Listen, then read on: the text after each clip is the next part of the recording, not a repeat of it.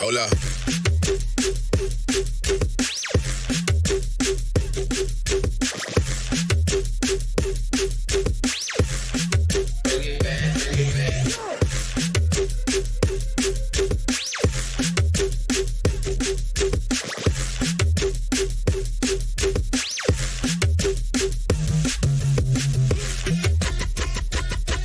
Hola.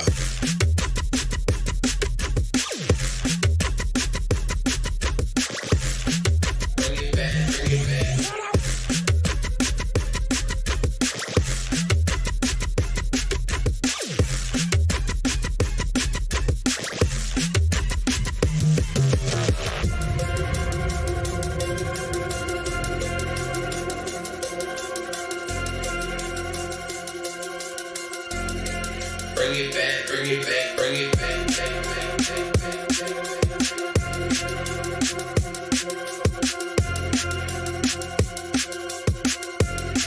Bring it back, bring it back, bring it back, back, back, back, back, back, back, back, back.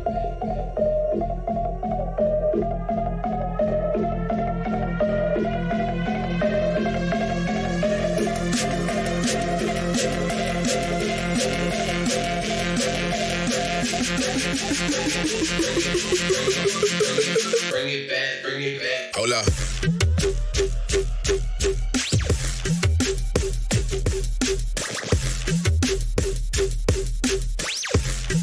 Bring it back, bring it back.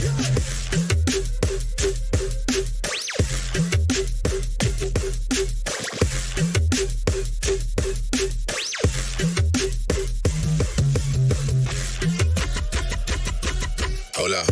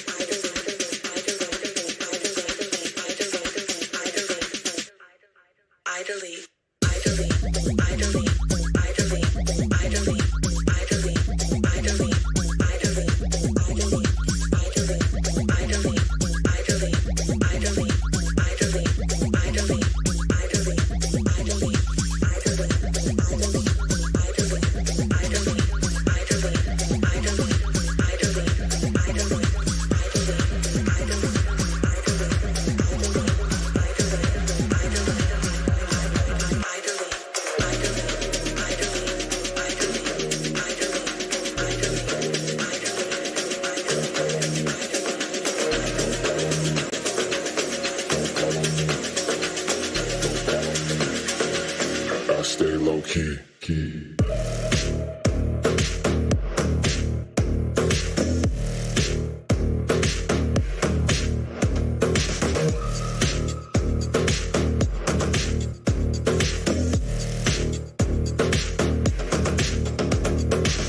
Don't follow me, I stay low key. They cannot see what I'm trying to be. Don't follow me, I stay low key. They cannot see what I'm trying to be.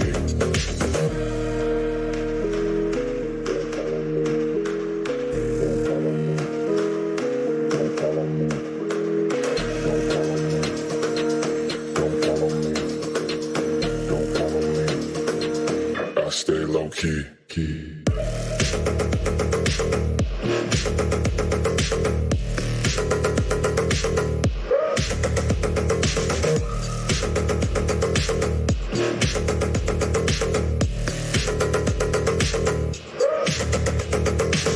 Don't follow me, I stay low key. They cannot see what I'm trying to be. Don't follow me, I stay low key. They cannot see what I'm trying to be.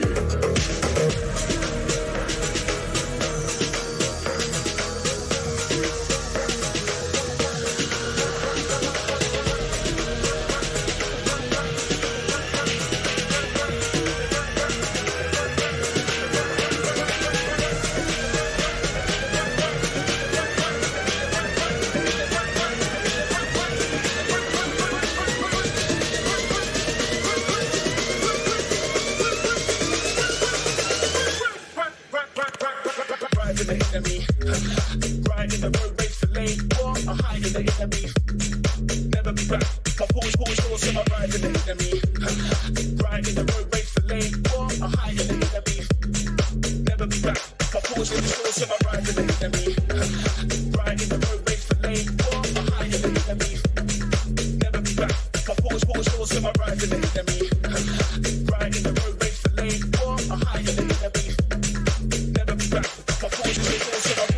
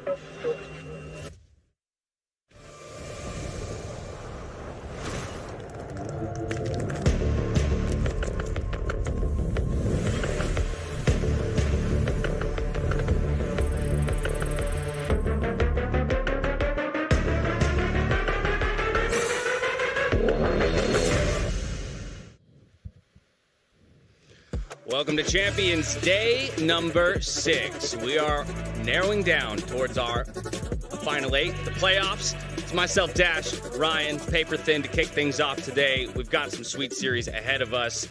We've got a couple qualification matches, elimination matches. The pressure is on for all of our squads. How are you feeling about the way the tournament is shaped up to this point? Yeah, lots of surprises, lots of upsets, just interesting quirks for each of the team. And I don't think there is a squad in particular that's coming out looking like the firm favourites for champions. Gambit's looking a little bit dry. Envy, we're obviously going to see this is a very big game for them and how they're going to do well in the tournament.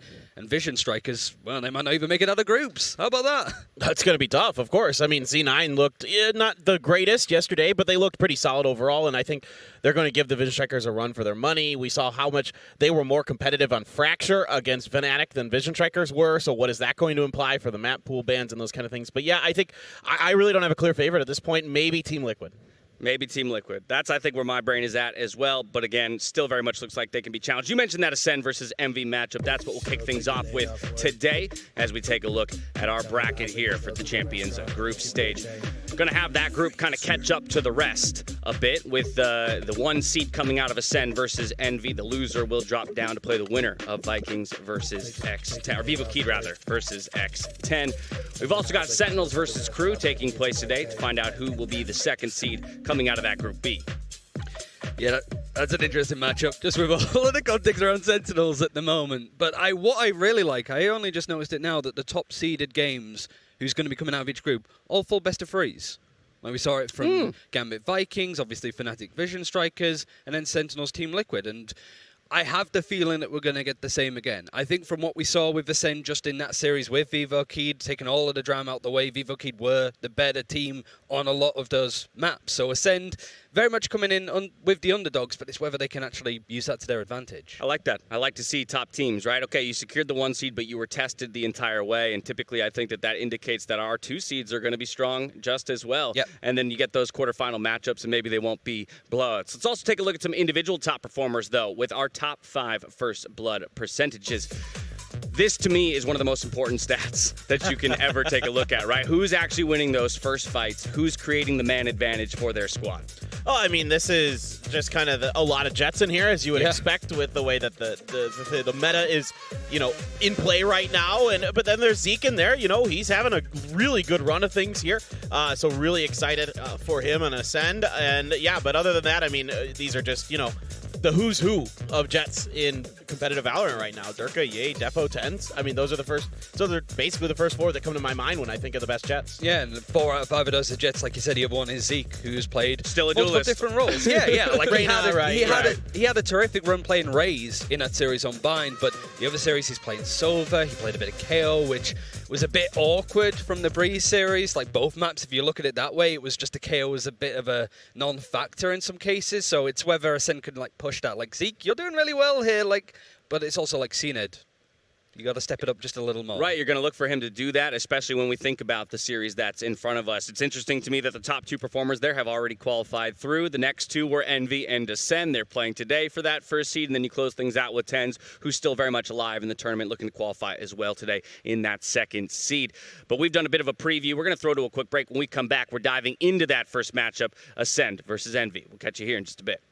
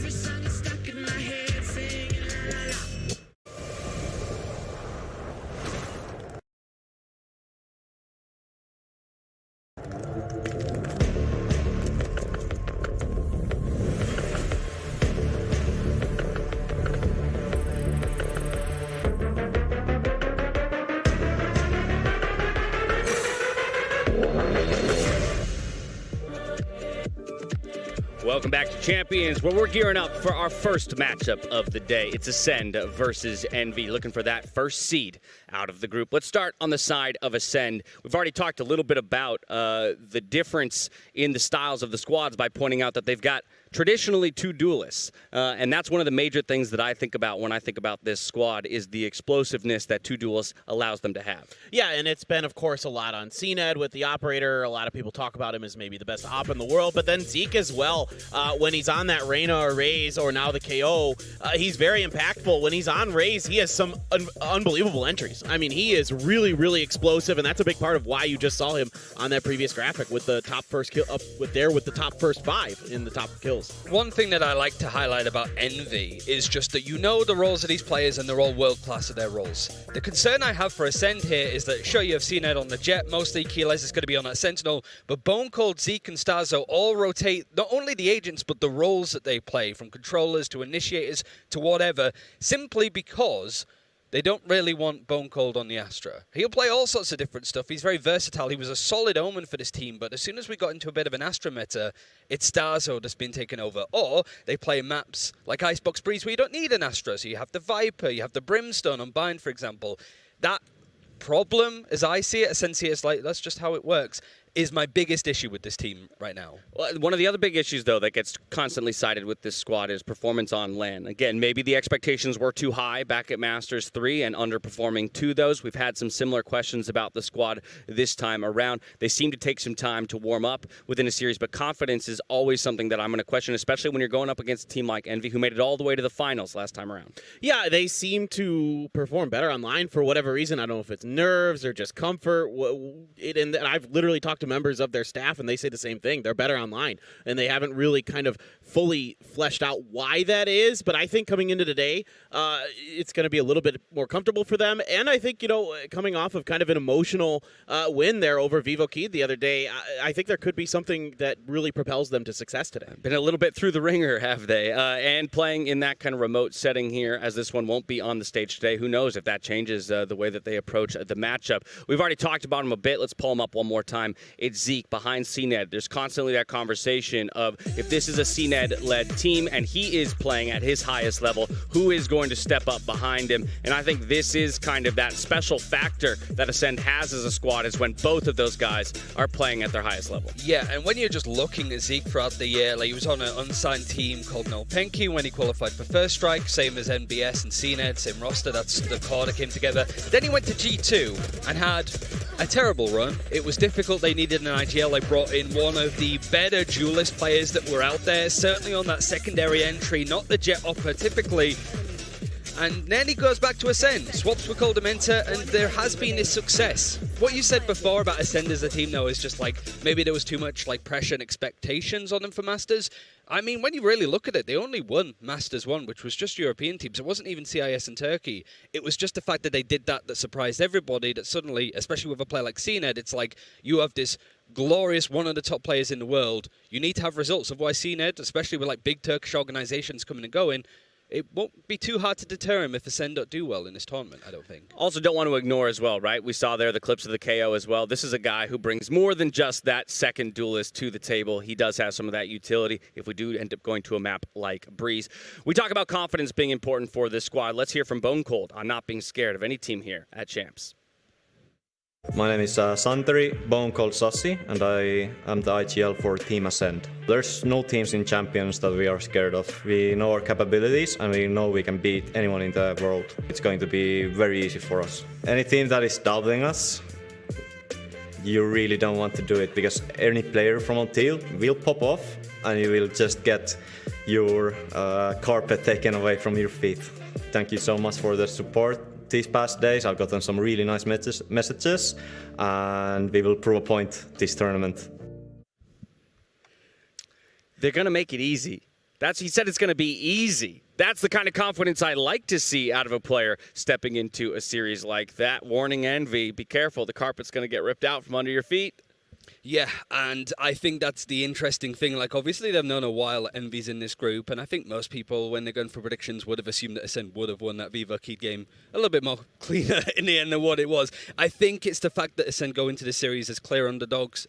Envy look glorious when it comes to that. So now that there's not that expectation of like, all right, Ascent, you need to beat Viva Key, that should be doable, right? And they're like, no, well, maybe. But now that it's Envy, it's like, you're not the favorites here. Play all out. You're not even playing on stage, like you mentioned, because of the quarantining. Just take all of that into your advantage. I mean, Vanity just yesterday in his interview said it is so much easier to play as an underdog when the expectation is not that you will win. So Ascend might find themselves very much in that position here in this series. Yeah, and there's kind of that mentality of, well, screw you. Like, how can you guys not believe that we have a chance at this? How can you not think that we've shown it throughout the year, especially a guy like Vanity across multiple different teams. Here with Ascend, they've been to, the biggest stages in the last couple of events. Maybe the results haven't been what they wanted, but clearly they're good enough to get here through a very difficult region in the EU, so they should really feel confident coming into today. You take down Envy, you change the narrative as well. You book that first seed into the playoffs. You're already top 8. Let's talk about Envy, though, their opponents. This is a team that I think should very much be feared. Ryan, you already said it.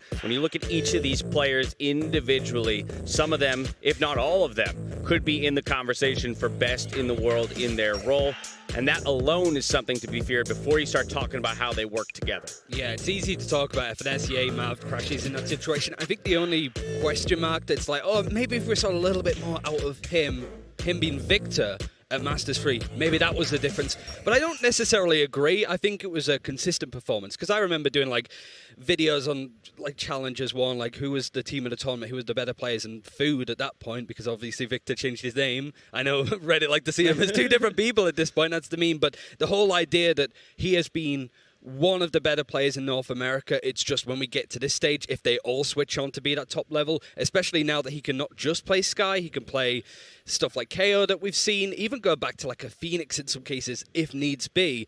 Him being able to come online, I think, is the difference between Envy doing well in this tournament to winning it. I mean, typically, Ascend likes to get up close and personal. They're not a team that, other than CNET, is trying to beat you at long range. They like to grab the Phantoms. You can see with Zeke, a lot of times he's on the entry or on the Reyna, so he wants to be at closer range than not. So a lot of times he's trying to find those frags that way. That's why he's very successful. He's very, very good at it on those duelists. So it's going to come down to some of the guys playing the Vipers, the controllers, Marv, who is very, very impressive so far in this tournament with his Astra utility, playing off of his own abilities when those situations are going to happen, because they are very likely to with the way Ascend plays. Right, Marv, Crashies, Victor. I mean, again, that's the idea. They got the sometimes double duel setup. I know not always from Ascend versus usually a single duelist setup, but therefore more utility on the side of Envy. That's where I would look for a player like Victor to step up just a little bit in those situations, make it difficult for Ascend to get in and create those advantages that they love to find very early on in the round. We're in an interesting meta, I think, at the moment as well, because, Victor has looked great so far in the X10 game. I think everybody just sort of looked like they're on fire. But it is just that position on the team, because in Masters 3, it was just a case of being a Sky player. And I saw Sick responded, like, people saying that he wasn't a good Sky. But the reason why I mentioned Sick in particular is because I remember, like, First Strike, just best of 5s, 5 different agents. He was the first flexible player that we had in the game to be on various different agents. Now it's almost a de facto thing that you need to be on that second role, like Zeke. That's why Zeke versus Victor is so interesting, because it's not a case of, oh yeah, who's the better duelist, who's the better KO? It's how do you bring 3 or 4 different agents to life, even like 7 different agents if you're on various different maps at this point. How do you be consistent on all of them? Because Victor looks like that at the moment. Zeke, it was, up and down from his result with Viva Key map to map.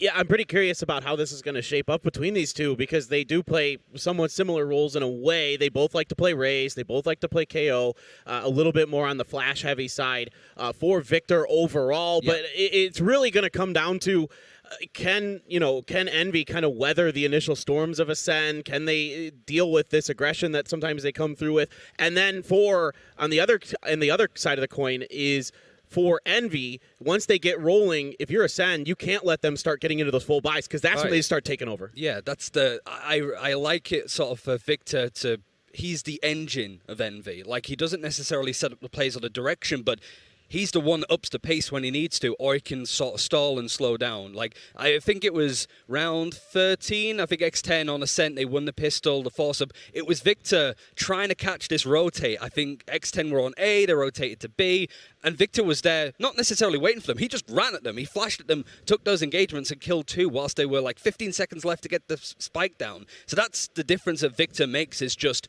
I need to up this tempo to catch people by surprise, and Ascend already looked a little bit flustered when Viva Key did that. Yeah, let's not paint a dark picture for a player like Victor, right? Every single player on the side of Envy in their last matchup had a positive KD, and so all of them can frag out if they need to, but very much looking for that information gathering on agents like Sky and KO. We've talked a whole bunch about him, but let's go to FNS to meet Envy.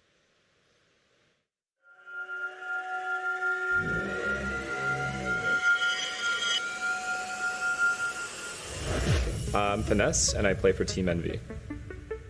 We're Envy Valorant. We're probably one of the better teams in North America, at least in my eyes.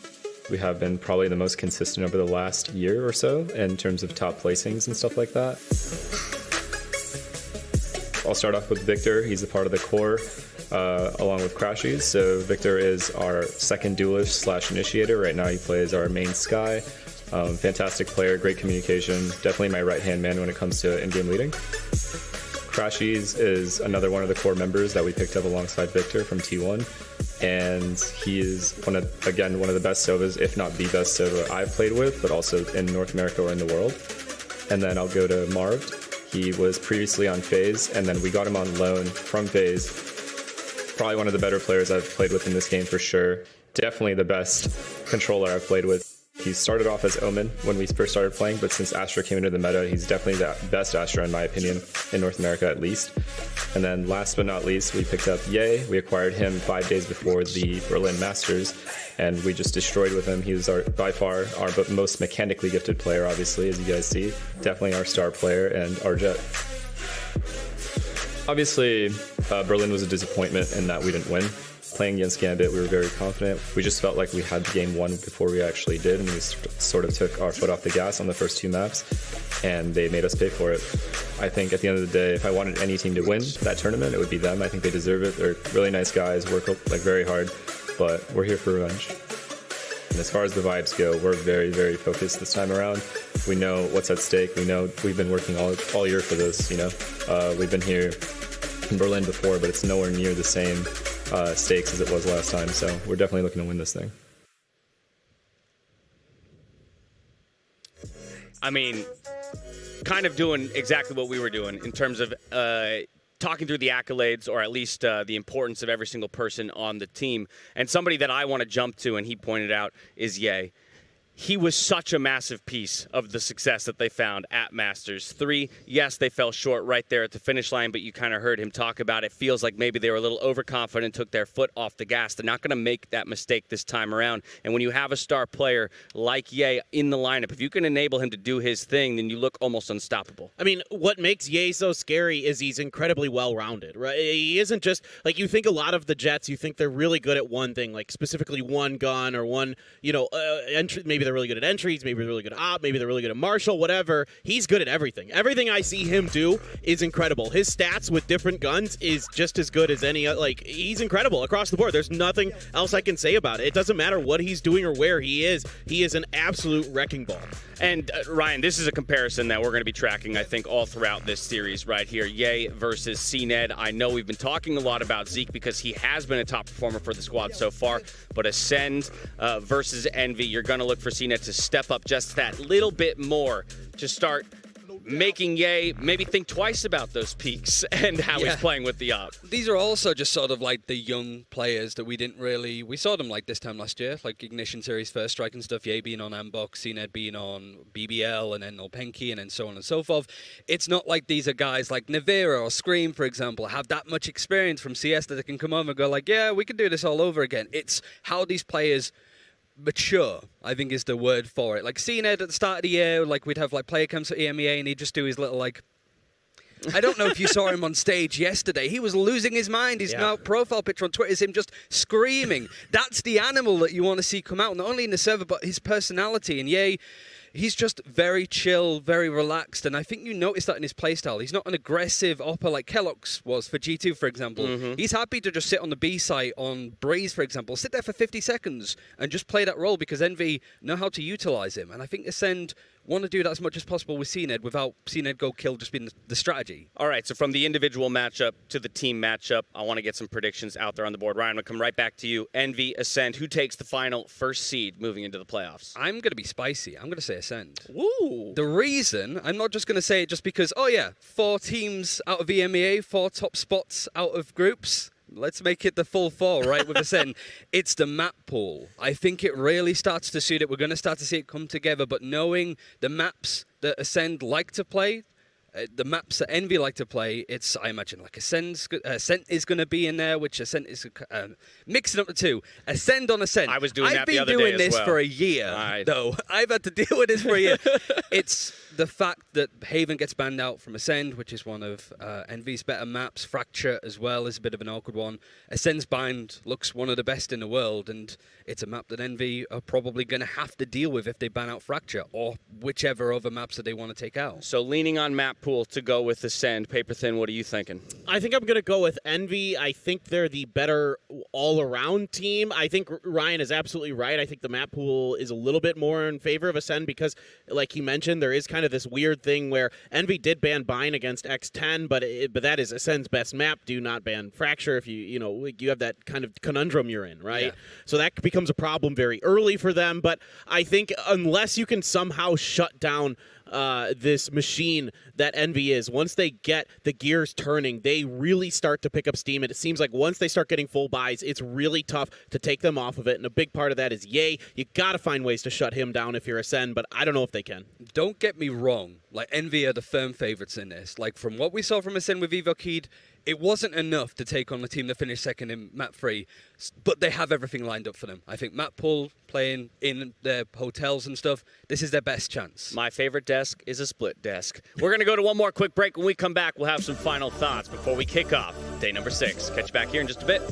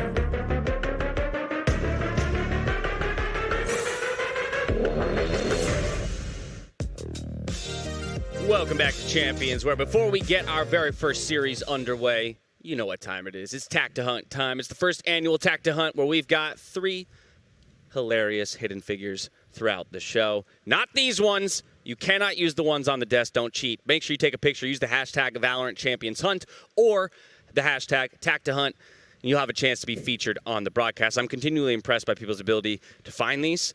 It is our jobs to sit here and watch the broadcast throughout the day. I forget they're there. And I am still so bad at spotting them. It's like in the map as well. That's one of the highlights when a new map like Breeze or Fracture came in. It's like, where are the animals? Where's the penguin? Where's the sloth? You know what?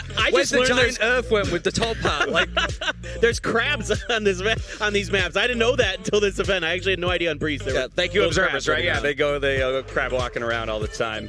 But as you can see here, we've pulled many of them throughout the days. So if you want to get yourself featured out here on the broadcast, just make sure you're including those hashtags Tack to Hunt and Valorant Champions Hunt as you see them placed around the studio, the broadcast, the maps, all of that. But now let's reframe a little bit towards that very first series of the day. I just want to get some final thoughts out of you guys, of course. Then we'll get maps later. We'll get agent select and all that, so we'll have plenty more to talk about. But with the split desk, I'm kind of curious. You've already cited map pool as a big thing for Ascend, but what else? I mean, it can't just be that they're going to win the map vetoes. capitalizing on 5v4s. I looked up this stat yesterday because I was like, because obviously me and Tom casted the series, and it was like, there's a lot of opportunities here. Ascend are like, they kill a player on the enemy team, and then they're in a 5v4. I think the stat was in Masters for both Envy and Ascend. If they're in a 5v4 situation, or just a 4v3, you know, like one player advantage, they win 80% of those rounds. Like, they don't usually get caught out. This series that we saw from Vivo Kid, it was 65, so a little bit lower. In the series that we saw Ascend losing to Vivo Kid, it was like 40. It was really that kind of part that rattled it. From Envy, 80%, like I said, against X10, went up to 90. That's the win condition, I think, for Ascend is if you get an early pick on an Envy player, you have to see the round out. Now, whether it be a response to that or just something that you think Envy's going to get pushed over the line with, where are your final thoughts? I mean, for me, then, that comes down to for Envy shutting Zeke down. He's been incredible with those first bloods. Can he be the one to continue it for Ascend, or can Envy shut that down? If they can, then I like the rest of the way that the cookies crumble there, because that means he's not picking up that first kill like you're talking about, Ryan. I think you make a great point here, and I want to back that up with what we've seen so far. If they could shut Zeke down, get that potential first blood player out of the way, we got this. I mean, they were next to each other on that graphic when it comes to first blood, so we are gearing up for a sick showdown today. It's going to be Envy Ascend to kick it off, but we follow it with 2 more big ones. Let's go ahead and get into our penultimate day of group stages here at Champions.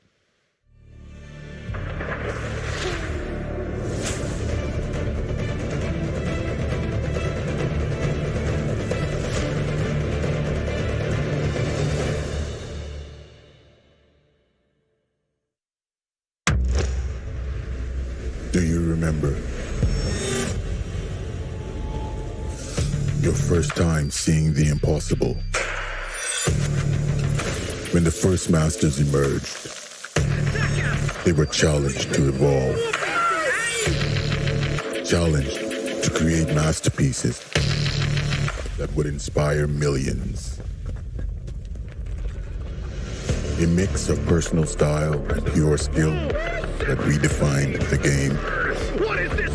This is where the best players from around the world will clash, and champions will be born, dreaming of greatness.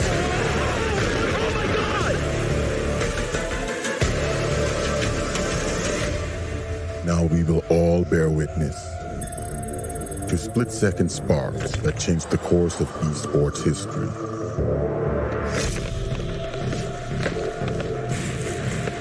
And inspire future generations to find their own flash of brilliance.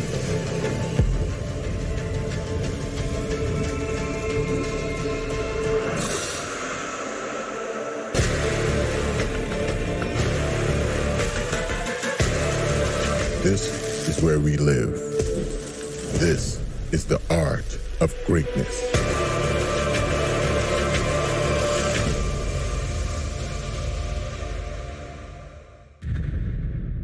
Throughout this tournament, there's a clear favorite. There is an expected victor. I care a lot about my teammates, and I would love to be able to win just to show that we're right up there.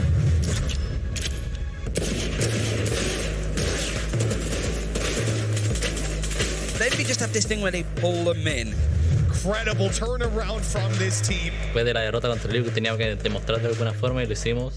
Y ahora queda el paso más grande que es demostrar contra Sentinels. Creo que vamos a tener unas sorpresas por ahí. For the rest of champions, we'll see a lot more confidence going on. Going against Envy now in the upper, we are not scared at all of them. I feel like they're a highly analytical team. Our playstyle will totally smash them. We're going to make a deep run this champion. Going into the last tournament, we didn't go into as much preparation as we wanted to.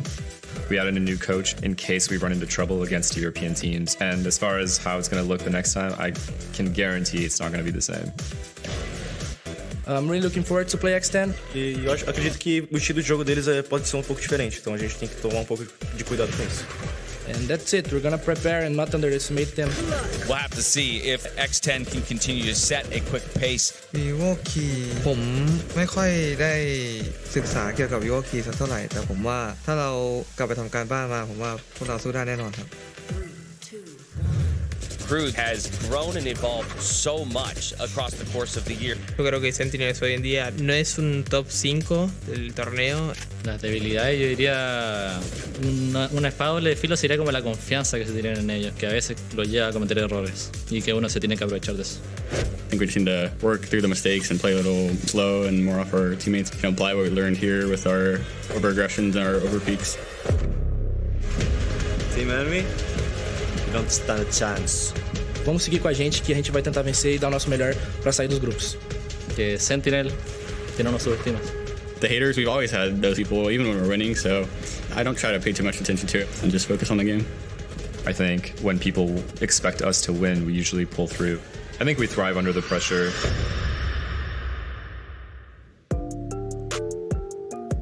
Six teams are stepping onto the stage today, all of them looking to make their stamp on the world of Valorant esports. But we kick it off with Ascend versus Envy. Let's start talking a little bit more about maps. I know that we talked a little bit about that's, being a major part of your prediction here in Ascend. You feel like the way that Vetoes will break down ultimately will play into their favor.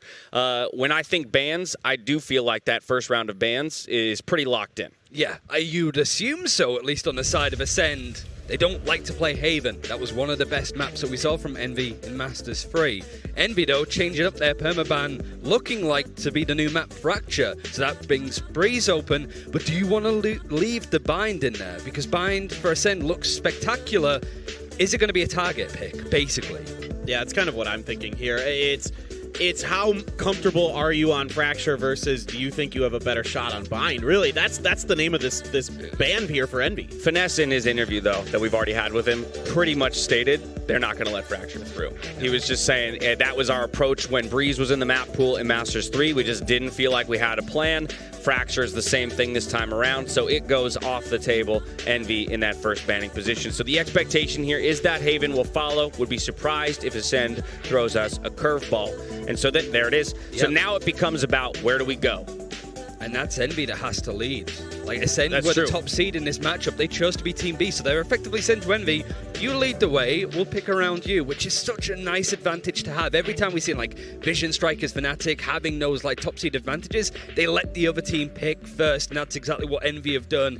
One of their strongest maps, they looked spectacular against X10. It was a strong show, but also 100 Thieves in Masters 3. That was one of the better maps that put 100 Thieves to bed, but it's not a bad map for Ascend either. I was going to say, you said you expected Ascend to be in the pool, and it does get picked up by Envy. This gives Ascend the opportunity to respond, and Bind still being up. Paper Thin, I got to imagine they lock that in because you don't want to give Envy an opportunity to ban it now. It has to be. I don't see any other map in there except maybe Breeze that they would pick here, but even Breeze is not something I'd be wanting to deal with Envy on, and yeah, Bind makes 100% sense, arguably their best map.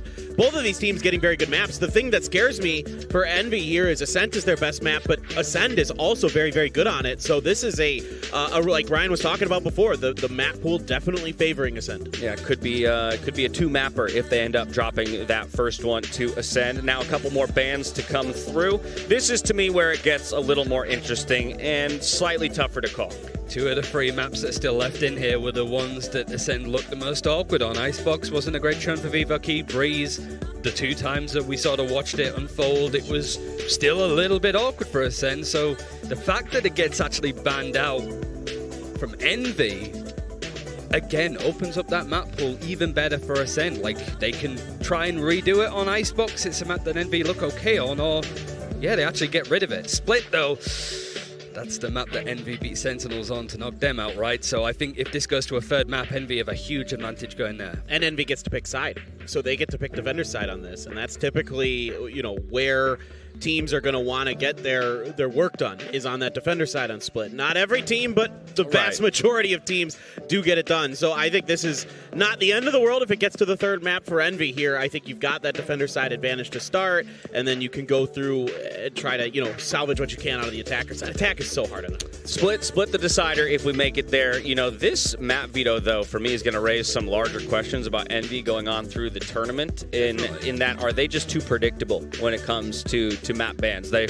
banning Fracture first now, and then in second phase, they're banning the other map that was their perma back in Masters 3 in Breeze. Yeah, that's the concern, but this is why I feel that whilst everything is set up for Ascend to do some damage here, if Envy win this and they do some real good work, win it in 2-0, or just look decisive on the maps that they want to play, they go, for me, Envy would be the favorites in the playoffs if they dominate in this series. All right, genuinely. Really? Yeah. Okay. I feel that way too. Yeah. This is an awkward opponent for Envy to deal with on maps pools that they're not really as comfortable on from what we've seen at the very least. So if they do well here, it shows that their map pool is deep, their strats and ideas are good, and they're looking to redeem it for NA. Well, let's talk about strats and ideas then when it comes to Ascend. Agents, what are our thoughts here? Paper Thin? Well, I mean, this is definitely probably CNET on the Jet, yeah, Keyless on the Cypher, and Starks. It looks pretty standard, although if they did lock in that Brim, I'd be a little bit surprised. Okay, Keyless on the Killjoy, yeah, sure, that's totally fine too. Everything pretty normal here, definitely on the side of Ascend. Zeke to the KO. Yeah, Zeke to the KO is the only thing that's a little bit out of the ordinary. Not so much the composition, it's the same. It's just the fact that Bone Cold and Zeke have switched over. Who's played, because it was Bone Cold that played a lot of the KO on this map, so now a bit of a switcheroo. This probably helps though. The whole thing I'm saying, like when we get out to different maps, there's a switch of roles and agents. This at least keeps Bone Cold consistently on the Silver, which he looked okay on. Zeke's KO on Breeze was tough. It's a hard map to play KO on just because it's so big. Now it's a bit more straightforward. It's something that Envy did actually play against X10, have moved away from it and want to really unlock Victor on that Sky. Cruz had a really good performance with the KO against Envy, so they struggled a little bit against that. It is really challenging to deal with. There's some really odd lineups you can do with the 0 points where the enemy has no recourse against it. Like, you could shoot the knife if it hits the wall, right? But there's some spots on Ascend where you can throw it in a cheeky little corner where the opponent has no ability to deal with it, so you either have to play far enough back that they don't get the info, or you have to just kind of fake your info. You have to show something to the enemy to make them try to get them into a bad position. Yeah, I said played with, I meant played against, because yeah, like you said, I know what you meant. You saved me there. But it's the disrespecting of the utility. Like, we're suppressed, we're still going to push, we're still going to fight. This is a map that Marv especially comes online for. Starzo's Astra is apparently very, very good from what I've heard. So this is an interesting matchup that before this tournament you might not have expected when it comes to an agent versus agent. So definitely a highlight on the difference in the flashes between the KO and the Sky. The only difference in the compositions between these two squads. And then, of course, I'll draw everyone's attention back to those Jets. This is a map where CNED will be taking it up against Ye. We highlighted them as duelists. We put their stats next to each other because it's going to be an important part of the success for both of these squads is which one of these is really taking and finding the shots. We're going to a quick break. When we come back, we're diving into map 1 of our first series of the day. We'll catch you here in just a bit.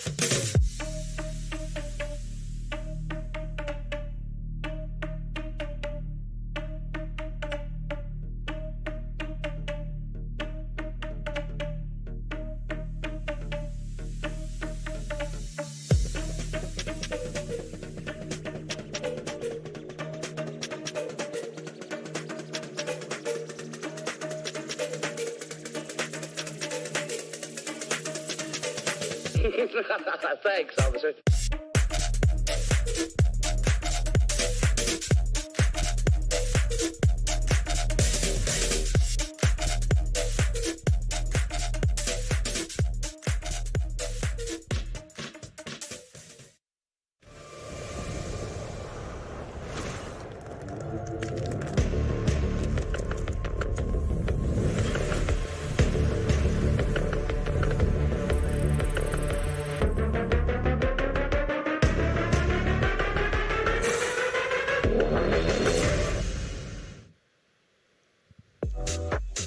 Welcome back to Champions, where Envy and Ascend are about to do battle for that final first seed coming out of the group. We're going to Ascent first. The comps have already been locked in, and the players are loading into the server. And we've got DDK and Sean Garris standing by to take us into the match.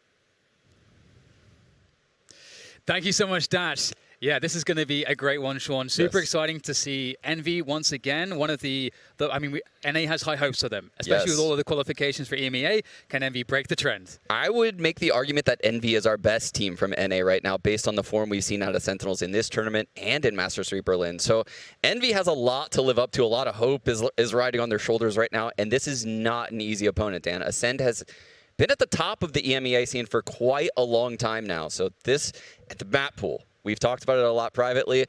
We'll get into it later, but this is the teeth of Ascend's map pool. 5-2 on this map since the start of September. 9-0 actually on Bind. So this is kind of a must-win first map for Envy, Dan.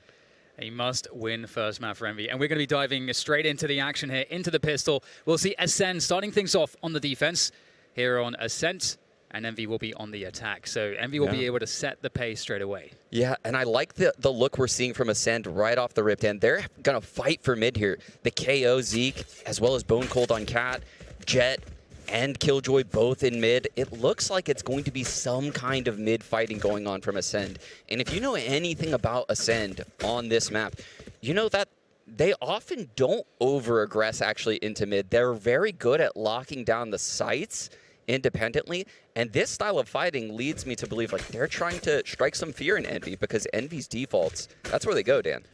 Yeah, and we can use this pause as a moment to help prime all of you here watching this one with some information as to what we can expect strategically from some of these teams. You know, we looked at the compositions, that there are some differences. One big one is having Zeke on the KO. Yes. And we actually noted that Bone Cold has been playing KO and has switched with Zeke for the Sova, so they've kind of switched comps a lot, but we've got the KOs. So tell me about the dynamic, the issues that perhaps Envy will run into facing up against Zeke on that KO, Sean. Yeah, the main issue with the KO on Zeke is, will he have success with that 0 point or the null command, the ult, and you know the suppression utility, Dan?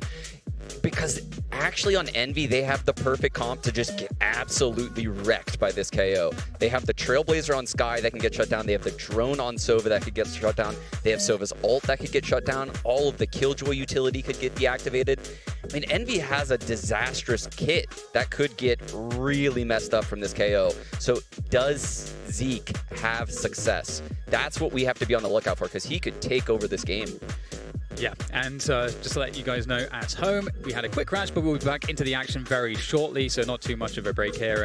And again, I think you're setting it up nicely here, Sean, because we know that Finesse, especially with Chet now as the coach, they really like to run a very tight, structured ship. We've got a bunch of Counter-Strike players here, ex-Counter-Strike players, and they're going to be wanting to play those slower defaults. So being able to break those initial util, like the Trailblazers and the drones, like you say, with the 0 point coming out of Zeke, that's going to help. That's that initial kind of who wins that early game information battle. Who is are we going to see Ascend being able to stuff the defaults early on?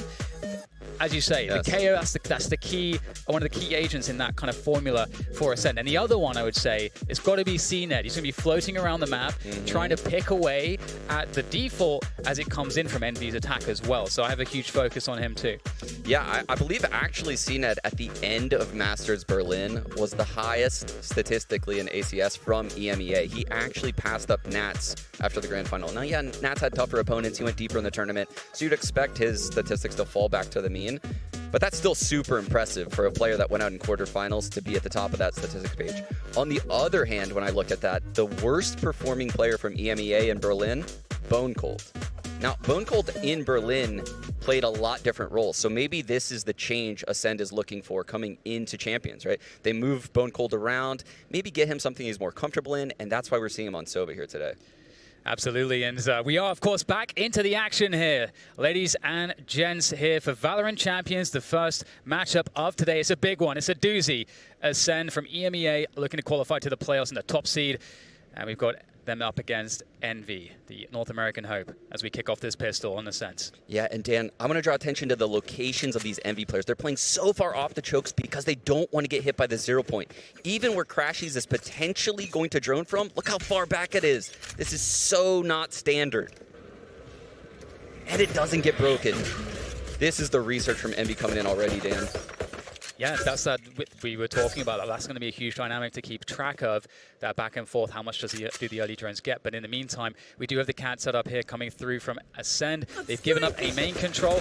However, Starkso is going to be able to slow things down, or maybe not. We'll get a dash straight on through from Ye. Doesn't win the battle, though. So it's going to be difficult for the rest of Envy to get in. The flash, the underhanded flash, not doing the job there. Marv able to convert. That gives some control here for a spike plant. But Victor's with that alone, said, Dan. he is alone, and he might not have time for this one. He's getting attacked straight away. The double peek comes on through, and Finesse is not in position.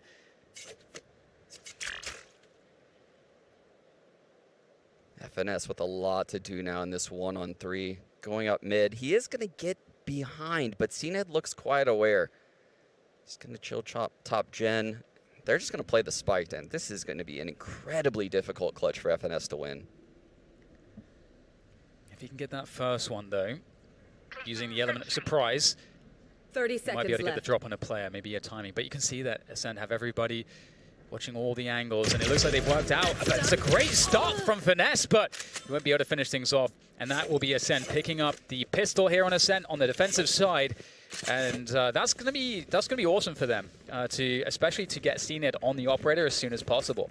Yeah, I thought, you know, I could see what Envy was trying to do. They're trying to bait and play off of what they normally do, which is take mid with the drone. It doesn't get broken by the 0 point. They're forcing all of Ascend into middle. 4 players are there. But man, Starkso did such a good job holding this site, and Bone Cold with the 2 frags on the retake.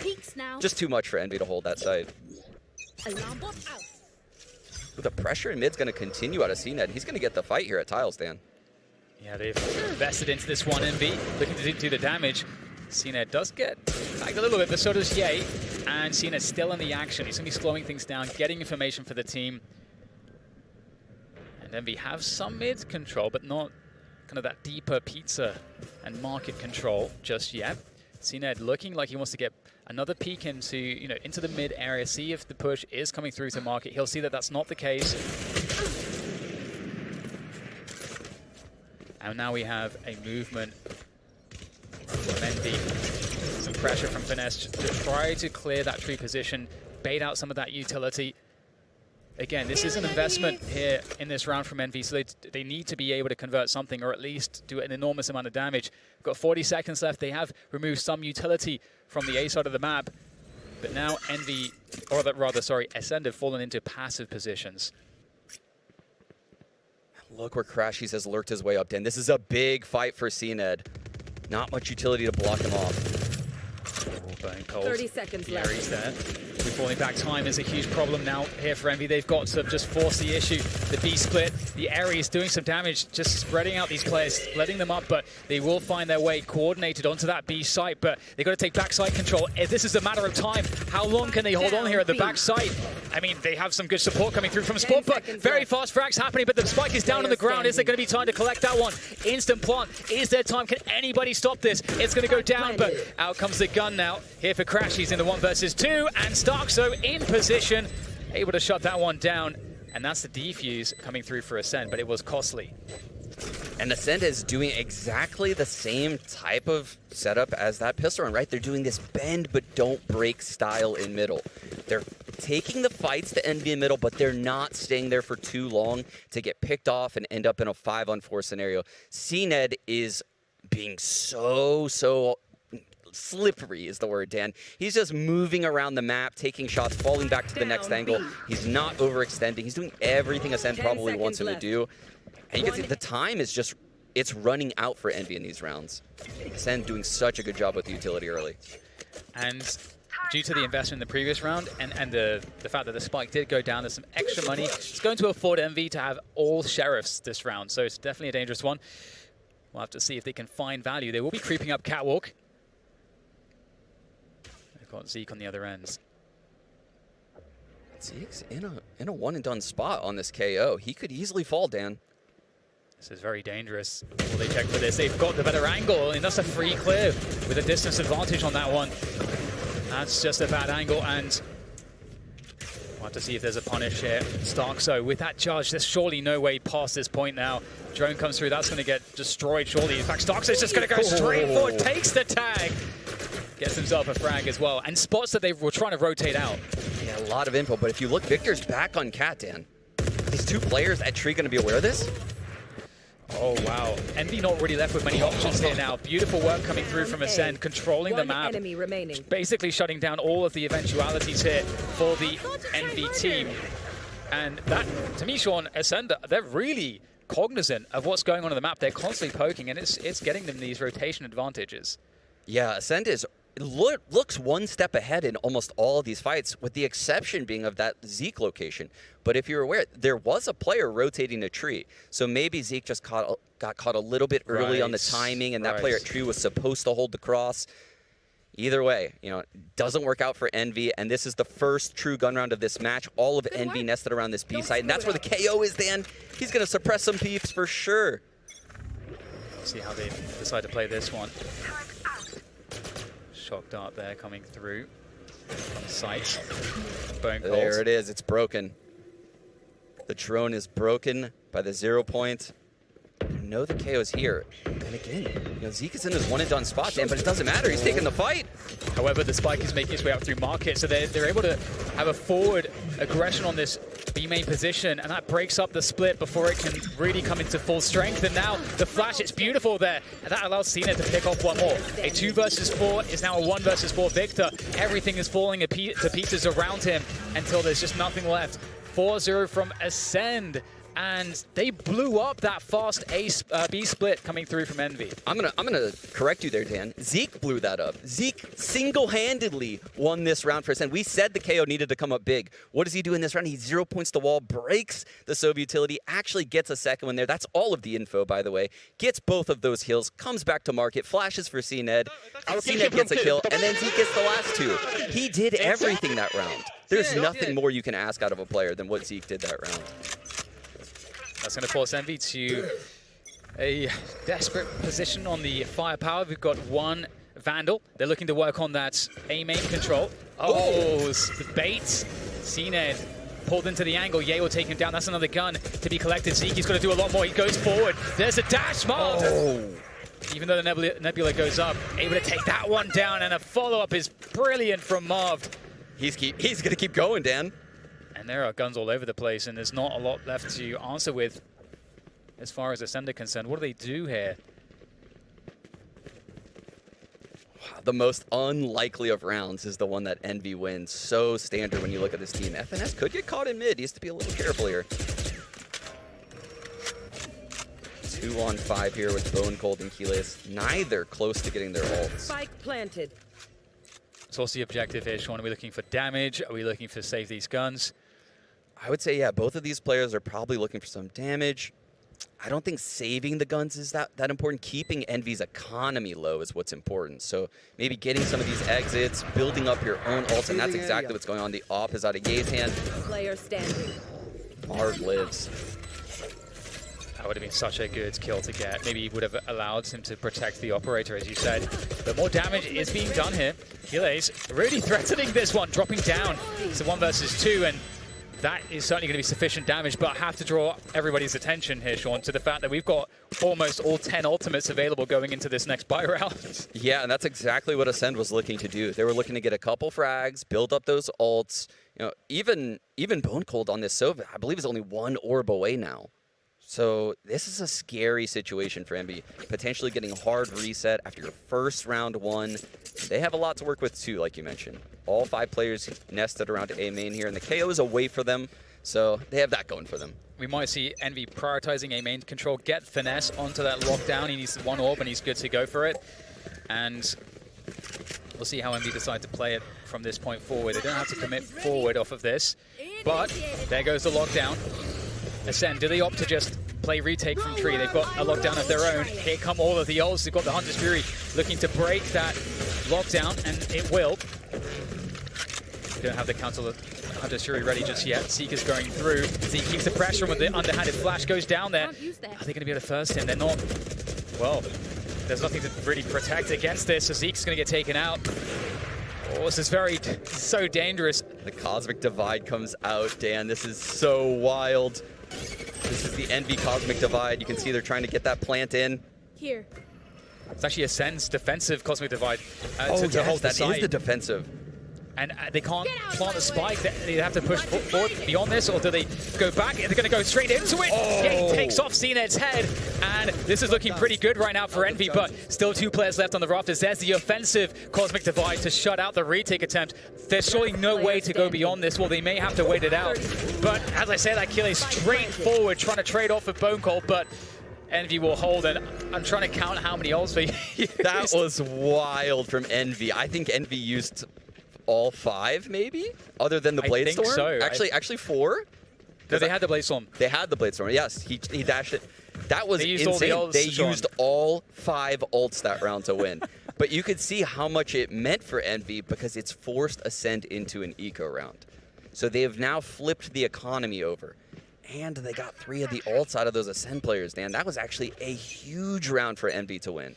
CNED does have a Blaze Storm, and he's going to be using it to be enabled. There goes the flash. Can he get anything out of this cloud burst? Timing doesn't work out. Trying to escape. Refresh. There's the up drop. Marth is looking for that all day. And that's the most dangerous player gone in this round as far as Ascend are concerned. See if there's anything left to be done here. You can see that the mid setup's been truly broken. Good attempts, but only 3 players left at this point for Ascend. And be rolling into the A site to complete the round with the spike plants. Yeah, not much to do here for these 2 Ascend players. Like what happened earlier, they're just probably looking for a couple exit kills, make things expensive for Envy. Left in this 2-on-5 scenario, not... Oh, well that'll help, Dan. That'll help. That's a great find. Last player standing. Ankylos, just charging up the ult as much as you possibly can, always going to be valuable. But there we go. Envy will pick up their 3rd round, so they are close to tying things up here, just trailing by 1. 3-4 on the scoreboard now as Envy are looking to equalize in this round. But we will have another buy coming through. In terms of the ultimates, it's Bone Cold with that Hunter's Fury, but other than that, we are dry in this round for ultimates. We're going to get Ascend going for a timeout here. That's an interesting timing to go for it very early on in the half. Round 8. Yeah, I would say they probably are caught off a little bit by what Envy's doing. Even when we're watching them here, Envy's approach is a little bit of their normal approach with a twist, right? So normally if they would take mid on their default with the drone and have Jaego clear out mid with the drone, now versus Ascend, what they're doing is they're just droning mid, but no one is going mid. They're actually going A, they're actually going B. They're doing slight fakes, right? They're giving Ascend a taste of what they normally do, making it look the same, but actually executing something very different. So Ascend is trying to figure out right now, how can we adapt our game plan to counter this? And I think their adaptation is going to be, doing what they like doing best, which is playing the sites, using some utility on mid to notify them if mid's taken, and lock down the sites, make Envy come to them. Absolutely, and we'll see if they're able to do that. Look, going into the following round, we can see that it's going to be an A main take from Ascend, but Envy, it looks like they are going for probably a fast split into that B site, Sean. Yeah, and there's an alarm bot mid put down by Keyless. You can see, actually, the Astra and Killjoy are nested all the way in this B site. There's so much utility on the ground between mid and B. Envy is going to have a labored path on the way to this B site. Yeah, all the delay on B because of the aggression with 3 players through to A main. And they spot that there's nobody there. The 0 point is used. It spots absolutely no players top mid. So right now, that means Ascend have all the info as to what's going on. Envy is fast following this drone up into market right now, Dan. The door's not closed. Healy Starkso is here. He's going to take this fight. Straight into that B side. Hunter's Fury comes in defensively. That's going to slow things down on the market approach. And that's fantastic because they do need to buy time here, Ascend, to get players into position. But you can see they're cautious because they understand Envy have, like, they're holding their ground at the moment. They can still go back, overextend, and Starkso, that's a great find against Ye. You can see that Envy very worried about this spawn position. Kile's looking for the timing, perhaps out of the Nebula. In go Envy, trying to go for the side control. CNED wants that market control as well as Bone Cold pushes in beside him. And now it's just Finesse and Marv. They have that side control, but the cost has been dear. And the spike goes down 2 versus 4. Marv's trying to take those aggressive fights. He knows that he can't just wait for them to come to them, and it's now just Marv with 14 HP left on this one, and it's not happening. Great round from Ascend. You could see it from the start, Sean. They played the delay game for the B site, and it worked beautifully. Yeah, and Envy had a great mid-B split. If there were people in mid, Dan, they had everything planned out. The Trailblazer comes in, Crashies takes that advanced positioning with the drone, and everything's so fast. But the utility is passively used by Ascend this round, so all of Envy's utility to clear out these aggressive locations is technically wasted. You know, they get to these the actual site, and they don't have enough to break through. Love the look from Ascend. That's what they do best on this map. Yeah, we get a timeout now from Envy, and Envy actually have enough money to go for a 4-buy, so we should be seeing a 4-buy in this round. And as far as Envy are concerned, just see chat on screen there. The new coach for Envy has switched up some of the approach for the team since the last big event that we saw Envy go to that kind of finals run against Gambit. Yeah, actually the coach back then, Mike's HD, our boy, Dan. Yeah. Yeah.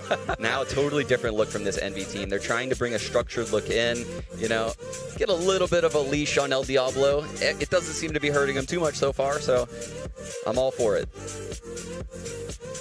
So we talked previously about the adjustments for Ascend after their timeout. What are we expecting to see from Envy here? What do you think prompted the timeout in the first place, Sean?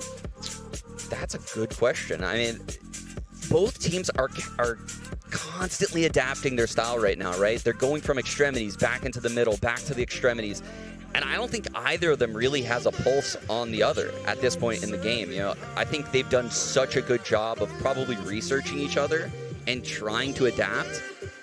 And they're both a little bit off the pulse of one another right now. So I think they're just trying to figure out which style the other's going for. We have the spike down outside of B main here as far as Envy are concerned, but it does look like they're set up to do some pressure towards A main at the same time. So it looks like we're set up for a slow default. We've got Ascend with CNED sitting in this piece of position. Yes. We've seen that he likes to kind of get that info in mid, use that dash. We might get an A main fight for once. Yeah, the Sky is really fighting for this with the guiding light, the gravity well on the ground, counter utility from Kiles, but it'll go to Envy regardless. In the meantime, we get the 0 point on B main to get info around the B side of the map as well from Zeke. Blocking vision. So again, pressure both sides of the map from both teams. And we're going to move into that mid round now. Yeah, so now that Envy has this A main control, and you can see Crashy's job was just to hold mid, they'll now fall back to B. And this is where Crashes will likely drone. They'll follow it through. So they've gotten A main. Now they work their way to B. Maybe even get this orb on FNS for a lockdown. But the Shock Dart takes him out, Dan. Oh, Zeke, he's going to go aggressive here as well. Oh, everybody avoids the pings, but that does buy time here for Zeke to get set up. There's the next 0 point. That's going to get three agents with 45 seconds left. That tells you a lot. And immediately, are we going to get a reaction from Envy? They have to be very, very cautious. They're going to suggest pressure on the B main position still, but they're rotating around to wait with the spike. FNS this orb. Yeah, this is going to be a fake. Is FNS going to put this lockdown at B? He is. Now, does Ascend respect this lockdown? You can see CNED there. There's 3 people at the B side, but 2 are not leaving A. And as I say that, Kiles has been peeled off, Dan. It's all on Starkso. Delay. He goes into the Nebula. Oh, he actually finds Ye somehow. Takes him down before he gets to the peak, the apex of his jump, and he goes for more. Starkso holds it down in the Nebula and absolutely crushes the aggression out of Envy. They've got nothing left here now as Kiles is well in position to deal with the remainder. And my God, talk about hero plays coming out of Starkso. Yeah, you could just watch the mini-map. Every player slowly, one by one, would leave the A site, and only Starkso remained right before the hit. And the guy held the site, Dan, against a jet in El Diablo. I can't even believe it. Look at this. He goes inside of his own smoke, catches Ye, pops the gravity well, goes to the other side. He's just dancing. It's beautiful play from Starkso. And one of the things that was interesting here, Sean, we talked about how important the 0 point is. The 0 point, they baited it out initially on B main, but their timing was off enough that it was on cooldown again just as they were going for the push, and that stopped the push on B main. Yeah, but no time to talk, Dan. They're going right into same look, actually. They're getting this A main control early, but based on Crassie's positioning with this spike, I think they're going to commit early.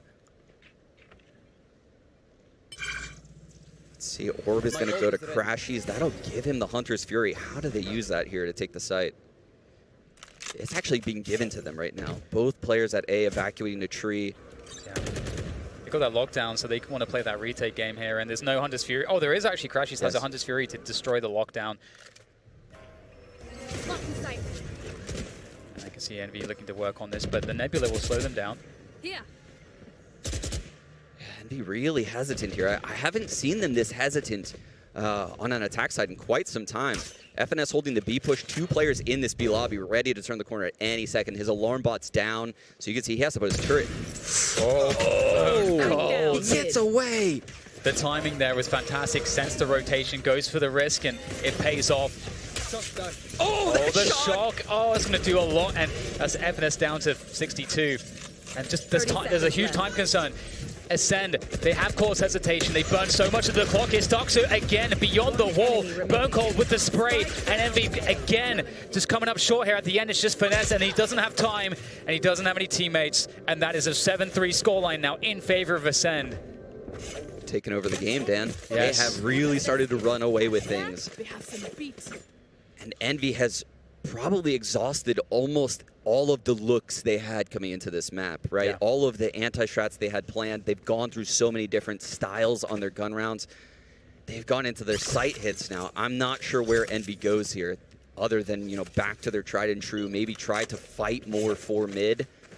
That's something that we normally see out of them. Yeah. That we and the haven't yet plays seen here. too. We haven't really seen that either, the cat aggressions. It's a very odd game for Envy. They're being thrown off completely by the comp on Ascend. Again, the Trailblazer's broken by Zeke. So much impact. And then he takes out FNS, and he is dominating this B side.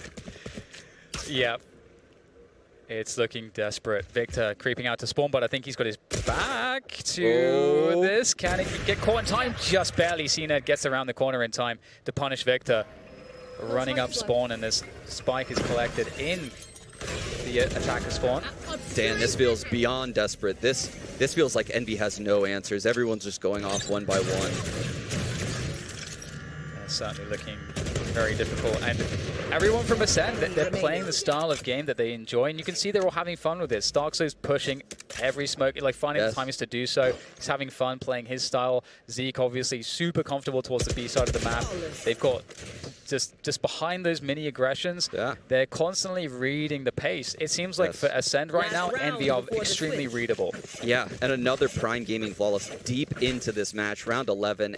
They have all of the answers right now. And for Envy, sitting here at 8-3, as a player, I can't tell you the difference between a 9-3 and an 8-4 half. It just feels so different.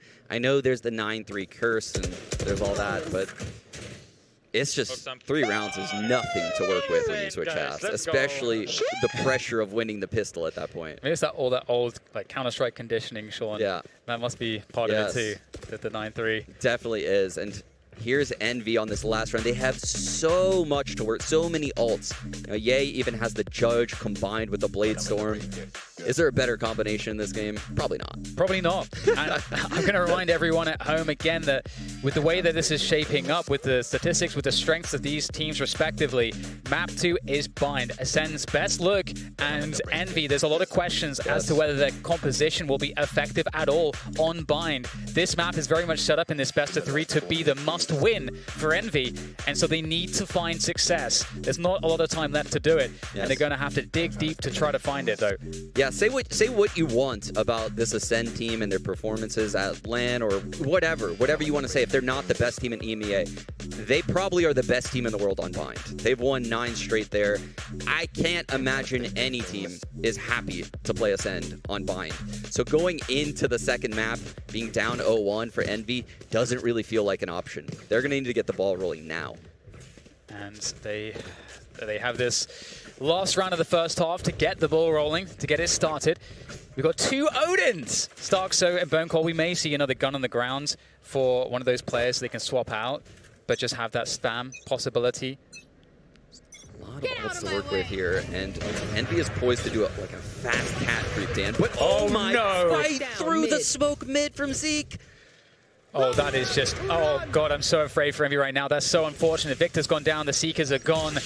Never had a chance to use him here in this last round. Seen it! Taken down by Finesse, catches him with that timing. And here's Starkso though, he's been an absolute menace, slowing things down there between the Nebula and the Killjoy utility. Yay, working his way around tree. Able to deal with the lockdown, keeping the pressure up here. Yay, how much more damage can he find out of the Bladestorm? A key player, the star player of this team. The pickup that completely transformed their chances at the previous Masters in Berlin. He's hungry for kills, Dan. I think Ye feels like he's been taken out of this game so far. Yes. Yeah, he feels like he needs to get fights right now. You are divided. Cosmic Divide coming in right there. Blocks off both door and heaven. Such a good post-plant utility. Yeah, looking for the moment, looking for the angle, but he's at a disadvantage on that peak. Starkso's nailed him. Marved with a good trade from Hell. It's a 2 versus 3 here for Ascend, and there's not really time for this. The spike has been delayed so much. Very good work here from Envy, and there's not all that much he can do but to pad his stats a little bit at the end of this one, at the end of this first half. It is a desperate half for Envy, but at least they get to that 8-4 as we conclude the first half of this best of 3. Yeah, we said 8-4 was a prereq to actually stand a chance in this match. They still have a lot of work to do, Dan, because that was an ugly first half.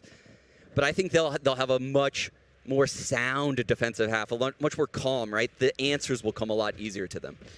Well, we're going to throw it across to the desk to see if they have any answers. That's how Envy are going to recover in this series. Thank you very much, DDK. A brutal first half for the side of Envy. You heard Sean lay out the prerequisite, though. 3 rounds doesn't feel like enough to work with. 4 is what they would need. They're able to scrape that together right there at the end. But something about Ascend's play, it seems like they've got Envy's number. It's funny because it's Ascend giving Envy a taste of their own medicine on the defense, because Envy on their defenses like to play really anti-plant. They don't want that spike to go down. They're going to try and stop you before you get onto site, and that's exactly what Ascend did. It makes sense. Their retakes on Ascent as a map are not great, so being able to actually shut the door in Envy's faces as they were going for executes, as they were going from mid to B splits, that really started to put Envy off. And the fact that they called attack timeout and it didn't work initially on round 9 goes to show that Envy now are in a bit of an awkward spot. Yeah, it felt like Envy just never could quite find the groove with some of their play calling, with some of their decision making. There was a round there, I think it was round 9 or 10, where they droned into A. It was wide open, literally nobody there, literally no Astra utility, no Killjoy utility. They didn't pull the trigger to try to take the site and try to, see if you could get something going there. They just kind of backed off and tried to, maybe thought it was bait or something like that. But I thought it was a pretty good opportunity for them to get at least a plant down and try something. Now, on top of all that, take a look at some of the stats that the different players are sporting, and Starkso and Keelas topping the boards for the side of Ascend. Zeke was definitely still finding some shots as well. I mean, you'll note in that final round there, even though they lost it, he got that off shot through the smoke. But for me, I think Killis is kind of the person to call out here. Maybe a little bit underspoken about in our pregame. Definitely, like the conversation of who in EMEA is an underrated player. Link came up a lot. For me, it is Killis, actually. When you look at this squad, like his Sentinel players really improved over the last year. The problem now is that FNS going onto the defense, Mav going onto the defense, they're already doing well. It's just how can they really excel out on the defense? Well, we've talked about it. Feels like it has to get done here on the first map, Ascent, if Envy wants to keep this series alive and push it to a third map. We'll see what kind of magic they can create as they move to the defensive side. Back to you, DDK and Sean. New half, a new Envy perhaps, as we switch here on Ascent. Sean, we've got a lot of players outside of B main right now. A lot, as in all of them from Ascend. Meanwhile, Envy is trying a triple A main push, so they're going to find out quite soon that there's no one here. They're going to figure it out real quickly. Both of the initiators over there for info. So I think Marved and FNS, I mean, this is the similar setup to what we saw at Ascend, right? The Killjoy and Astra locking down this B site. They are going to have to likely stop a 5-man hit coming their way. And you'll have that quick info, maybe pick up that all by main. Man, they are not stopping. Look at this. They're going up mid as well, so they may be able to evade a lot of this defensive util. Just getting those fights, picking out Marved, and now Finesse in the corner by Logs, completely alone. How much can he get from here? Well, he's done some good damage, but can he get the frags? No, no frags.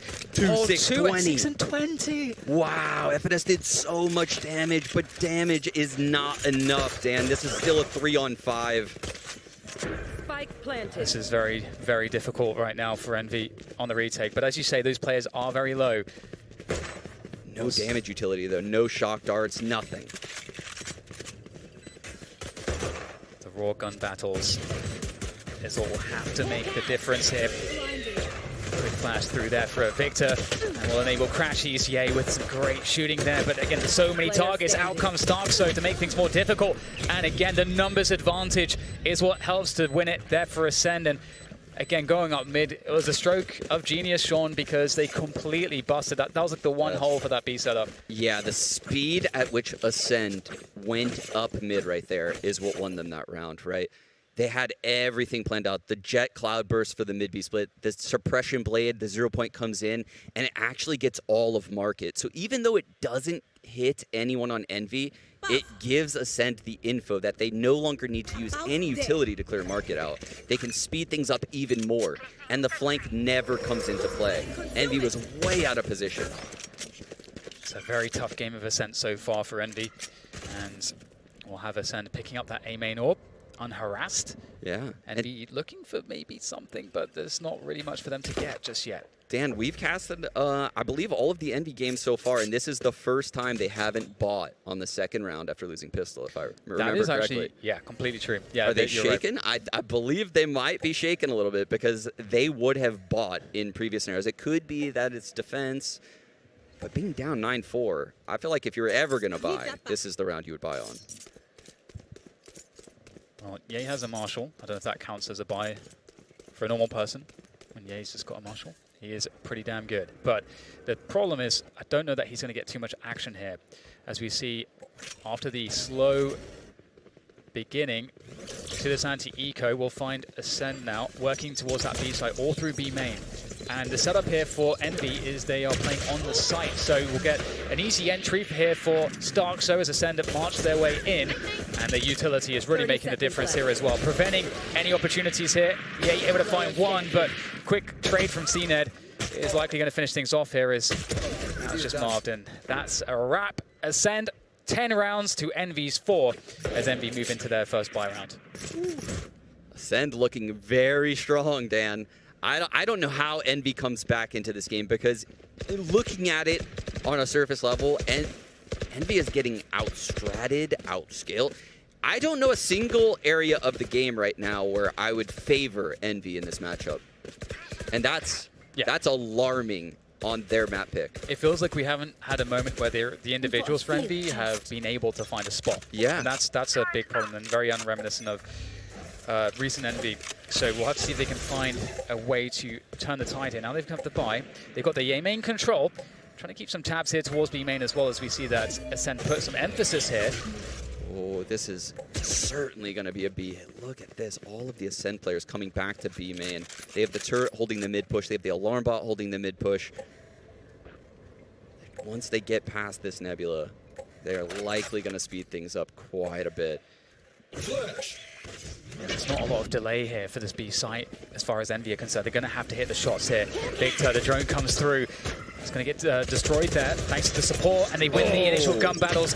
Huge there for Envy, but can they hold against the rest? They just have to buy time at the back site. That's all they need to do here, but you can see Ascend realize that. They may try to get the frags elsewhere, but Ye finds an opportunity from Spawn. He's going to keep this presence alive, and that just leaves Killace now looking to get that spike down, which he will. But a 1 versus 3. Certainly possible, but Envy looking to take this one in a measured fashion. Ye ready for it. 3K from Ye as Envy pick up around 5 to 10. Yeah, that was the first real must-win round of this game for Envy. If they lost that one down 11-5, economy broken. Yes. It's too much. It's too much at that point. So that was a must-win round for Envy, 10-5. Doing a little bit of a dent to Ascend's economy, but based on how clean the anti-eco was, I think we get another buy out of Ascend. And then at that point, we might get another one with CNED's Bladestorm. Yes. So there's a long, long road ahead of this comeback for Envy. We'll have to see if they can find some more value here. Keyless has the lockdown, and it may be a quick lockdown play into B. They seem to be targeting this B site. Sean? They are. Yes. They're coming right at it. I'm not sure if it's a weakness they're seeing in B or if this is just a setup that Ascend wants to do throughout this game plan. Suppression play, it's definitely getting both of these players on the B side. Oh. But Crashy spams both of them, Dan! No abilities! Yeah, that's a problem. Just kind of missing the jump, it seemed like initially, and then, I don't know, that looked quite odd, but either way, it works out well for Envy, and they're going to make it worse here, but that's not done just yet. We'll have to see how much damage Ascend can do. At the very least, that's a minimum requirement here. Get some kills, keep the pressure on Envy's economy. Never allow them comfort. Looks like Ascend's going to rethink things right here. They're going to go up Cat. There's no alarm bot there. The alarm bot is in mid, so they will get a gunfight here between FNS and Marv, but it's a crazy crossfire. It's going to be hard to break. Even if they break this, yeah, he's going to have the angle from A main, so it's very difficult. But CNED takes down Crashies. 40 seconds left in this round, and the spike is now moving up towards mid, it would look like, given the... Oh, no! Oh, no, there's a chance now! He's open. Oh, my God! Starkso picks up another one. This round would absolutely be back-breaking for Envy were they to lose it, and there is a plant to be had on this B site. One down. Important. Finds the lurk on mid on Starkso. We're now in a 2-on-2. Ye does have Bladestorm available, as does CNED. But do they bust it out? Ye decides to bust his out. Here we go. CNED only has 8 points of health, so not looking to invest a Bladestorm there. Looking for the first player. Oh, he's caught out there, but the trade comes through. It's a 1 versus 1. Can Bone Cold win this one and break the back of Envy? Or Ye come up huge here for the team, the hero of Envy, looking to clutch this one. Time is of the essence. Bone Cold playing the delay. Doesn't know where Ye is. He's got a timing. Oh, he goes to the spray around the corner. That could have been dicey, but he's going to pick it up, and the defuse will come in time. Ye has saved Envy, but they went from a 5 versus 3 to a 1 versus 1. Wow. Wow. Envy is incredibly lucky, because once that hit the 3-on-2, you recognize that. I could tell. It flipped massively to Ascend's favor. Envy really, really botched that 5-on-3. But luckily, they have a player like Ye on their team to bring home that clutch, because they weren't coming back from that. Wow, but what a play by Ye, Dan. The fact that he heard that one shot, he knows at that point Bone Cold has to clear the other side, hits that perfect timing, runs in there. I have a question for you, Sean. So good. Is this timeout from Ascend to call Envy off after Ye just won a clutch and got some momentum, maybe some level of hope? Oh, the emotions are so high after failed clutches and clutches that, even a team like Ascend losing a clutch like that, they might want to take a breather, right? Because even they know if they win that eco round, the game is over. It's over at that point. The economy's broken on Envy. They're likely going to get a free 12. Their economies their ults are getting out of control too. That's the point where they would run away with things. Yeah. But it didn't happen. And I mean, Envy can count their lucky stars, because now Ascend has literally no bank to work with, and maybe Envy, this is what they need to get that momentum rolling. It's going to be interesting to see how this plays out.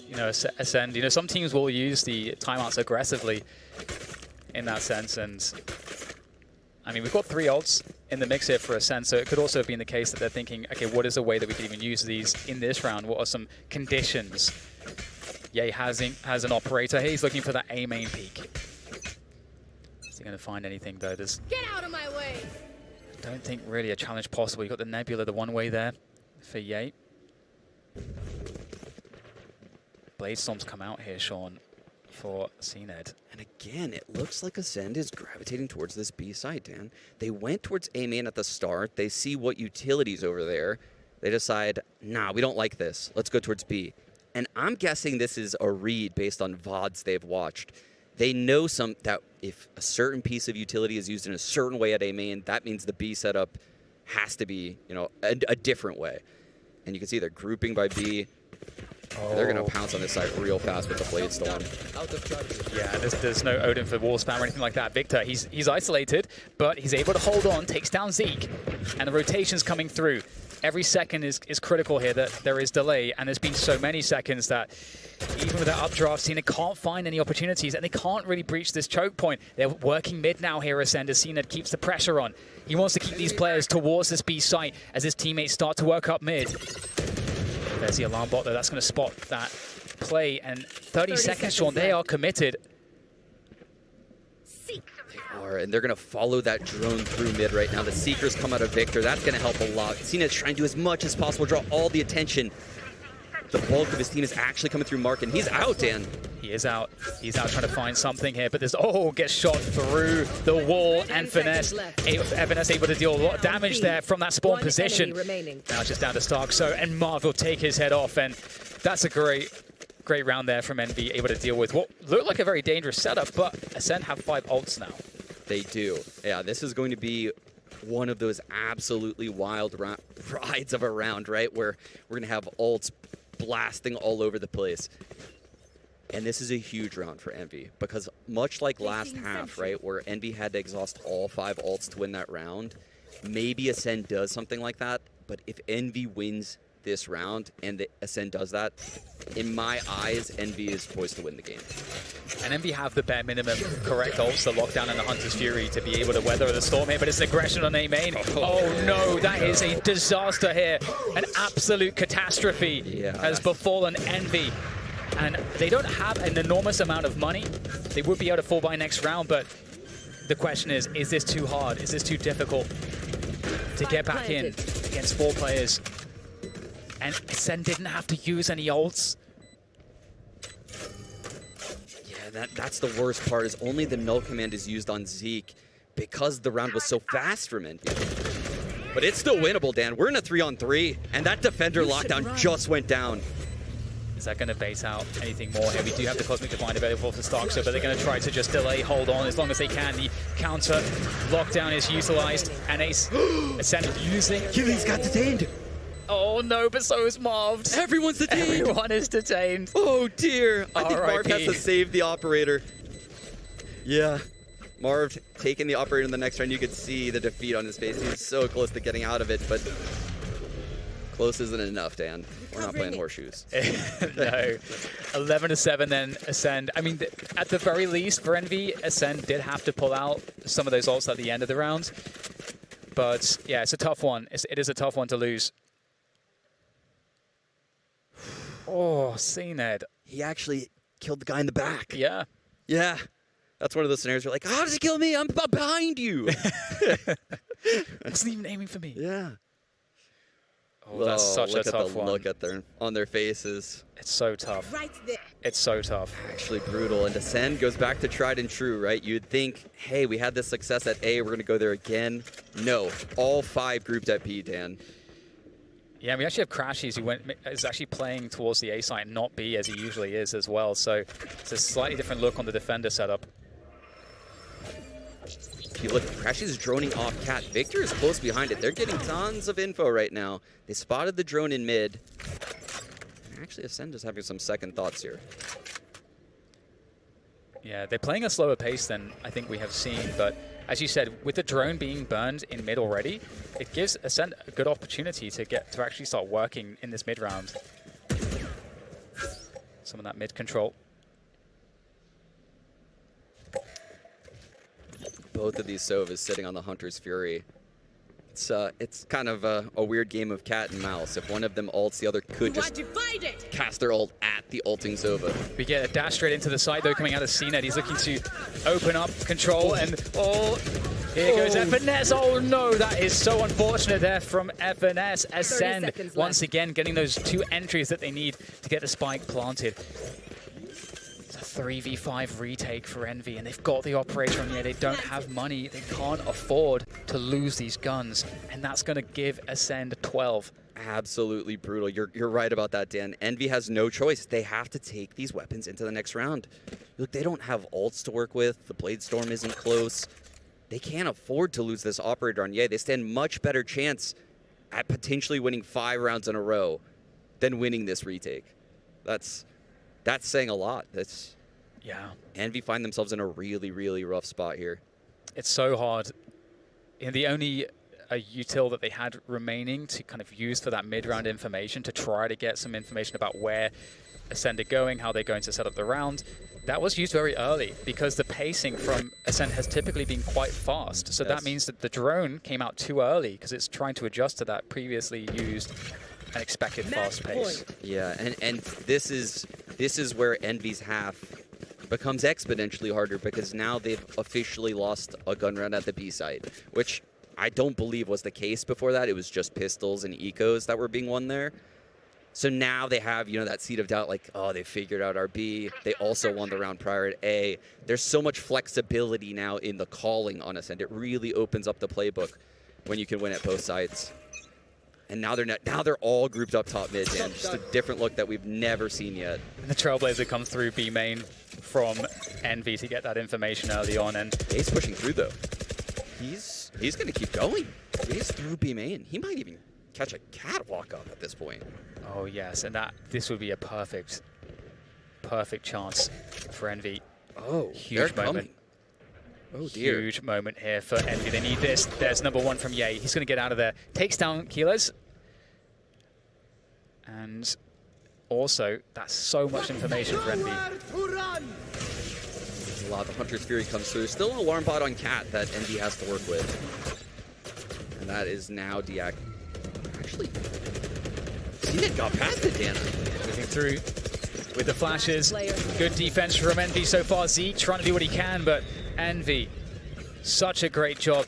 We talked about that first half, all that first half, how Ascend were one step ahead. This time, because of Ye's push, that key kind of walk up at that timing told them it was an A split, and they could be ready for it. And that's not something that we've seen enough of from Envy in this second half. No, we have not seen that, but it's not from a lack of effort or trying. They have tried to push A main. It's just Ascend has gone B every round so far, and the one round they didn't push A main, or the one round they did push A main and Ascend went there, they got met, and both of them fell. Yeah, so hard here. We have another A main aggression, another battle for this one. A pretty considered effort from Ascend. Finesse looks for the timing, goes for the swing he has to. Due to the frag grenade that comes out from Zeke, will take down FNS. The Killjoy gone. Marv suggesting that retake is coming on A main, and it looks like it is. And a flash, quick flash hit, and that's going to work out. Well, there's one player playing anti-flash, and I believe that was CNED, able to do the damage to return those kills. And now, yeah, he's got to do the impossible, and CNED is going to destroy him. Very little left here, just Crash. He's 1 versus 4 to save the day, to save first map here for Envy in this best of 3. What can Crashies get? Goes beyond the Nebula, trying to find those engagements, but it's late, but it's difficult. They're not giving it to Crashies. Flash comes through. There's the peek from Keyless. There's nothing that Crashies can do. A 13-8 first map finish in favor of Ascend.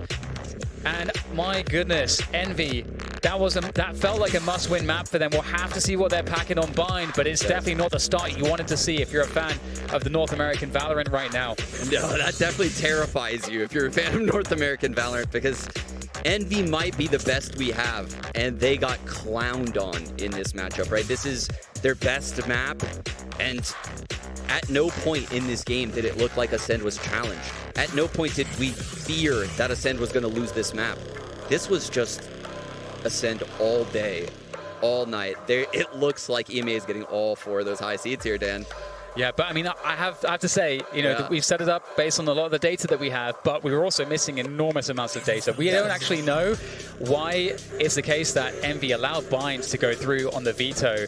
So we'll have to see, you know, why that actually is, because they're going to know as well, just like we do, that it's one of the absolute best picks for Ascend. And Envy had multiple choices on what map they could have banned. We could have seen maybe a Breeze here or a different map entirely. A Fracture could have come out. So I feel like, you know, we have to think about that here, Sean. We have to give Envy the benefit of the doubt with regards to how they manage their veto. Oh, absolutely. I think when you look at the veto and the fact that Envy banned Fracture instead of Bind, because like you said, they could have gone either way. They could have gone into the unknown of Fracture or the known of Bind, which is a known that they don't like, for sure. You know, but at least you have some footage to work on. You can develop some anti-strats, and that's probably what we're going to see out of Envy. We're going to see a lot of anti-strats coming in on Bind. You already took the words straight out of my mouth, and that's what I think we're going to have to keep our eyes on, eyes out for. Is there going to be a crazy amount of anti-stratting? We're going to have to wait and see. We'll be back with more action here at Valorant Champions, but first, a quick break.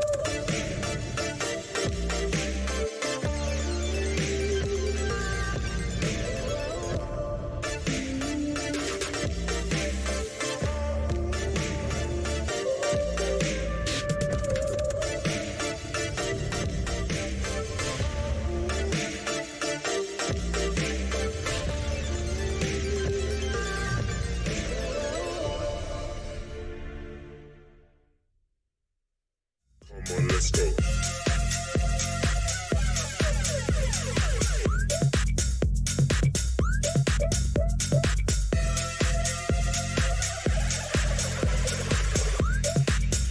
Turn the LFO, come on, let's go.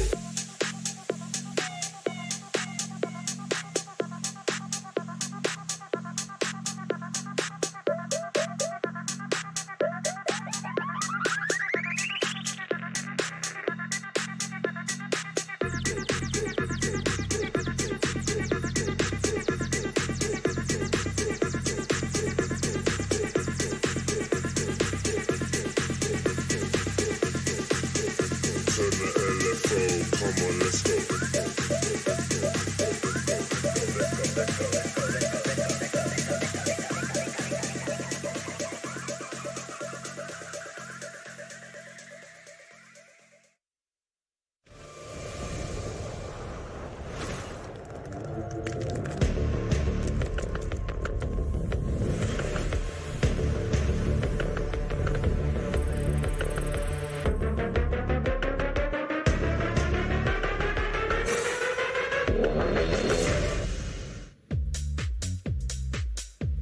Welcome back to Champions, where Ascend came to play today. They wrap up Map 1 Ascent in 13-8 fashion, and we set the table that if that first map went the way of Ascend, this series is looking like it could snowball very quickly to that 2-0. Yeah, and it didn't look good. I mean, you know, Sean hit it well, that it just wasn't Envy's map at all. They were red front to back, in my opinion.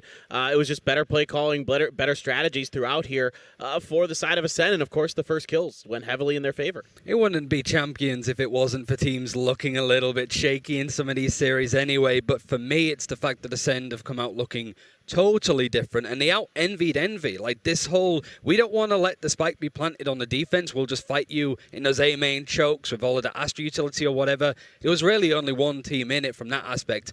Envy using both their attack pauses as well in the first half meant that as soon as Ascend started to go on the attack and do really well, Chet and FNS couldn't take a breather. They just had to deal with it. I mean, CNED is atop the table, but as you call out the first kills, first deaths kind of situation, we had talked about how Zeke already found himself up there at the top of the boards, or near the top of the boards tournament-wide. He was +1 in his FKD, CNED +2, but the real star of the show was Starkso. +4, not giving up a single first death and taking 4 of those kills for himself. It was phenomenal on the defender side in particular. Did a great job at locking down that A main entrance. And then if the side of Envy did get through the short A entrance, there was utility there either from Keyless or him to make it really difficult for the entries. They really shut down Ye a couple times. They'd set up the nano swarm so that even if the plant came, or even if he came around the corner, if the nanoswarm didn't get him, then Starkzo's in a position to shoot him on either side of Generator. It's really, really good, heady, thought-out, well-set-up strategies from the side of Ascend. Taking a look at some fun rounds here. This one, round 6, more than anything, just exciting because 8 ultimates across the map were used, all 5 of Envy's, in order to take this round. But I think, if anything, that just illustrates how difficult that first half was for them, that they had to invest all 5 of their ultimates just to come away with one of the 4 rounds they picked up on the attacking side. It was a good growing point, and especially knowing that Ascend can hemorrhage rounds if their mental starts to go. You really have to give it to some of the timeouts that came in from NBS as well, just as things were starting to go in the direction of Envy. Ascend started to come back. Here's another one as well. Like, the fact that this happens, Literally I've never everybody. seen that before. Every single person gets detained who's remaining on the map at that point. The spike times out. It goes to Ascend when they're on the attacking half. And so, yeah, I mean, while things were a little bit more even in that second half, and I do want to point that out, it was round for round, of course, until Ascend picked up that 5th round to push it to 13. You want to believe that maybe Envy could have put up a similar type half to what Ascend was able to do defensively, but you don't need that many rounds when you've had an 8-4 half yourself to start things off. And Keyless was a big part of that on that first side. He was going ham with the Killjoy, doing a great job locking down the short A site, getting some help from Starkzo. Him and Starkzo were working together so well on that A site. I think that FNS got completely baited one round. I think it was, like I said, round 10. They send the drone in. They get all the information that A's free. They couldn't push off of it because they were scared because of how good this duo was. The great nano swarm placement, great follow-up, and great shooting, of course, as well from Keyless. I like the call aggression as well, just real quick. Just the fact that at any point they could just come in and attack with a KO. Yeah, I like the call out on keeping Finesse down. He was -4 on that FKD. Let's touch back in, though, on that featured matchup that we called out, Ye versus CNED. Okay, while Ye was the only person to be positive in kills to deaths across the entire map, definitely less effective than CNED in this one. And even then, I don't think this was a stellar performance from CNED by any stretch of the imagination, really. It didn't feel like it was CNED putting the game on his back. You think of that Ye clutch when it goes into the retake there. I think it would have been a bit later on in the second half. Like, Ye comes in, takes that duel against Bone Cold on the B side. There's moments like that was like, that is why Ye is such a pivotal player. But the fact that Ascend didn't need to really rely on CNED doing something similar should scare Envy a little bit.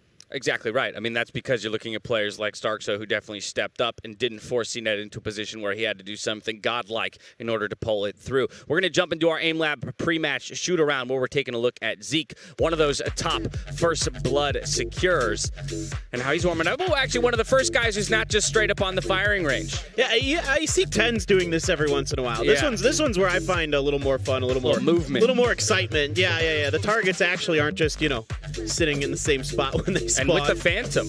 Yeah, with the Phantom. Yeah, I mean, that's what he was doing up close and personal. The Phantom, that's where it really shines. And other than the one kind of weird round in Tree where he was behind the corner and he got taken out pretty easily, his first contacts on their defender side were really, really good. That one in B main in particular was really, really impressive where he got that double from Cubby. Just absolutely filthy stuff. Yeah, and you look at the fact that we were highlighting Zeke versus Victor on those roles. Victor didn't really have that similar style of performance, like that defensive aggression, like Sean was saying on the cast, that it was something that Envy were trying to attempt on their defense, but they were constantly met with Starzo, with Keyless, with those defaults, those really slow defaults from Ascend that really force Envy into difficult positions. We saw a glimmer of that in that X10 series, but really not enough to actually shake the foundations of Envy. They look rattled right now. A struggle city for Envy at the moment. Let's talk about how they might recover, though, because we've almost been pitching this bind map like it's a sure thing, that it's going to go Ascend's way, and by all intents and purposes, it's fair to say that they are the favorite team on this map. We've even got DDK and Sean kind of discussing about, or questioning rather, why it was left up. Maybe you should have abandoned your permaban in Fracture in order to take bind away from Ascend. The reality is rather, we're going to that map. So for Envy, What's the recipe for success here?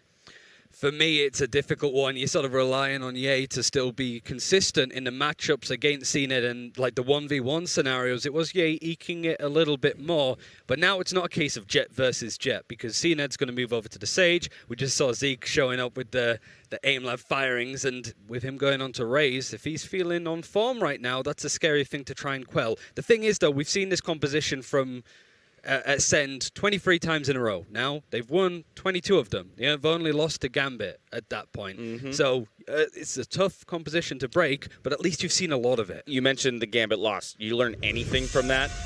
I imagine so, especially when you know that these teams scrim on a regular basis. No doubt going into this tournament knowing that Gambit and Ascend are in different groups. It's almost a fact that when Gambit won that series, a couple of months later, Gambit got 13-0'd by Ascend on that very map, right? So there was an Ascend adaptability. learned a lot from that loss. Yeah. Great. I don't know if Envy's going to be able to pick up enough from that loss to be able to take him down. One thing I'm thinking about from the very first round, first of all, Envy has been not very good on pistols so far in this. You mentioned it earlier, right? They were like 1 for 4 on pistols against X10. Here they lost both pistols on Ascend. So coming out, Ascend likes to hit that A corner right outside of showers, right? On their very first round of pistols a lot of times. It is going to be Ascend on the attacker side to start. So do you have some kind of utility combo dialed up to deal with that? Are you going to have some kind of response? Because I feel like they got to set the tone early on this defensive side with their pistol round. The thing that made Envy so good in Masters 3 was how they anti-stratted teams. Like that came from a lot from Finesse. It came from Mike's as well, who was just known for that. Talking to Finesse about like the change-up, like what was different from Mike's to Chet is they're both very good at anti-stratting, right? So this is really the time to sort of pull it out. And if you can really knock Ascend's confidence right now on a map that's so good for them, then there's maybe a chance to bring this back. But right now, it's stacked heavily in favor for Ascend. Was that a switch-up on the side of Ascend? No, that's exactly the same as it usually is, I think. And I think saw a Cypher in the grayed outs, which sometimes, and then it flipped to... Nah, it's Keelay's, like, what... That's one of the things that we were talking about with Keelay's before, right? It's just, like, the performance against Team Liquid. That was one of the only ones they lost. Sorry, it was Ascend really doing well in that series. Like, Keelay's lurking a lot, doing a lot of that impact Nats-esque performance on Bind. It's whether Finesse can do the similar sort of thing on that role, whilst also IGLing. That's hard. That's really hard to do. I mean, you have to be so aware and so cognizant of the timings with your poison clouds, making sure you're picking them up, putting them in the right places, getting those snake bites out in times, and making sure you're kind of playing off your toxic screen, getting a little information back and forth as well. It's a very tricky role for FNS to handle. Oh, no, wait. There was a change. Yeah, the Raze.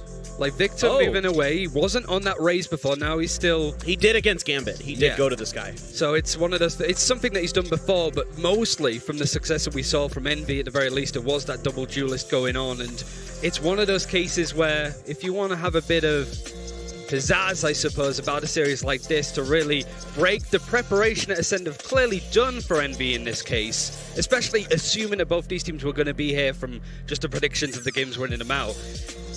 I'm surprised that they still want to dedicate to that sky. Well, importance of pistols for Envy if they want to take a map that is entirely favored for their opponents in Ascend. It's do or die time for them if they want the first seed out of the map. DDK, Sean, take it away.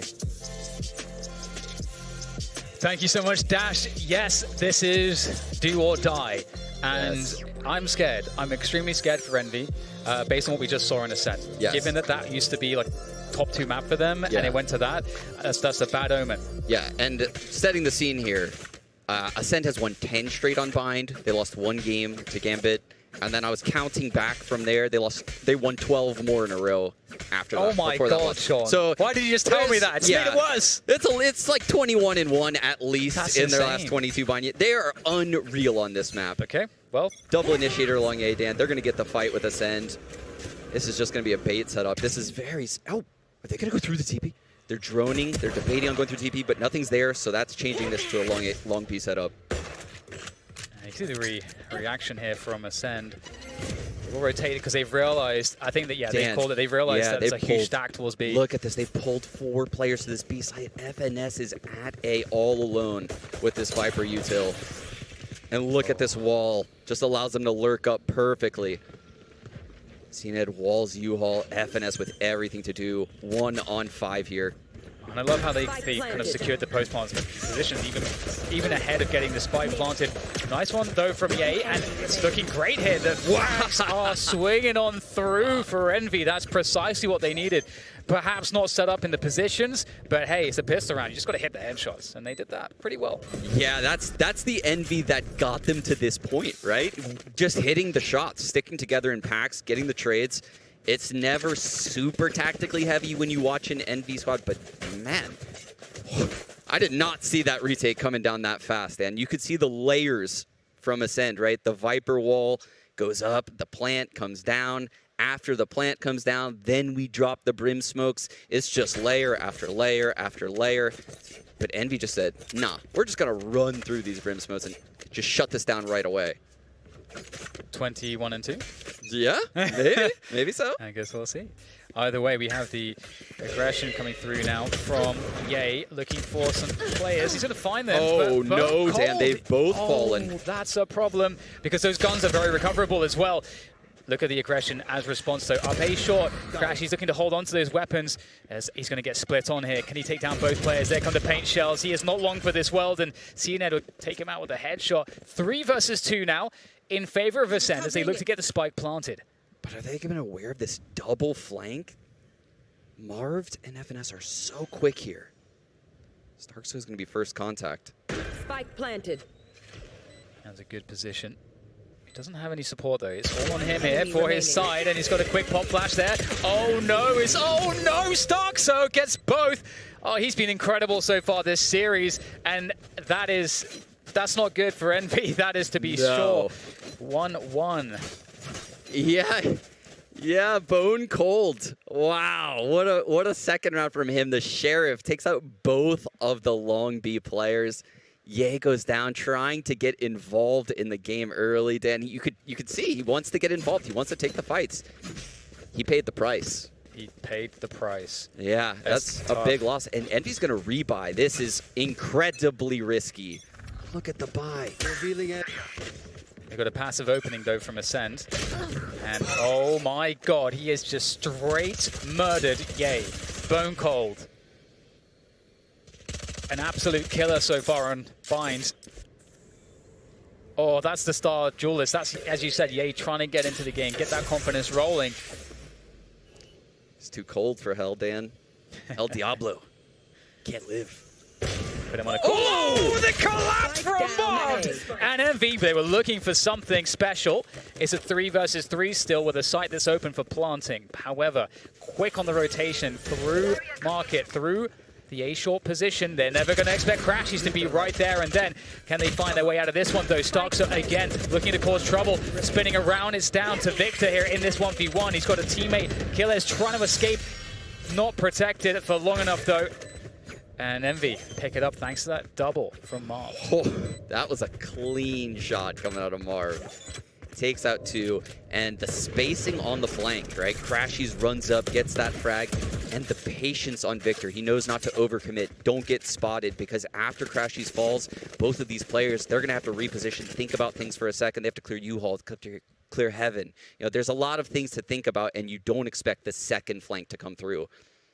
Heads up play by Envy and great aggression across the entire map. Fantastic. And there are a lot more win conditions that are required for Envy than there are for Ascend on this map, as we kind of stated. Confidence is certainly one of those things. And so to win a buy like this after how they lost the previous round, that is so key for Envy's chances here as we go into round 4. Again, this B long pressure continues. Oh, they ulted the hookah exit. Is Crashies going to get caught, Dan? Yes, he does! Brimstone coming up huge out of Bone Cold yet again. And that's putting so much pressure. Here goes Zeke with the satchel, and he's going to find his way right around to Ye again. And now there's not much left here. Victor, can he hold? He can't hold. Quickly, though, through the smoke goes Mark with the judge. Ready to go, but Starkso with the response. And with all said and done, we have just FNS left. Rotating through from A against 4 players. Ascend responding so well after that previous round.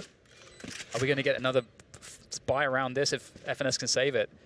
I feel like Envy have to do it. I feel like they have to keep force buying. I feel like if he saves it, they buy. Yes. It's a rough spot again for Envy. This Ascend team is just too good on Bind, though. The comp, it's such a comp diff. Yes. If I've ever seen one, right? The Brimstone on Bind, it seems like a laughable pick, right? Everyone jokes on Brimstone. Sell me, Sean. Sell it to me. The ability to drop smoke simultaneously is something that's unique to Brimstone, right? So entering the B site, you can get the elbow smoke and the spawn smoke simultaneously, and then you can Molotov the spawn smoke exit, which means no one can rotate into the site. So you're essentially forcing a 3-on-5, a 2-on-5, whatever you get in the B site. But once you have, the ult come in from Bone Cold, it catches Crashies, exiting Hookah. Jeez, the power of the Brim kit that round. And not to mention, Brimstone has a jaw that is like a cut diamonds, Sean. Yes, in case you need to do that. Into the next round, we have a hold here. 2 players on Hookah. For Envy, Victor gets concussed by the Trailblazer. Quick flash to follow it up. The water to protect any counterplay through the TP. Shutting Envy out as much as possible from a trade onto this position. Again, you can see how confident and drilled Ascend are in winning that Hookah control. Bone Cold has worked his way up long B. 0A presence. Keelays might catch this flank from Marv. He's looking for it. Marv's had great timing though, Dan. Keelays finds Marv. That timing blown up, unfortunately, there from Envy. I've got your trail. Crashy's backside again. It comes down to hitting shots. We know that Envy can do it. Sheriff, though, not going to find it. Takes the concuss so we can try to hit more shots here. Over the top goes Bone Cold to take out the rest of the backside defense. And now it's just once again FNS coming forward from a 1 versus 4. He's actually beyond the choke point. Takes down one, but again, there's too many players. And it's difficult here for Envy. And the only thing going for them right now is the ultimate advantage. Yeah, that's about all they have going for them. But I will say, Ascend, they're incredibly good on the attack side of this. They're good on both sides, but their attack side is actually their stronger half on this map. Unlike most teams, I mean, there's not much to find that's bad about Ascend on this map, I'll say that. But their attack half is phenomenal. And they have so many different ways to win the rounds that I think once the halves switch, I actually think Envy stands a better chance. We'll have to see if that comes to fruition. We've got the focus on Showers. We've got the Hunter's Fury from Crashies to kind of blow it up. Unfortunately, perhaps a little bit too early on that one, and doesn't find anything. Yeah, it looks like a bit of an anti, right? He's using his Hunter's Fury exactly where Starkso typically has the Trailblazer go clear out Showers, but he gets nothing. And this fight, Dan, this could end the round. Ye has to hit this. It's going to be a flick, and the crosshair's making its way there, but Keelay is so fast. And Ye taken out of the round. 1 minute left, and we have the Showers presence now for Ascend. The Sage being here kind of indicates there might be a wall plant coming down. You see the Brim working his way over, getting in range for those smokes to come down. When those smokes go down, the execute will likely happen shortly thereafter. Crashies will retreat back to U-Haul.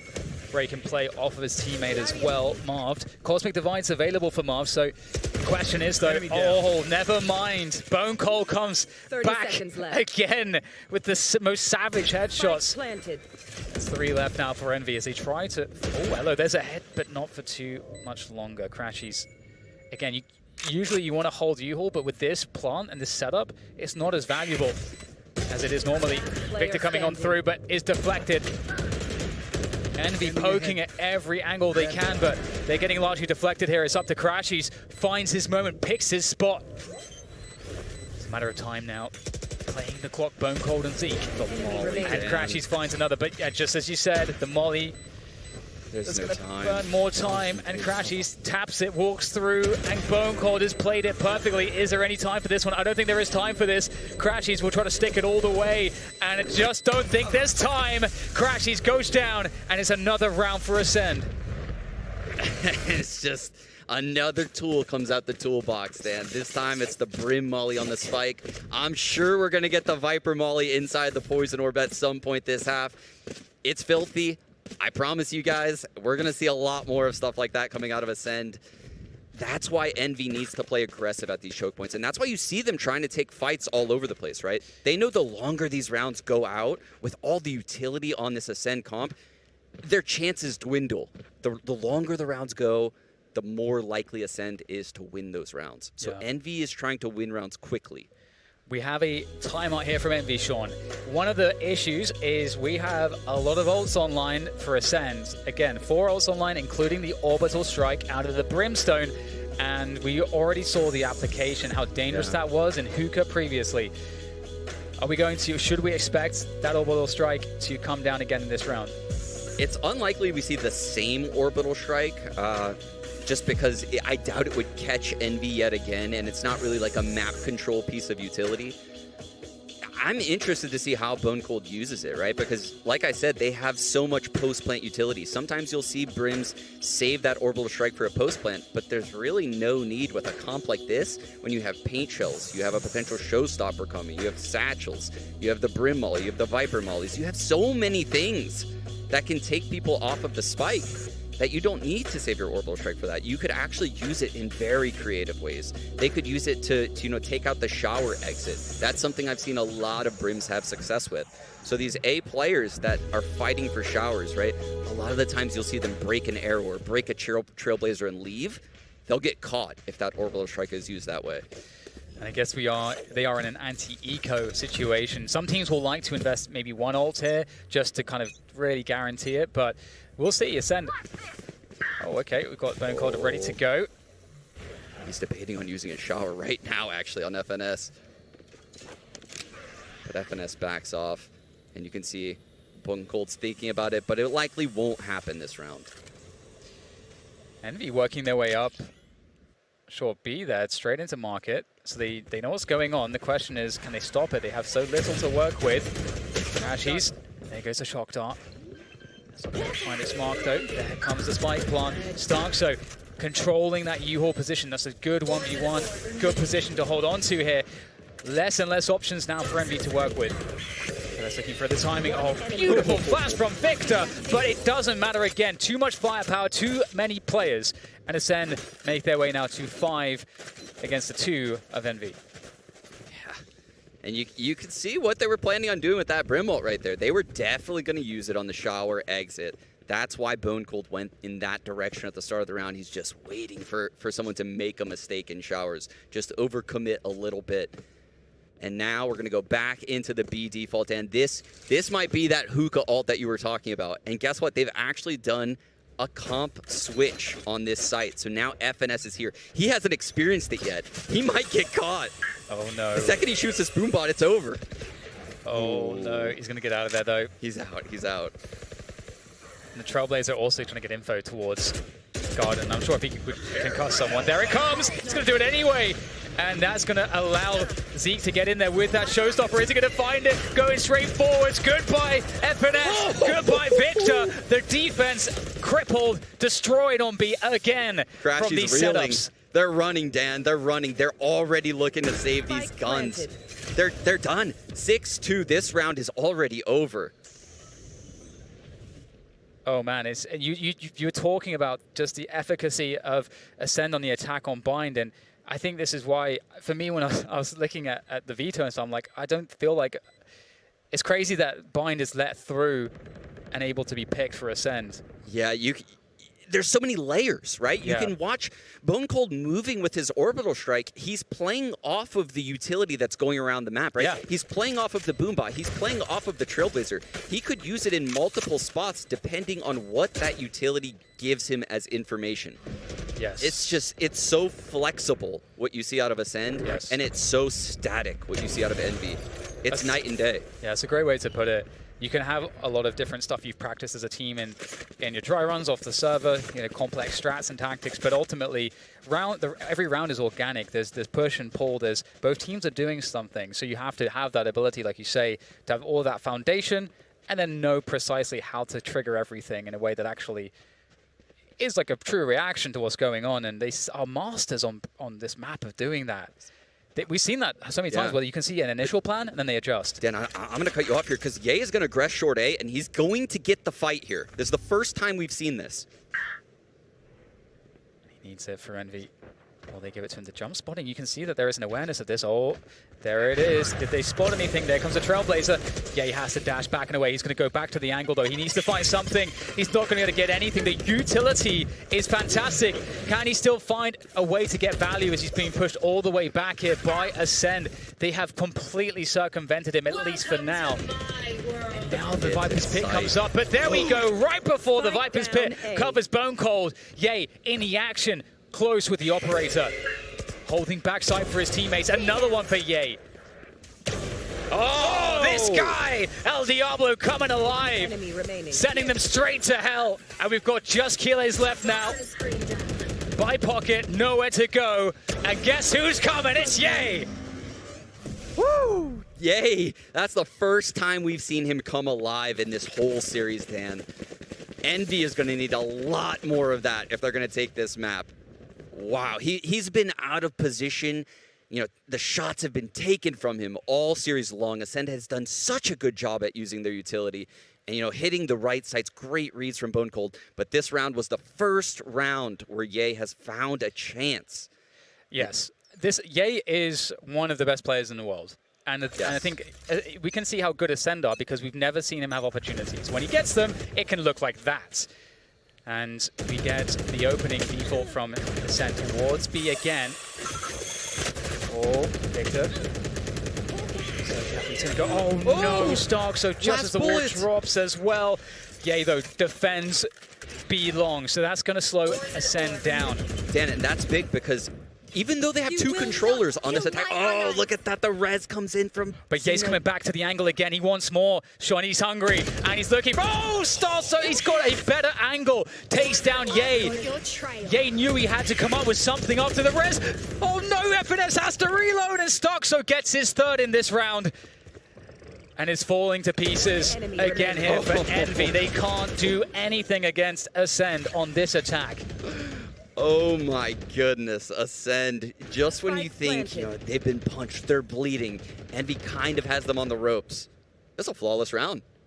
All 5 players are still alive. The Sage reses Bone Cold back into the round. Yeah. Crash, he's struggling to hold onto this gun. It looks like Ascend might just let him.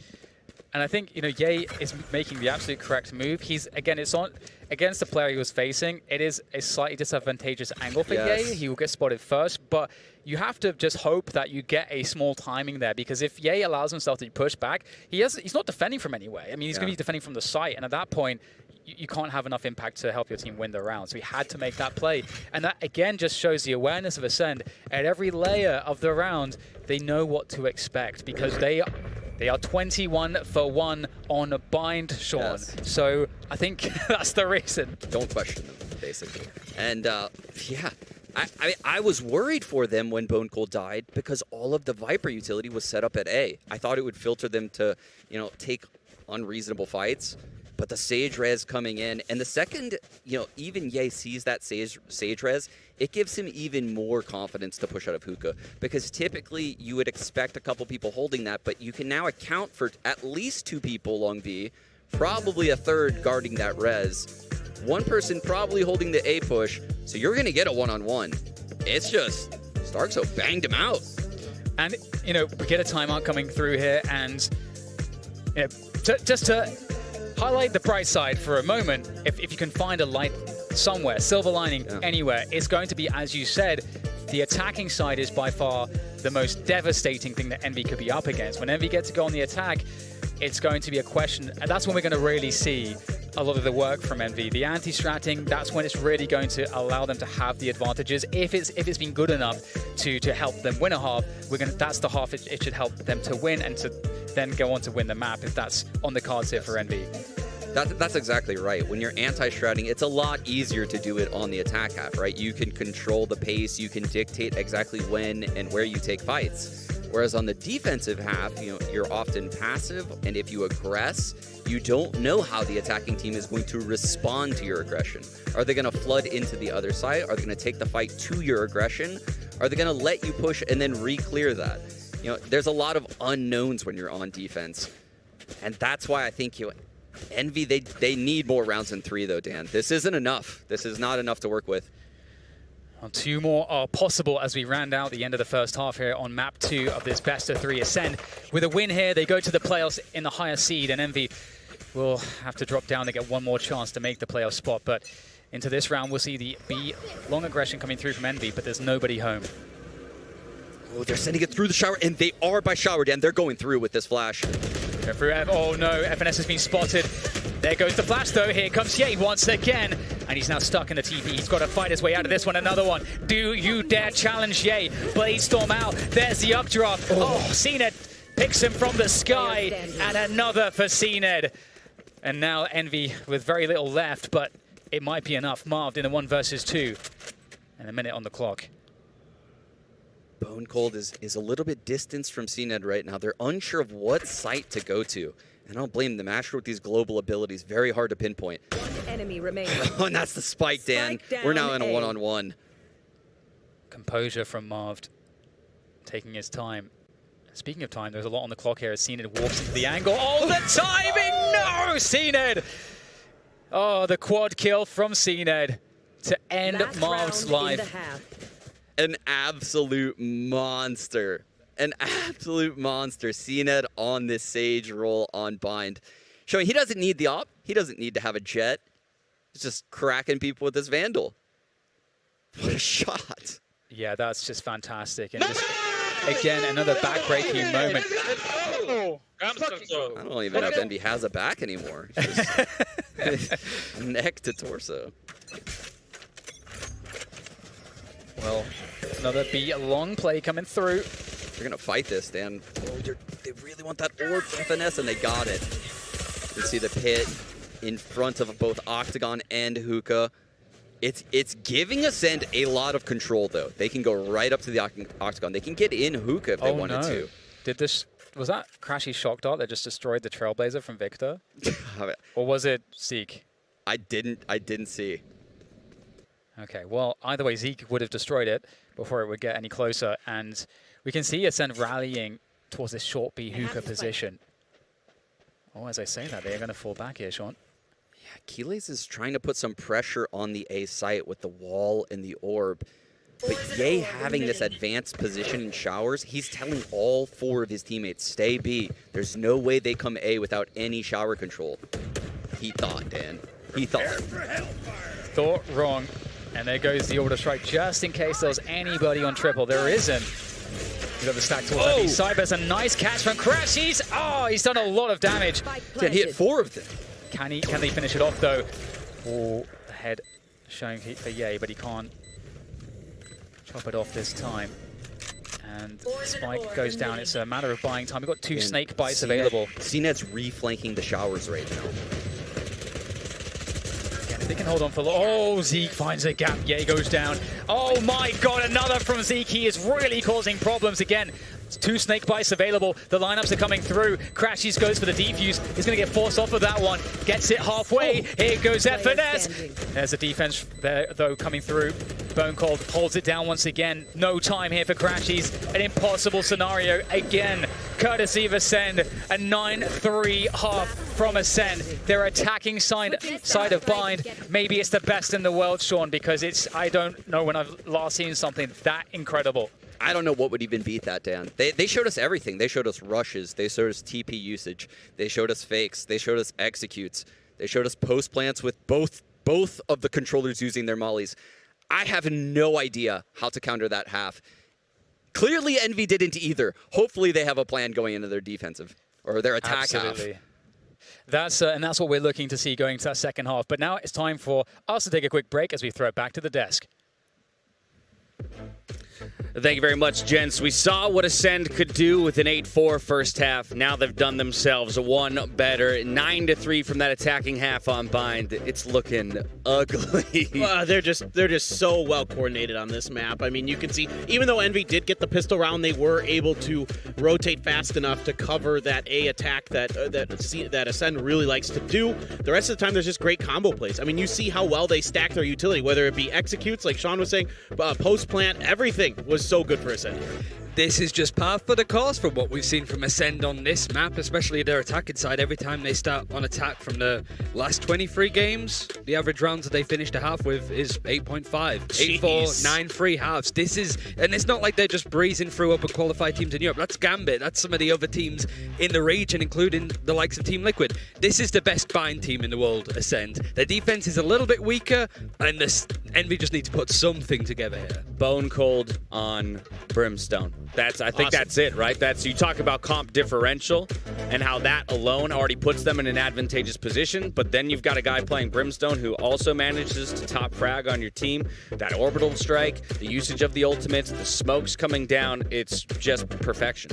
Yeah, everything is so well coordinated. It's like watching synchronized swimming or something. I mean, it's just really, really nice to watch them. The orbital strike, the first one he gets, right? He uses it to clear out elbow. So that means either Victor has to go into elbow or back towards site. Victor goes back towards site. Then they have the rocket ready from Zeke to follow up on that. He blast packs in, gets some damage with it, even though he didn't get the kill, and then he picks off Victor as well. I mean, it's just so awesome to watch them work this map. Envy has their backs against the wall. Ascend is sitting pretty as we head back to our casters to dive into the second half. Welcome back here to map 2, Bind between Envy and Ascend, and indeed it is a desperate scenario for Envy. What do they have here as they move on to the attack? Oh, well, it looks like, FNS is going to set up his Viper utility. This is the tried and true, and the two initiators are going to fight for shower control. They're going to be met with Keyless, so maybe we're going to see, nice Viper molly and shower. There's the recon to clear it out. Let's see, Keyless just trying to delay them a little here. But Envy's in a base setup. They're waiting for pushes. They don't want Ascend to get any additional information. Poison orb emitting. You can see Envy very cautious of any early plays. The poison's off. Looks like Envy's going to take this to the A site, which is the correct read, Dan. There's 3 players from Ascend stacked on B, but the double octagon setup kind of tells me this could be a quick TP play. These guys could be right on the heels of the Envy hit. And fortunately for Envy, the spike is with the short push. So it would evade a showers, or rather the shower TP push. Gonna go back to respawn, it looks like on the rotation. Here comes Envy. Zeke, oh no, takes one down with the paint shells, and Zeke winning another battle, and Yuhor some good damage here from Ascend. Only 2 left now, and the spike is yet to be planted. Good frag as they recover this Yuhor position, maybe try to take it to the TP here. They've got to get out of this position, and they managed to make it through the TP. They're going to get a plant, but do they get time to get a post-plant position? Marv has 11 health. Not much utility. Crashes, the recon is still recharging. He's 12 seconds till that comes online, and he's been spotted. So he knows one has TP'd and one spawn at least, but can they account for CNET? Yeah, Crashes has to do so much here. He's got all the health here for the team. He's got to win these battles. A double peek comes through. Marv, 11 health and a ghost. Trying to buy time, has to win the fights, has to hit the headshots. He can't wait around. Bone Cold on the defuse. CNET wins the battle. And that's the opening, or rather the second pistol for Ascend. It's looking bleak. It's not looking likely here for Envy. Backs against the wall. I said it could be easier for Envy on their attack half. I would say I don't even really think of Envy as an attack team. It's just easier for any team playing against Ascend. It's just, I would say Envy's strengths are very skill-based, right? So can they get these fights? It's going to be hard to find them. It's going to be very hard to find the fights against this Ascend team because their utility usage is so good. Does Envy have the patience to wait that out? Or do they have the speed to beat it? Because the middle game is a win and miss. They're force buying here, Sean. They got the spike down, so it is a fairly good look in terms of what they have cobbled together, but we've got already a fast push on the flank. Now, Envy may expect this, but can they deal with it? Don't want to get pinched. But that's what's about to happen here. They turn the corner. Oh no, Victor has to take down the Trailblazer to keep his teammate alive, and he gets taken down instead. FNS going into the poison orb, and he is going to deliver. Envy.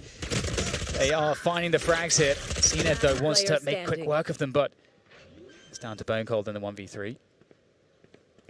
Good stuff here from Envy. They needed to win fights, and this is exactly what they've managed to do in this round. Bone Cold, though, will get a freebie, perhaps. Takes the back of Ye. 1 versus 2 here for Bone Cold. 49 HP. Ye tagged him before he went down. And there we go. Crashies finds it around triple. And Envy fight back here with the force buy. Yeah, and I believe Ascend will have to eco after this. So very bold strategy from Ascend to be on the instant flank like that. I believe they're aware of FNS calling these force buys so much at this tournament, right? You can't treat it like you treat most teams on the second round where it's a freebie. Now, you have to actually be active and be ready to help all of your teammates, which means that you have to make a risk. You have to push the B side and be right behind them. And unlucky for them, FNS just came up so big inside of his poison orb. Yes. Showers control here for Ascend. Crashies. He's going to hear the orb. Does he have a sense there's another player here? Oh no, the bait. Oh, the bait. Oh no, Crashies. That's one man down. Smart. Is he able to get away? And the wall too lets him get away from Victor. He gets this clean. Oh my, that is theft. Daylight robbery here from Ascend.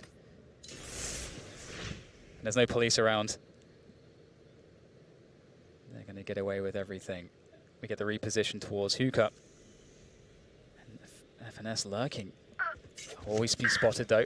But Marv gets the opening towards the B site, so it may not matter. Starkso, just a classic here from Garden.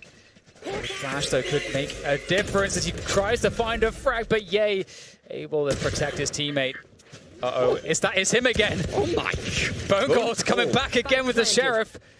Just ripping the face off of his fellow controller. And it looks like they're locked out here, Ascend. Not much for them to do now. Envy, they've managed to circumvent what is honestly a very dangerous Ascend in any round. Let alone being at a disadvantage of a player. Much needed 5th round for Envy here, going to come through. But they're actually going for damage here. Yeah. Ascend want to make it hurt. Yeah, the lurk smoke right outside of Hookah. Oh no, Killings gets one more onto Ye. Player standing. Victor able to get the trade. And Achilles can't find another one. Marv takes him out. Okay, so Envy pick up the rounds. Looking for that recovery. It's such a hard map, Sean. I mean, if Envy were to win Bind, suddenly just everything, of course, changes. I feel like you almost favor them. You favor them going into the last map. But this is like Frodo's journey to Mordor, Sean. I can't even think of a comparison as hard as beating Ascend on Bind. I mean, it's just unreal. All of this utility is just so difficult to get through. The Brim smokes lasting 20 seconds apiece, the Viper utility, the Sage wall slows, Raise the Sky. Every agent has very annoying utility on this map. And fast showers control from Envy. They have to run through this Molly, Dan. It hurts so much. It burns. Oh, Crashy's already at 50 HP. Scaling over here. Seeing Victor walking through the snake bite gave me anxiety. Snake bite slow combo. You can tell how bad they wanted that. And look at this Brim, so he's just ult ready. Envy repositioning towards B again. Drone going up.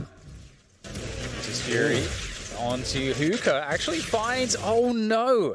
Can't get the following shot onto CNED. He's going to stay alive, he's going to heal up. Dan, Envy is actively working both sites. This is how they're dealing with the utility. They have 2 players on short A while 3 players work up long B. Very atypical style right now, but this is how you have to deal with all the utility. 30 seconds to get the spike planted. And suddenly Envy moving forward. They could actually go for a fast switch up. They're going to do it. They're going to go straight through the TP towards A. As you said, they had that lock towards A. They've got the control here. It's a big fight to win for CNED, but it's not going to be enough. The orbital strike there is going to miss. It's wasted. And Yay, holding the flank, takes out Bone Cold. Oh, this is a great round from Envy. Here goes Stoxo, the quick flash, but good deflection from Victor.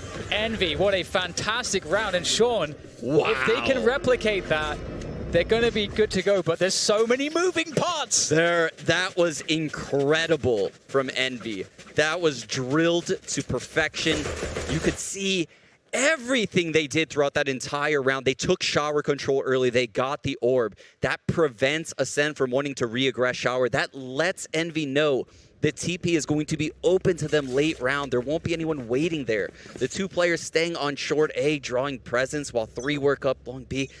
Everything's so well thought out. How does Envy replicate that, though? That's the question, but we got a fast aggression up short A here coming through, and it's a confident look from Ascend. They don't lose any, actually they lose one player. Cena goes down, but that's towards short B instead, providing a possible opening here for Envy as they look to target that B site, but the rotation's coming through. Uh-oh, Starkso's in trouble. Goes down. All 3 Ascend players locked out of the site. This site's Envy's. And after a round where 4 lived, Dan, another cleanish round for Envy would be massive, but 1 falls in Yay. So we're still in a 4-on-2 scenario. Just a couple showers.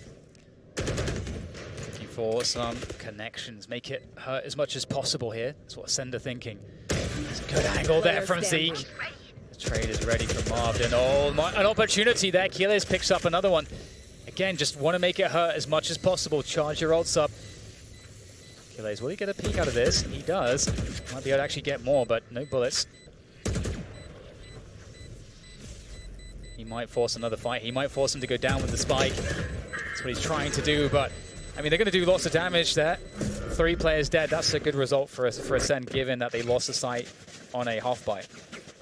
Yeah, I think that's a little careless from Envy, if I'm being honest. Pushing into spawn right there. Not only are they losing their own economy when they do that, but they're also providing Ascend with ult orbs, which is going to make their comeback very difficult, right? You don't want to give those away. And here we get an Ascend timeout. So Sean, you know, we've set up the storylines and narratives pretty well in the sense of how difficult this would be. And this would tarnish what is a ridiculous record of bind victories. I think you said, what, 21 for 1? 21 bind victories and 1 loss in the last 22 games of bind played for Ascend. Envy they floated bind in the opening veto. So that's crazy. That's confidence that they did that, and they're closing in on tying up this half. But every round is painful. Every round is painfully difficult. Yeah, it's no round seems easy for Envy, right? Whereas Ascend, there's rounds where they don't have to work as hard, where they get a couple picks and things just kind of fall into place. They don't need to show all of their utility. For Envy, the rounds are drawn out. They're laborious. They go down to the last second. And oftentimes it feels like everything has to go right. It's hard. It's hard for Envy. It's because of the difference in comps. They just have so much less to work with. And we're back in it once again. Envy trailing 3 rounds. Ascend picked up the first map. Zeke is ult. He might ult short A here, Dan. Is he going to push this with his ult, or is he just staying here? He'll just stay. Okay. Yeah, I was going to say, we might see it, but he's got the angle. Oh, the leg shot from Yay hits the flick. Unfortunate, though. Can get a heal there for Zeke. Oh, actually, no. Unfortunately, Cena's far away, but Zeke's going to go over to get the heal and spawn. Get out of my way! You get the Trailblazer clearing out Hookah, forcing all 3 players deep into this B site. Not much control from the B players here. It's one of the first rounds we've seen that from Ascend. Sean, they may have to follow the drone through the Viper's Pit. It might all have to be on this. And it's very true, but the showstopper's behind all of this as well. Oh, the showstopper. Oh, if they try to go up short and the showstopper on reaction. The play here is that you try to tag this Viper and the shower people run out dry and they killed the pinged player. But the showstopper is here, Dan, you're right. This is the problem. There he goes. He pulls it out. He's looking for it. He finds nothing. Yay! Takes him down around triple, and he's updrafting for more. Is he going to find it? He's so close, but gtaV holds on. Marv with the trade, though, opens up U-Haul control for Envy. Again, we talked about how everything's painful and difficult, but a 4 versus 3 advantage for Envy as they plant the spike. FNS has the... Yes, there it is. The pit comes down in the site. Crashy's holding the flank. That's a big find. A really big find, but CNED goes to the res there, gets Zeke back into the action again. This Viper's Pit kind of provides Ascend the ability to kind of work together. And he still has the wall, Dan. That's something to keep in mind here. Are they going to wall over the top, or how are they going to use it in the Viper's Pit? There's certainly options. 4 versus 3 for Envy. And Ascend might just give it up. They're saving. They're going to give Envy 8 because they know if they lose this round, they would be forced into an eco, which would then put them on 9. So they take these 3 guns away. They're going to reinvest again next round. But man, this game is getting close. It's getting good, Sean. We're getting the game. Good. Just the fact that, like, I can just see that Zeke ending the round with a showstopper before it gets started. That I was just so afraid for Envy, but they managed to actually take. Yay takes him down and dodges it. That just couldn't have been any more perfect. It looked over. When you pointed that out to me, it looked over. But yeah, the updraft from Ye to get away from it, and the shot. I mean, to hit Zeke right there. Wow. My God. You see Keeley's actually on the Judge, so he's going to be locking down over here at A with a Judge. He's playing by the showers, too. Triple A setup from Ascend. Starks is going to get pushed out by this drone. Drone call, transfer, not going to happen. FNS shutting it down. Judge, Dan. It's going to be on the wall. That's a pickup and a half there. Equalizes, removes the space that FNS was gaining for the team.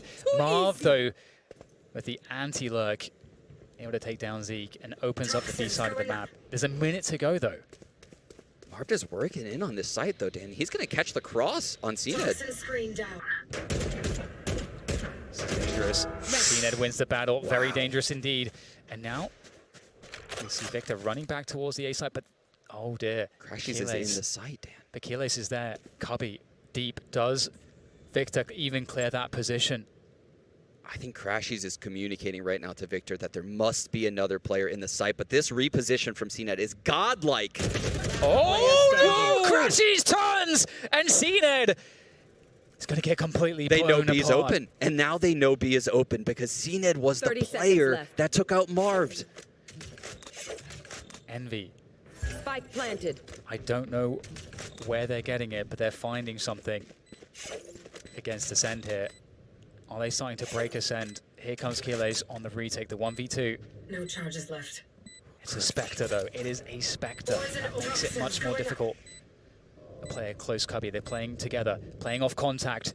There goes the first peak. Beautiful there. Envy close it down. And again, these rounds. I honestly am feeling so much anxiety watching this game. It's actually incredible. The rounds, they just go back and forth, and it seems like Envy is now getting the fights that they have yet to get in this entire series. It's like they've miraculously fallen right into their lap after that blown second round. And this is crazy to say, but Ascend is throwing everything into this round. You see, they're investing. Zeke has a Judge. Everyone's going to buy down. Some people don't have full utility on their team, like the Viper, Keeles, he's missing a Molly. Envy's in the power position. How did this happen? How did this happen? It's such a good point. We get the quick timeout coming from Ascend, and yeah, they need to regroup. They need to rally here. Envy are grinding round by round by round. And we said if they were going to find success, it was going to be on that second half. And we're starting to see it. And what's crazy here is, again, the way that this best of 3 has been set up and the way that Envy started it with their Ascent performance, everything felt depressing from their camp. Yeah. It felt like they were just not there. They weren't present. Yay, the star, a player that can be the player of a tournament. Just nowhere, vanished, disappeared. And we're starting to see now there's light. It's breaking through the clouds, and out come Envy. Well, I mean, I'm gonna write. It wasn't even only Ascent. It was the first half of this game. We were wondering where they were. We thought it was over. We were talking to each other at halftime, thinking this game is terrible right now. But Envy has managed to, make this comeback, and they look great all of a sudden. But it's not done just yet. Still a round deficit. Showers control for Ascend as we see a short B work from Envy.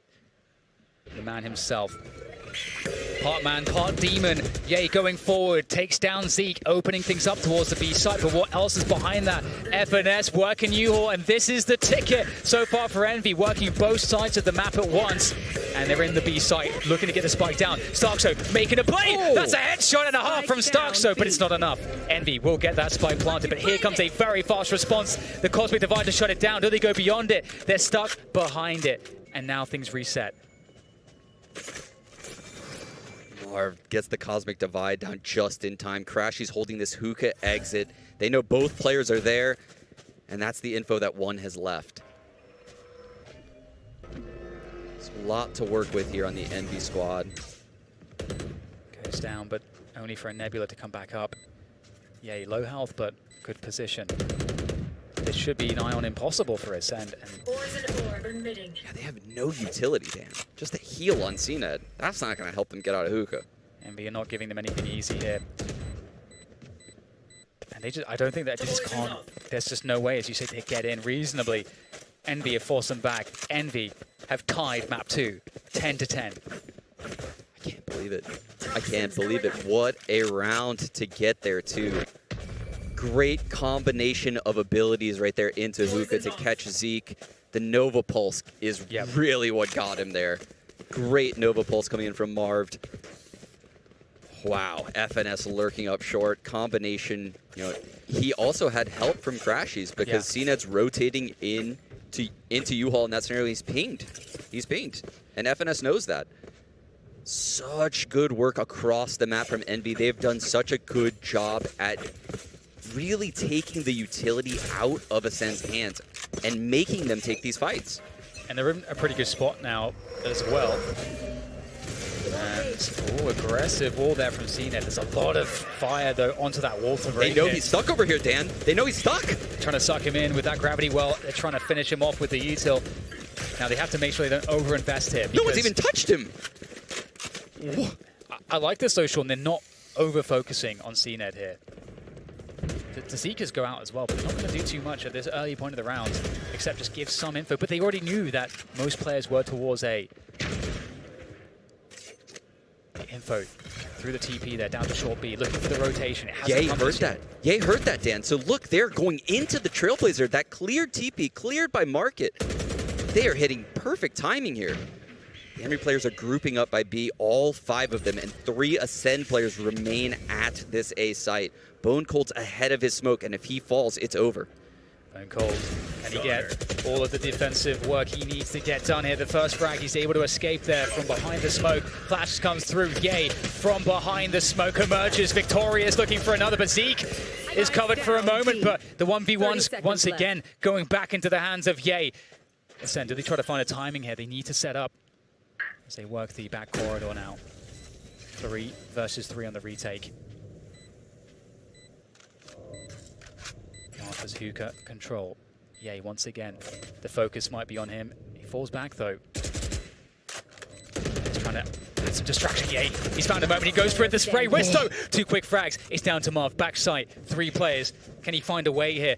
There's going to be the first one. Turns around, but Achilles will have that one all day. And I'm not sure how many rounds we've had in a row here, Sean, but Envy give up their first for a while. Yeah, this is the first sign of Ascend stopping the bleeding, right? The first time where something goes their way in the late round. They win the 3-on-3.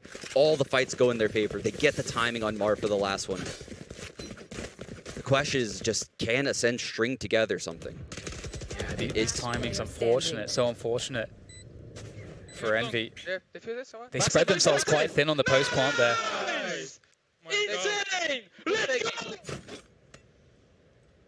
You see the energy there from Ascend. They want to remind themselves, we're going to win this, guys. Oh, Dan, this is so different from Envy. They are going all out A. Victor solo shower, 4 short A. They're going straight into the utility. It's up to Ye to try to break this one. He goes straight for CNED, denies the wall, looking for more. It's Keyless though to take him down. The trades come through for both sides as Envy are trying to work on this A site. FNS needs more support, and he's going to have it from Showers, but it's limited. They're spread out. There goes the Viper's Pit though. That's going to help, but it will also provide position. Zeke over the top. And now it's Crashies, or rather FNS. Dan, they know he's alone in this pit. Crashies got to kill in the flank. It's all about the timings here. He's got the first one, where's the second one? Dropping the snake bite, he wants to provide the delay. Where's Crashies? Where is Crashies? Zeke has no idea. Crashies has the advantage. He has the advantage, and he's going to take it down for Envy. If FNS doesn't get the kill to get the Viper's Pit, Envy are screwed there. That was so close. That's actually insane, Dan. I cannot believe it. Envy is they're playing the clutches to a T. They're playing them perfectly. Crashies gets the kill in market. He knows he's on a 2-on-2. So both of these Ascend players think he's short A. He ran all the way back to Showers with FNS solo in sight? That is such a heads-up play from Crashies. Yeah, and FNS dropping the snake bite too bought time for Crashies to lurk actually in. Dan, we're at 11-11, full buy on both teams. Ult's in play, and fast. Envy's going very fast up long B. The classic, the Hunter's Fury being sent forward there. Yeah, looking to find the opening, but the wall goes up, the molly goes up. How do they break this? How do they go through? Do they reset after this? Sancho trying to get the flashes. All by the TP. They've got no info towards the A side of the map. Ascend is panicking. They're throwing all of their utility. They are just burning everything. And now Envy has slowed down. The drone comes through hookah. There's 4 players in this site. Envy have just gone quiet. They've cut noise. So yeah, at this point, Ascend have to worry about the push back into the Viper's Pit. And Crashies doesn't have a drone though. Previously, Envy tested this pit, if you remember. They with a drone. Yes. And Zeke had rotated to B, but he had been peeled back to A. 40 seconds. And info play from Hookah. There is a player waiting for them. FNS is waiting for the fight against Bone Cold. He's going to win that one. That's a huge fight to win. Zeke is peeled off of A, Dan. He's debating leaving Heaven right now. This is a big rotation. He's still there, though. He's going down to the last second. Zeke pulls out the showstopper, sends it blind, it misses, it whiffs. Keyless though, and the spray coming through from Zeke as well, slowing things down, making it difficult. Keyless with the advantage at U-Haul. 2 versus 3 for Envy. 10 seconds, they have to plant the spike. The Crashies can't come off of this. He's got to have it held by Ye. Takes down one, the dash reset. How much more can they find? It's up to Ye, and it's not enough. Ascend pick up the round. 12-11. It wouldn't be any other way. A 1v1, Dan. CNED coming out on top. Ascend sitting at map and series point. 12-11. CNED, the economic res, they need every gun they can get. What's left though, Sean, because Envy burned a lot of their ults to get that initial dump of util. So I can only imagine when we go back into this, they're going to be lacking. We're going to find out shortly, but this was just so close. Wait. You can see how much it means to them. This is such a close map of Valorant. Envy pushing Ascend to the brink, despite having such a terrible first half. Yeah, with the operator, he needs a pick here. Can he find something from this early on? Envy, it's been such a grueling comeback. Can they force a third map? It's all on this one. No ults for either team. Trailblazer goes through here for Stark, so he spots 2, I think at least. Shots go forward, delaying. There's the play from Stark, so gets the catch on Marved. There's no trade. Envy, they might just commit off of this, but it's so difficult. There's so much util still up. There's 4 Ascend. Oh, actually, CNED debated leaving, but he stayed at B, Dan. Only 3 players remain, all on the right side of site. Are they going to go into Ye here in Showers? They're going to clear Showers with the pop flash. How much can they find? Yay! He picks up 1! And Crashies gets another! And that opens up short A. The push comes in from the rest of Envy. It's FNS and Victor now to secure Envy's chances. They're against 3, but they will get the post plant. They know one's in Showers, and they know at least someone has to rotate from either short A or spawn. FNS hears steps. They know where the rest of Ascend are. They just have to hit the shots. They have to pick their timings. Evidence gets the first one. Victor, can he get the trade? He can. One versus one. Victor for Envy, but it's Zeke who pulls it out of the bag, and Ascend get the defuse, and they've made their way straight to the playoffs in the top seed of their group, and they've sent the NA Hope into one more chance and possible elimination. Yes, indeed, Dan. And boy, these boys deserve it.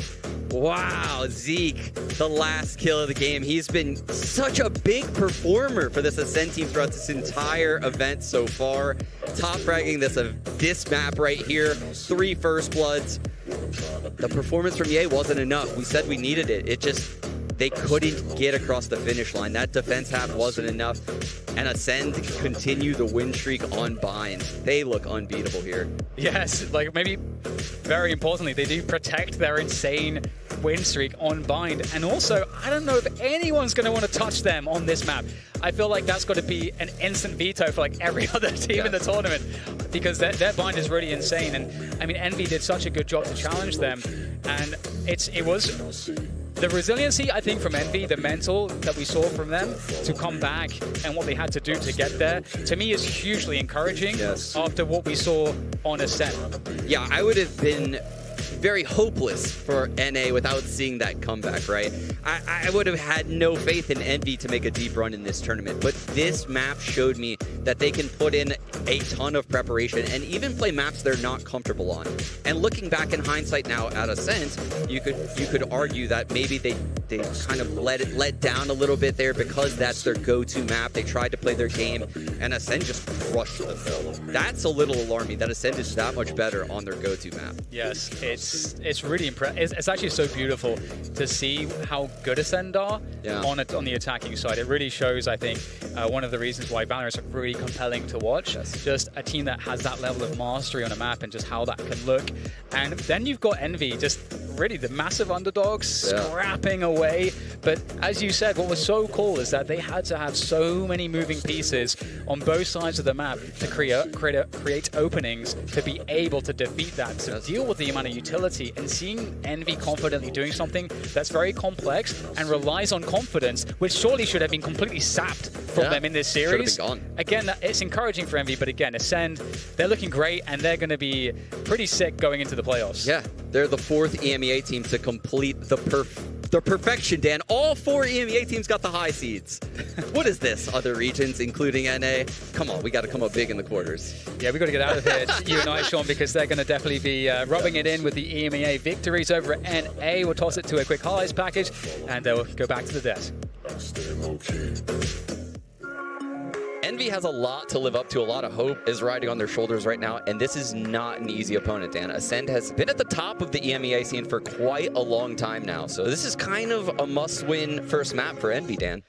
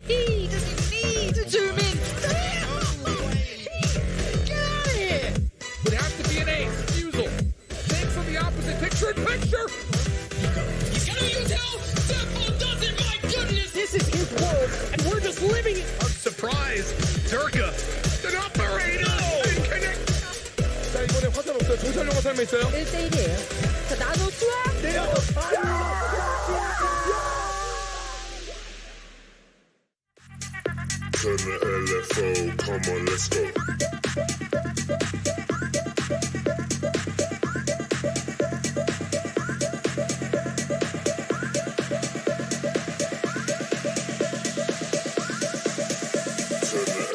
LFO, come on, let's go.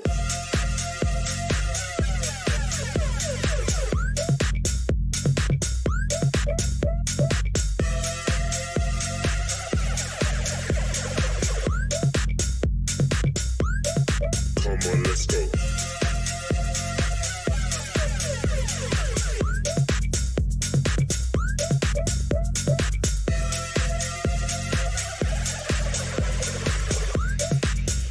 Turn the LFO, come on, let's go.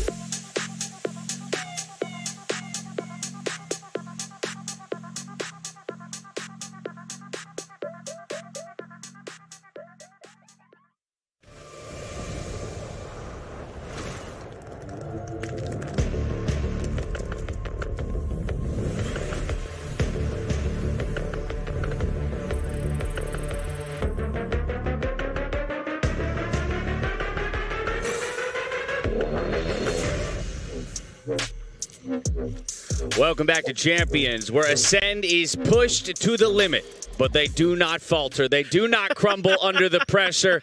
And Ryan, they made it 4 for 4. EMEA first seeds. Wasn't even close, right? Towards the end. It's almost like Ascend went, this is... but that's typical Ascend, really. It's a great adaptation, a great comeback in the end from Envy, but it just wasn't enough. 4 teams from EMEA making the top seeds means that we're not going to see any EMEA versus EMEA matchups, at least in the quarters. Who knows? 4 teams in the semifinals. I was going to say they could all be the semifinals, though. We'll find out soon enough. 13-11, I think closer than we would have expected, especially coming out of that dominant first half from Ascend. I mean, Envy really did punch back, and they started to hit a stride there. And this is what makes Envy so scary, right? They hit these strides, and then they start stringing together 5, 6, 7 rounds. You look at all their match histories. This is when Envy is at their best, is when they catch momentum, they catch speed.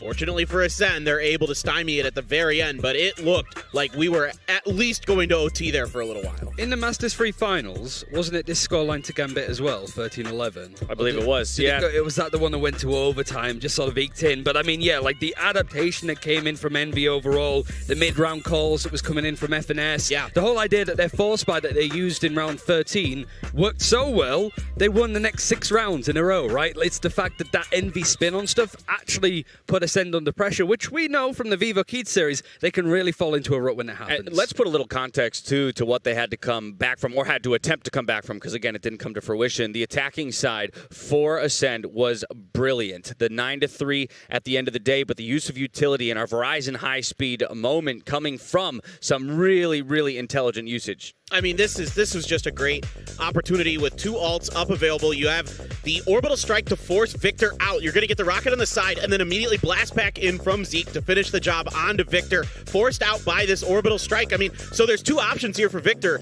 It depends on where he's positioned at the time that orbital strike comes down. He either has to go into elbow or come back to sight. He has to come back to sight just based on the timing of things, and then it's just a great execute here. There were so many other ones like this here for Ascend. They were clearing out Hookah very well. You saw like a paint shells followed up by a Trailblazer, followed up by CNED. CNED's there with his gun out the whole time just in case somebody comes peeking out a Hookah or something like that. Like the setups here on the attacker side in particular were so good for Ascend. It's funny as well because like Zeke was so good on the entries in that, but looking at like first F's first kills, the Bone Stone at this point with Bone Cold's Brimstone, he was 5-2. Like he was finding entries himself. The only concern I think for the defense from Ascend was how many times we saw their ideas on the defense retake, certainly going through the market flank to try and get in around on the back of Envy, how much that was punished. So Ascend still have a lot to work on, even though this is one of the best maps in the world for them. They still managed to eke it out. You may have seen during the break, Boaster tweeting out he wants a matchup against Ascend on Bind because he wants his throne back. I want to see that matchup. We'll see if we get it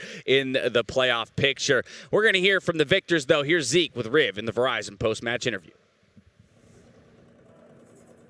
Thank you so much, Dash. I am joined by the 4th and final first seed squad to go through to the quarterfinals, and it is another EMEA team. Zeke, what is it about this region that just toppled everything for the first seeds?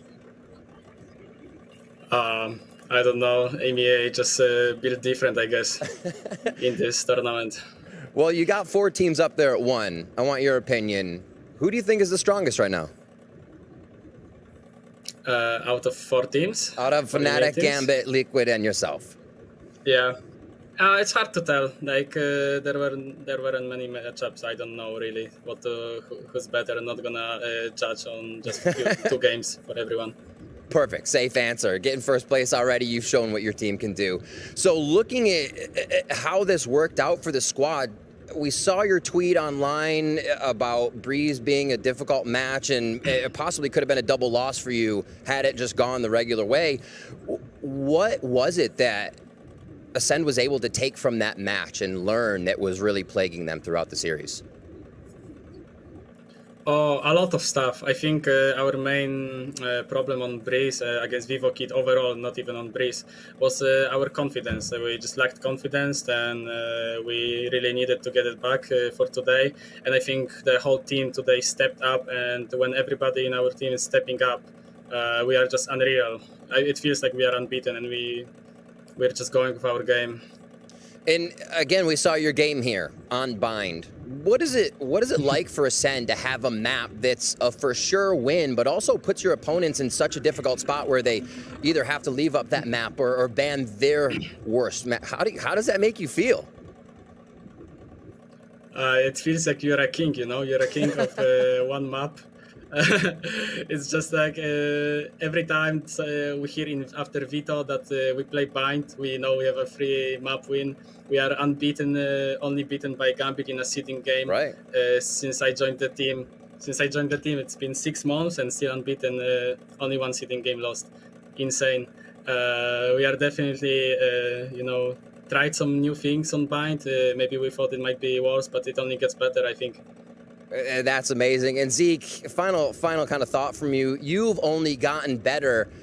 The Jets have been the talk of the tournament, the First Bloods, but you are actually right next to that list as a non-Jet player. What makes you so good at finding First Bloods? What's that play style? What is it about you that's so good? I think I have a really good mental side coming into matches. I try not to think about anything and always get into that zone. When you're in zone, you just only focus on the game and you're always just fragging. And this is what I'm always trying to do. Whenever people say I'm humble, I don't think like I'm super humble. I don't trash talk just because I want to focus on my game. I don't stand up on stage and all of that. I just do everything to always focus, to always play my best, and I'm really surprised that it works for me. Well, Zeke, thank you so much for joining me. Ascend looks incredibly happy, as you should be, heading on to the quarterfinals. Congratulations on the victory. Thank you very much. See you. All right, everybody, there is much more Valorant champions to go for today. Tournament lives on the line for VivoKid and X10 in their series coming up next.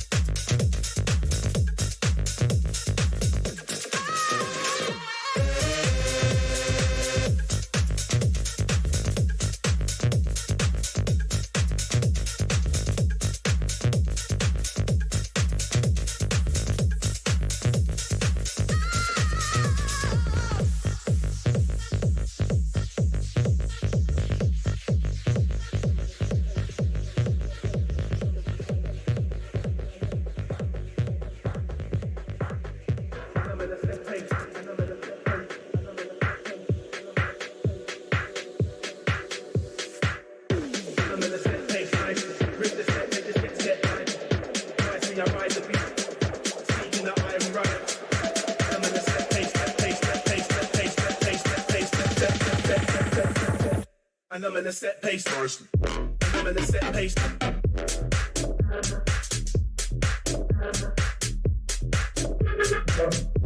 I'm in a set pace. And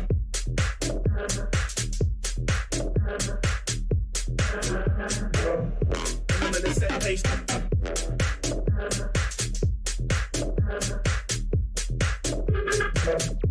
And I'm in a set pace.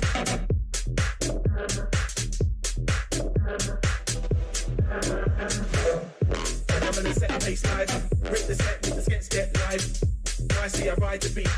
Speaking in Ivy. And I'm in a set pace live. Rip the set with the skets get live. Nicely I ride the beat. Speaking in Ivy. And I'm in a set pace live. Rip the set with the skets get live. Nicely I ride the beat. Speaking in Ivy. And I'm in a set pace live. Rip the set with the skets get live. Nicely I ride the beat. Speaking in Ivy.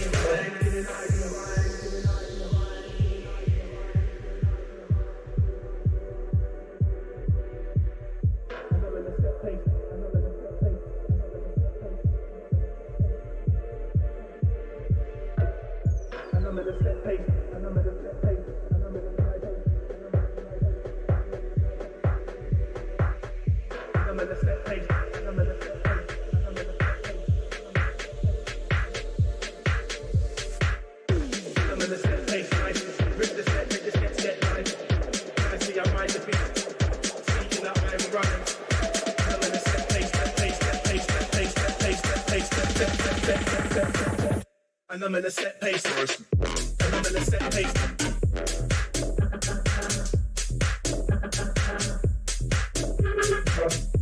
I'm in a set pace.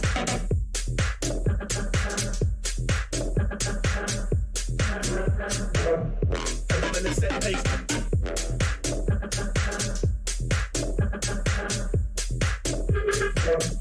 And I'm in a set pace.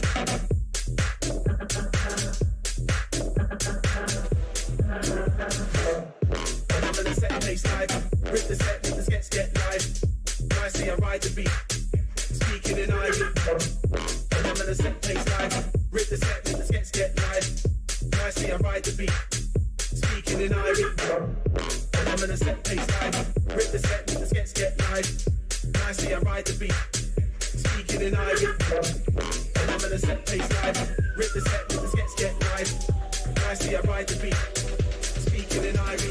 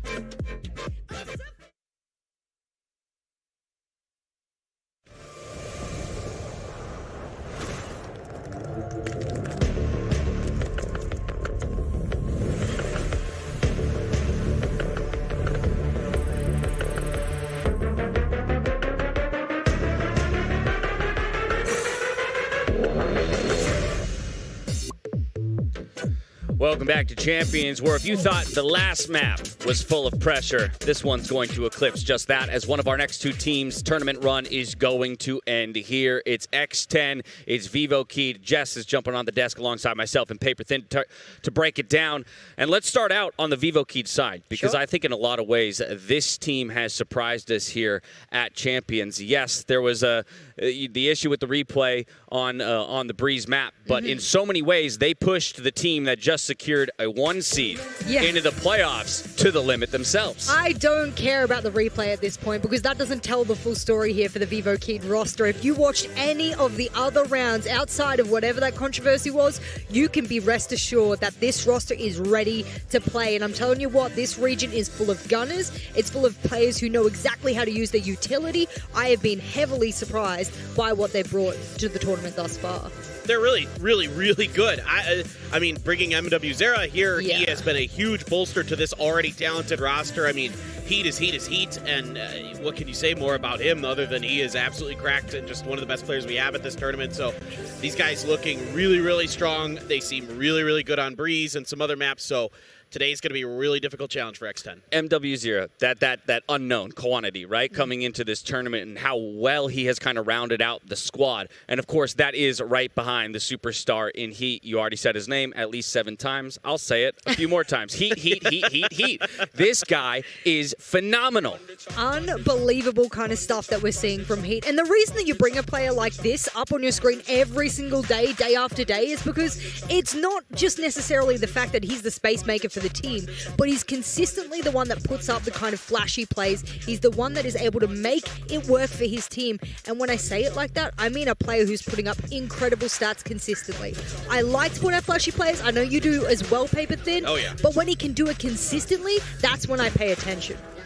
He was also on that top 5 for first blood percentages that we looked at the top of the day. So that's going to be an incredibly relevant statistic this time around in this matchup, I'm sure. But also on that stats graphic there, averaging over 20 kills per map. This guy is finding frags, be them first or somewhere in the mid to late rounds as well. And he doesn't need much help to do it. Not much of his KDA is coming from the assists. You saw he's only averaging less than 3 assists per map. So this is all him doing it. You can see, particularly at the Blade Storms, this guy is absolutely filthy, constantly getting multiple kills with those. When he gets those online, he might as well put that in his hand over just about anything else except maybe the operator. So while, of course, Vivo Keyed has been performing well so far at this tournament, they do find themselves in the lower bracket. Let's hear from Maurice about the Brazilian support that they're feeling from home. I'm Maurice. I play for Vivo Keyed, and I'm flex and captain of the team. I think with all the Brazilian support, with all that happened with Brazilian social media, it really brought up a fire in us, and we're gonna do our best to make Brazilian fans happy and win the tournament. You can expect a lot of passion. We're not here just to shout though. We're here toe-to-toe with the other teams, like any world teams. Salve, rapaziada. Eu tô muito agradecido por todo o apoio e a gente vai dar o nosso melhor e vai fazer isso pelo Brasil. Tamo junto. The Brazilian fan base across any esport has always been one of the loudest, most vocal, and biggest support systems that I have ever seen, and they're very much behind this Vivo Keyed squad. You heard him as well say that they believe they can go toe-to-toe with any team. I think they've already proven that, even in their loss, and we very much expect them to come out on top in this one. I mean, when there are odds favoring a team, I actually don't think I've sat on a desk where odds have favored a team more than this matchup here today. X10, they really have a mountain to climb going up against Vivo Keyed. What they showed against Ascend, what Ascend was able to do the day after, or even days after, has proven where Vivo Keyed now stands on the pecking order. Well, let's take a look at this X10 roster who's charged with taking down Vivo Keyed today. It's going to be a tall order, to say the least. And I think it's only natural that when you talk about this team, you look at the fact that they do kind of create some unique opportunities. There is creativity in the play. However, fully fleshed out strategies, that is, I think, something that's more individualistic than it is team-wide. Yeah, they play to kind of set up some of their star players, particularly Patty. A lot of the opening, that they set up for him, or get him on top of the box on Ascent, right? So he can updraft into the air before the round starts. You don't hear him doing it. He's got the Blade Storm. He's going to take you out of the air, or he's just going to ego peek you in mid. We saw him win against Ye with a Marshall when Ye had an operator. I mean, when he's on, Patty is absolutely filthy. And it's not even that. I mean, he'll pick up the operator whenever he can get it. Let's not pretend like the economy has been very good for their team thus far with the rounds that they have accumulated. So he's gotten a lower amount of operator opportunities thus far. So I think this stat that I'm about to say may be skewed as a result of the economy. But most of the time, his kills are coming from Phantoms. And he's been able to get a couple of really nice bursts long range with it, which has surprised me considering that, I mean, he's expected to be the one with the kind of snipes in hand. Right. Now, while overall, the every single person on the team in their matchup against Envy was negative in their kills to deaths, he was the only player who had a positive first kill to first death ratio +3. So again, as we talk about Heat being up there in the top 5, I would be willing to bet Patty Pen's not far behind. And if he can find a way to control him in this matchup, then maybe that's their way in. Yeah, I mean, I think it just needs to be a little bit of, can they capitalize more often after these first kills? They just kind of get them, and then they look a little lost mid to late round. It seems like they don't have great reads on their opponents. Sometimes they're relying on big-time multi-kills from Cruz or Fox to win a round post-plant. So they need to kind of get their stuff together, work together a little bit well, get some information a little bit quicker, rotate a little bit faster. You know, it's a lot to say about them. And I'm really not trying to be mean to them at all. There's a lot of individual talent. There is. But they need to put it all together. Absolutely. And I mean, look, okay, there hasn't been a lot of rounds for me to be able to collect a lot of sample data throughout this tournament thus far. So it's kind of unfair for me. It would be disingenuous of me to sit here and say, well, this team's got this KD, this team has this opening. I don't think they've had enough chance. This matchup will be able to give me enough sample data to work with as the rounds progress, get to halftime, and maybe I can give the audience a better indication as to where X10 stands now. Yeah, but even in that roll of highlights, right, you saw some of those little glimpses of individual creativity, those moments, you know, that they can create a man advantage. But then to your point, it's the follow-up. I think that's really what it comes down to. It's always about follow-up, and the mid-round is what starts to feel chaotic where, okay, we have an advantage, but did we really plan a contingency for what we do with that? Yeah. They have good set plays, right, at the beginning. They've clearly worked on some of these things to try to get early picks, try to set the tempo, give themselves that numbers advantage. But after that, the protocols aren't there to follow up. They're not able to chain their utility together. It's more of just kind of like, can I play off my own utility? Can I find frags that way? And that's not going to get it done in this tournament. Not at all. I would like to see some more fundamentals when it comes to utility from X10. And you said they like to get that early pick. That's all well and good. You can do a couple of cheesy plays, maybe flash pop here and there, get that opening kill. But into the latter parts of the round, how does your post-plant utility look? Can you get onto site to get the plant down to begin with? Do you have the utility to make that happen? I mean, for me, there's a lot of question marks when it comes to X10, and from what I've seen thus far, it's not enough to put, you know, a big number on the screen here for us. It's win and move on. It's lose and go home. Let's hear from Sushi Boys about prepping for this lower bracket run. สวัสดีครับผมซูชิบอยจากทีม X10 คิดครับก็เราจะพยายามให้เต็มที่ที่สุดและชนะในสายล่างพวกผมก็จะไปดูย้อนหลังของตัวเองแล้วก็พยายามเล่นให้เป็นตัวเองมากที่สุดในเวลาแข่งแล้วทำผลงานออกมาให้ดีที่สุดครับเท่าที่จะทำได้ทำให้จากวันนี้ผมมีความตั้งใจ 300% อาจจะลดเหลือแค่200แต่ก็ทำได้แน่นอนครับแต่เกมหน้าผมว่าผมจะตั้งสติและทำให้ดีที่สุดครับ Hey, confidence dropping from 300 to 200% ain't that bad in my book. But I think confidence is going to be a necessary element to their success here on the stage. And actually, the other thing that really speaks to me in that interview is the fact that he mentioned watching their own replays and focusing on their own gameplay. There wasn't so much focus on Vivo Keed and the opponents. It's more about shoring up those things that we've exactly talked about. Exactly. It's the protocols and the other things like that that need to come through first and foremost. That's the foundation, right, Jess, before they can really accomplish anything further. Yeah, I mean, you got to look at what your win conditions are thus far. What have we been winning off of? Is that enough? Where are our weaknesses in those win conditions? Is it post-plant wins? Is it eliminations before plant? If we're strong at that, how about we focus on maybe a post-plant situation? Is our utility lacking? What is our damage per map kind of thing going on in our assists here? Those are things you can look at tangibly as a player with your coaching staff and go, there's our weakness. Let's work on it today. All right, we've set the table. We're going to head to a quick break. When we come back, we'll talk maps, and then we'll start looking at agents. We'll catch you here for this elimination match in just a few minutes.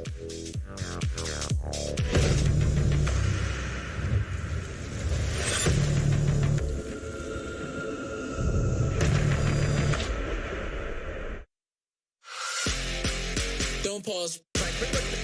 press play. Don't pause, press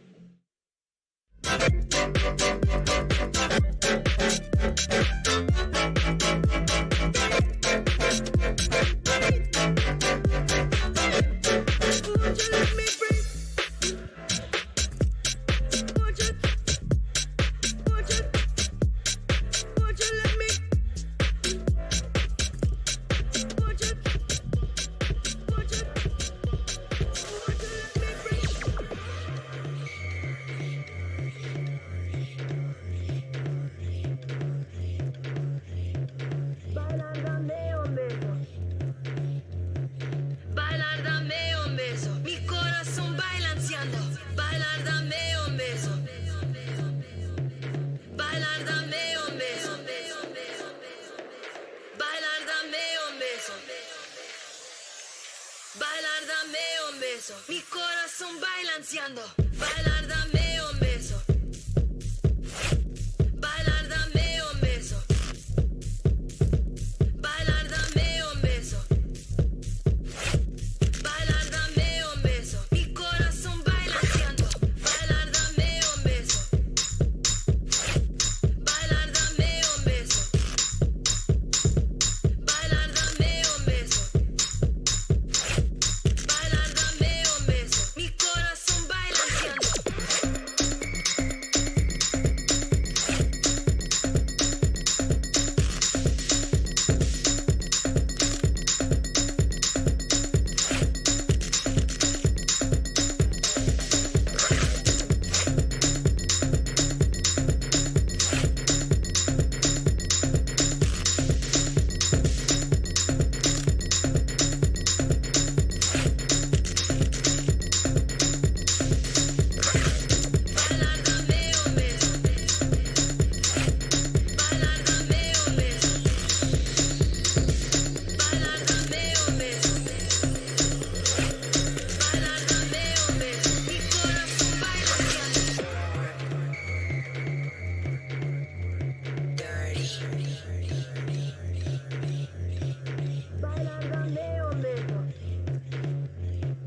Bailar, dame un beso. Mi corazón balanceando. Bailar, dame un beso. Bailar, dame un beso. Bailar, dame un beso. Bailar, dame un beso. Bailar, dame un beso. Bailar, dame un beso. Bailar, dame un beso. Mi corazón balanceando. Bailar, dame un beso. Bailar, dame un beso. Bailar, dame un beso. Bailar, dame un beso. Mi corazón balanceando.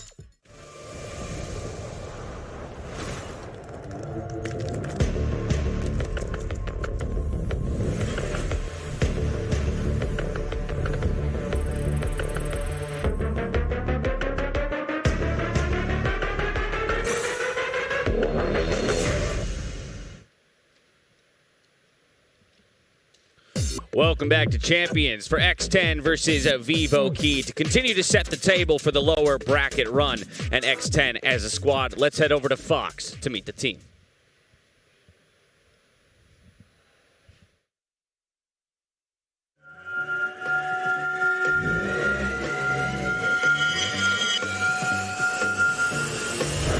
สวัสดีครับผมชื่ออิทธิฤทธิ์งามสะอาดชื่อในเกม Fox Z นะครับตอนนี้เล่นให้กับทีม X10 Kid ครับก็ในทีมมีด้วยกัน5คนนะครับผมก็เป็นอินเกมลีดเดอร์นะครับเป็นคนสั่งแผนเล่นตำแหน่งอินิเทเตอร์นะครับก็เป็นเหมือนคนหาข่าวครับส่วนคนต่อไปก็ครูนะครับชื่อว่าทีมก็เป็นตำแหน่งเฟลกครับก็เล่นซัพพอร์ตเพื่อนแล้วก็ต่อไปก็เป็นปฏิภาณครับก็เป็นดูลิสของทีมก็ตัวทำลายล้างครับแล้วก็เป็นสแกรี่เป็นตัวคอนโทรลเลอร์ของทีมครับก็คอยควบคุมแล้วก็ควบคุมกับสั่งการด้วยอีกทีมด้วยครับแล้วก็เป็นคนสุดท้ายเป็นซูชิบอยครับก็เซนติเนลครับก็คอยป้องกันหลังให้เพื่อนครับ ไปยังไงครับเคิร์ฟบอลเข้ามาแล้วจอห์นโอเซนยังเอาไปได้อีกหนึ่งนะแล้วปฏิบัติก็เป็นทีมที่อะไรกันก็เป็นทีมไวกิ้งครับจากประเทศบราซิลครับรู้สึกดีมากครับที่ได้ชนะ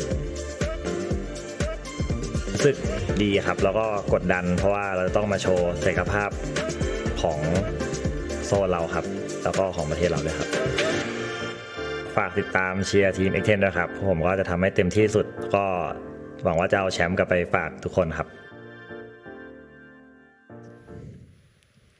Representing their country of Thailand and their region as a whole, you can definitely see that they are feeling the pressure to a degree to perform and show what their region is capable of. IGL himself, that's where I'm very curious to see what, if anything, he's identified as a weakness in Vivo Keed's play. Because, yes, they are the underdogs in this situation, but if they've reviewed the tape and they think they found something, that alone could be the opening as well. I mean, I was sitting in makeup earlier on and I had the X10 boys filing in one by one and they were all having so much fun. They were speaking about the hair. They were vibing together really well. It's that mentality that comes naturally to the APAC teams as a whole that I've known throughout my entire life. But not only that, is that if you come into a game of elimination, I don't want to see you sitting in the chair really scared out of your mind. They're there. They're obviously having a good time. Mentalities of a high. Now it's the fundamentals to look forward to. And if the IGL's done a bit of that, well, they're in good stead. Yeah, and Patty is just so much a part of that. I mean, we talked about it all the way back to Reykjavik, the fun at which he walks onto the stage, right? Just kind of the way he's able to change an atmosphere. And I, too, have experienced the makeup rooms where he comes busting through the doors and the energy of that room, and it changes as well. So you're going to hope that he can bring something like that out on the stage today. And at the same time, get it done in his featured matchup against Heat. We're going to keep putting the focus on the duelists for a very specific reason, because I do think it's going to have to start with this battle between these two if X10's going to find a way to upset Vivo Keed. Yeah, I mean, you can see here that Heat's got a much higher headshot percentage, and a lot of that is just those Blade Storm, clicking, those left clicks that he can land so nicely. But Patty, again, it's a lot of setting him up for plays, so him creating his own plays sometimes. He really, a lot of this team kind of goes with him. Although we did see some really nice stuff from Fox. Again, Fox and Cruz. Cruz especially on Ascent was really good on the KO. So, but for Patty, I mean, he's got to bring the fire for this team in game and out of game, right? He's got to be the one not leading the way in terms of like a typical leader, but just being the tip of the spear. And it looks like Patty might have a little bit of an edge when it comes to those first kills, that is those initial engagements to make the space. Yes, that's also where he performs best, is on the attacking side. So that's the expectation of his role if you're wondering. But the duelist side on attack, they're the space makers. They're the players you're looking for to make the space. Whereas Heat, especially out of his KD, it looks like he does a little bit better mid to late round. It's the same as what we said about CNED. Mid to late round is his bread and butter. So both of these players are similar, very similar in ACS, one away, but they play a little differently when it comes to the rounds. Yeah, if one of those guys starts finding the shots, hone in on their player cams. Take a look at how they, are both reacting with their teammates, but also across the stage. I feel like Heat sometimes gives off the most intimidating shouts across the stage, just with the pure energy that he can feel in those moments. But as we narrow in towards the series, I want to start talking maps. That's what I promised the viewers we would do. So where, again, do you want to see each of these teams go to find their best look? I mean, long-range maps for me is where I look for Vivo Keed. Breeze, Icebox, maybe even Bind. I know they don't like it, but, something like this, I think they have a pretty good shot. That's really give Heat the ability to do what he does best, and that's utilize his long-range abilities, just kind of shut people down where they just don't have any kind of recourse against you. Patty's pretty good at that, of course, as well, but I think, like you were saying, mid to late round, Heat really starts to take over. I know when we're looking at the statistics of both teams, we have to be conscious of the fact that this is region-specific. When I'm going back in their statistics and I'm saying, well, yeah, X10, they love Ascent. They also like Split, but that's in their region. And that might not fare very well against the international stage upon which we have. So yes, Ascent is technically X10's best map, but they obviously went up against their previous opponent, got smashed on it. So where does that really put their map pool at the moment? How does it fare on an international stage?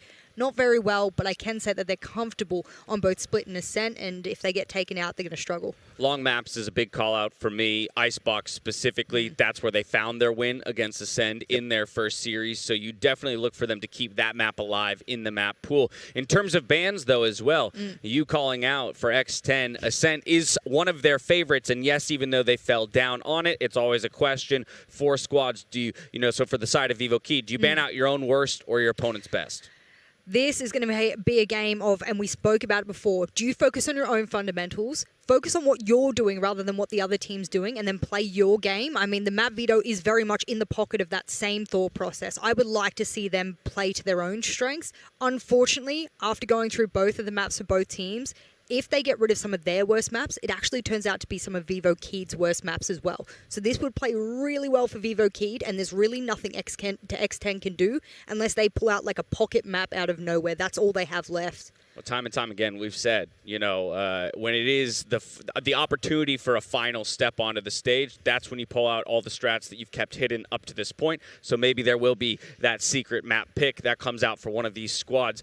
By the same token, I want to get you two on record with some predictions. I had a split desk on the first matchup of the day. I'm not as confident I'm going to get it this time around. Paper Thin, I'll start with you. Who takes it, Vivo Keed or X10? Yeah, I mean, it's Vivo Keed. I think you're going to see some really explosive, exciting stuff out of X10. You always do. There's these rounds that they string together that are just jaw-dropping. But X10, they just don't have the long-term strategies that you need to be successful. Yeah, I think Vivo Keed has proven to us that they themselves and their region have a lot to show. So I would be surprised if they drop even a map here today. So I'm going Vivo Keed. Okay, and maybe not even dropping a map. Vivo Keed is the prediction for both of these squads. We're going to go to one more break as we've set the table for the map vetoes. When we come back, we'll look to have those up on your screen. And then from there, it's all about getting ourselves into that server. We'll catch you here in just a bit.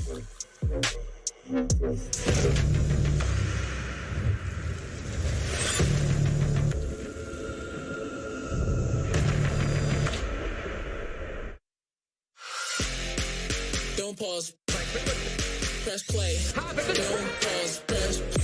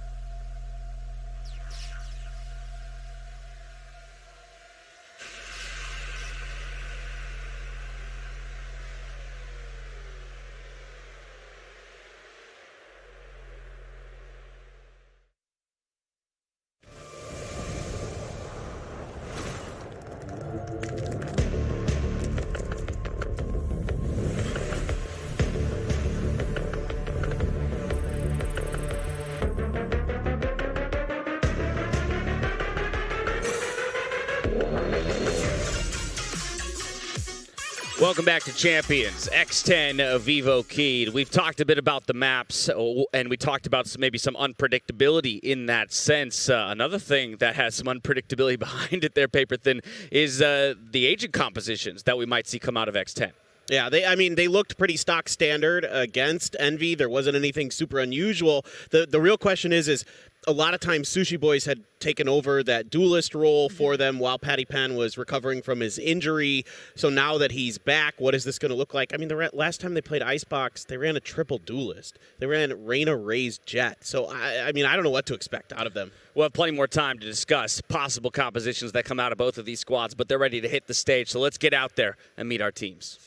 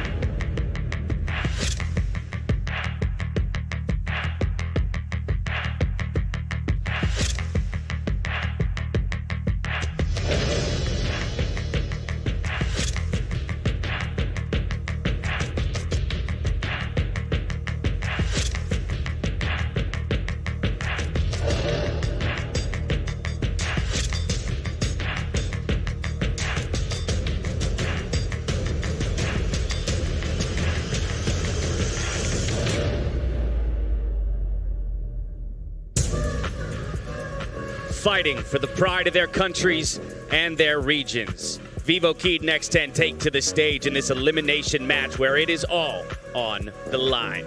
We talked about that unpredictability for X10. I want to continue that conversation here because I think it is going to be one of the few ways that they can find a way to throw Vivo Keyed off kilter. I mean, if you want to throw Vivo Keyed off kilter, I mean, the last couple of compositions we've even seen on Icebox, for example, they run a Yoru for it. I know no one runs Yoru anymore, but even to the point we know Cruz also takes KO. There's so many different agents we could see in the pool, and okay, is this... Where were the bands down the bottom? Okay, that makes sense. We were straight into map select. We've got Fracture and Split banned out, as well as Bind and Ascent. Actually, those were the first two. So Icebox will be the first map that we go to. There is so much noise on the stage behind me. I am living for this They energy. were fired up before the walkout. I could hear them in the back hallways. Yeah, I mean, I'm excited for this. My God, yes. And also those map bans, I sort of prefaced it a little bit before. I said some of the bad maps for X10 also just conversely happened to be bad for Vivo Keyed. And guess what? X10 had to play into that. They had to get rid of that bad maps. And Vivo Keyed goes, thank you very much. You've taken the bans we might have been able to take. And now we get freebies. And that's why we got Icebox. Yeah, it's an easy Ascent ban, right? Like, there's no way you're not banning Ascent against this team. And then from there, it's a big question mark. I don't think that X10 wants to play Fracture. I have severe doubts that they are ready for it, really.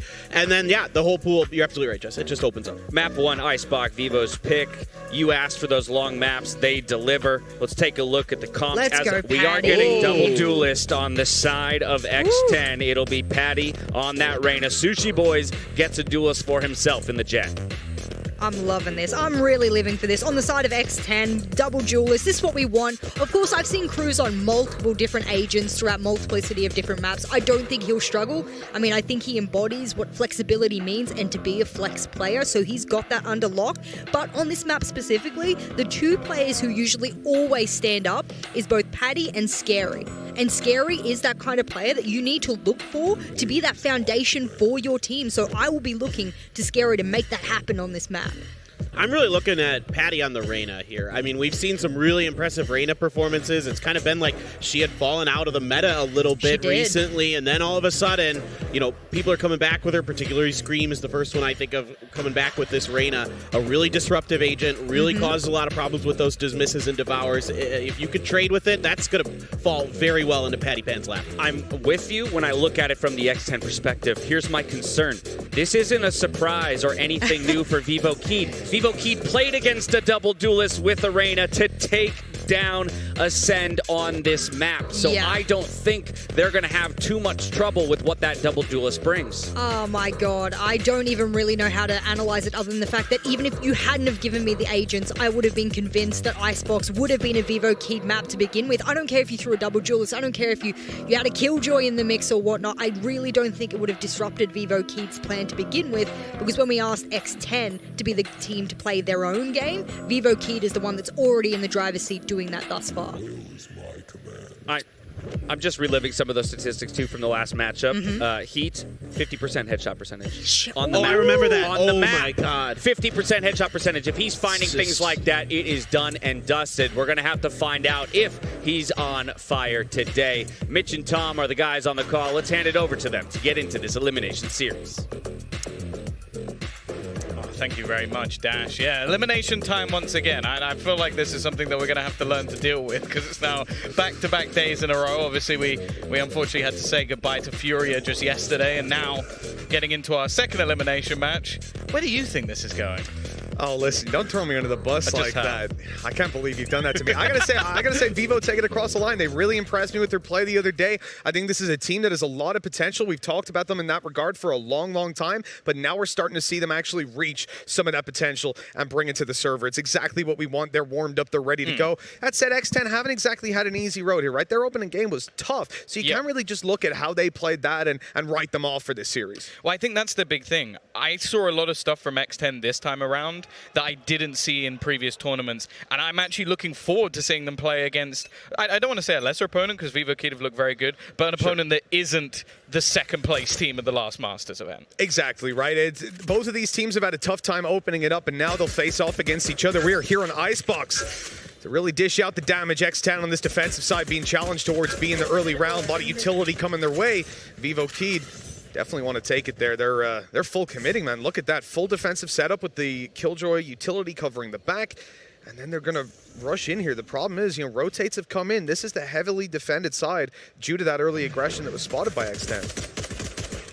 Already, Cross will come through from Heat, the man known for trying to take that extra little bit of space, and we will now see the almost counter, that retake wall being put into position from the defenders, just to try and make things that little bit more awkward, at least for the moment. The fact is, though, there isn't actually anybody looking on the flank. They are just consistently waiting for them to try and push into this side. That was a good reveal as well. It showed that there's two players there, meaning X10 are confident to still maintain this heavier stack onto the B side. 3 players looking to fight, and honestly, you're going to probably be content enough to spam through walls and look for a retake if you can find a kill or two on this crossover. Heat dishes a good bit of damage out.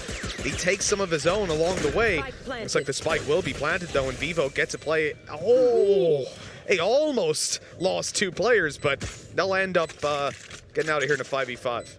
Yeah, Joe takes a nasty tag, but there's been a response on the other side. Both teams in somewhat an even scenario. The problem is, one of them has the spike down, and Muriz, we know how good he's been in these pistol rounds, already managing to pop the head of the first player. A little bit of damage coming back onto Joe, but they need to get a move on. They need to try and do some damage, and Sushi Boy just comes up big. It's left on to just one player, MW0, the clutch king, but he can't do anything to kick this one off. It's Foxes to get himself a triple to close the round, and X10, that was a decent retake. Yeah, that was fantastic. I mean, they get in there convincingly, and you gotta say, Foxes is definitely the player that led the charge on that one. A lightning fast round from them, and it started off well with that kill coming in from Yuri's, but the response was just way too quick from Sushi Boy, and obviously, Foxes closing it out.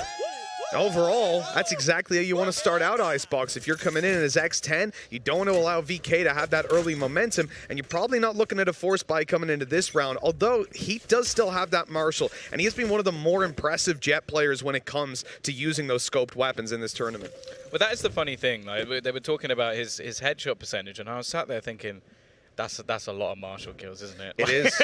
It really that's is. where that has to come from, because you think about this man, you do think more so about that operator play than anything else. So the fact that he's still getting headshots is actually just a little bit silly. But hey, we'll see if they can do anything with it in this round. Heat already tagged down, of course, his counterpart, normally in the form of Padded Pan, but maybe a slightly different beast from Sushi Boy. It's not someone that at least we think of with this team when it comes to that Jet play. Obviously, I know Paperthin said that he did sort of fill in that role when Padipan was away, but they've now moved over into this double duelist, and I'm excited to see the dynamic of it, because it does seem that he's the one picking up that scope weapon, at least for now, and Padipan maybe just going to be a little bit more disruptive.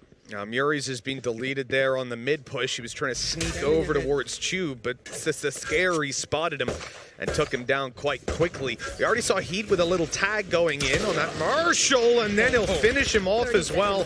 That's a very valuable kill in a round like this. One or two more, and this could be a spectacular round, even if they don't walk out with the win. But sadly, it's a little bit too easy to mow them down with these SMGs. Good kill by Heat still. If he could just get one more here, it'd be huge. And even the 2 kills, honestly, worthwhile. Yeah, he's going to make things a little bit more costly, and we'll probably see X10 not invest too much into the next round because it's going to be played as a bonus. So this is where we expect Vivo Key to really get off the mark. Now, this is a map we've already seen them perform well on within this tournament, where we know that they can take down the likes of teams like Ascend. So I also think just looking at this map pool in general, it is very much... I feel like a middle ground pool. Like, both teams are quite happy to play Icebox. I think both teams clearly quite happy to play Breeze. So, although I would favor Vivo Kid on both of those maps, the fact that both have come through makes me think that X10 are more than prepared for them. Yeah, absolutely. We'll see if that preparation's going to pay off as they move on forward. A rifle for Foxy Zed, the boy. I mean, he can do a bit of damage with that. They've got quite a bit of extra cash as well, so it makes sense to go for it now and try to at least win some of these duels. But it's actually the Marshall that opens things up with damage onto Heat. Low HP on Joe as well. You got to be real careful right now if you're Vivo Keyed. Yeah, in fact, they're not wanting to overextend at all, just falling back. There is a little bit of alert coming through from Muris. Now, he was someone who, again, like before this tournament, we didn't really see him play the likes of a Killjoy or anything even close to it. So the fact that he's now switched up a little bit, maybe the entry of MW0 has changed that, but he's actually picked up the Sova. So it seems like this is just a conscious decision by the team. Now, the rest of them have just gone barreling into the B side. And unfortunately, well, there is only one defender.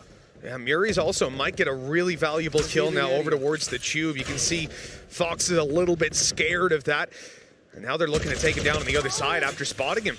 That's Crows taking the frag. This is now looking very bad for Vivo Keyed. Remember, Joe lost all of his shields in that early fight, almost went down. He's healed himself up, but he won't be getting away with anything here. Caught off by the flank. Heat, on quite low HP, will try to put up a fight, and they're doing a damn good job of it. 2 versus 3, down to just Vixen on the back of Yellow. He's being spotted. He's being overwhelmed, and X10 get away with a bonus round.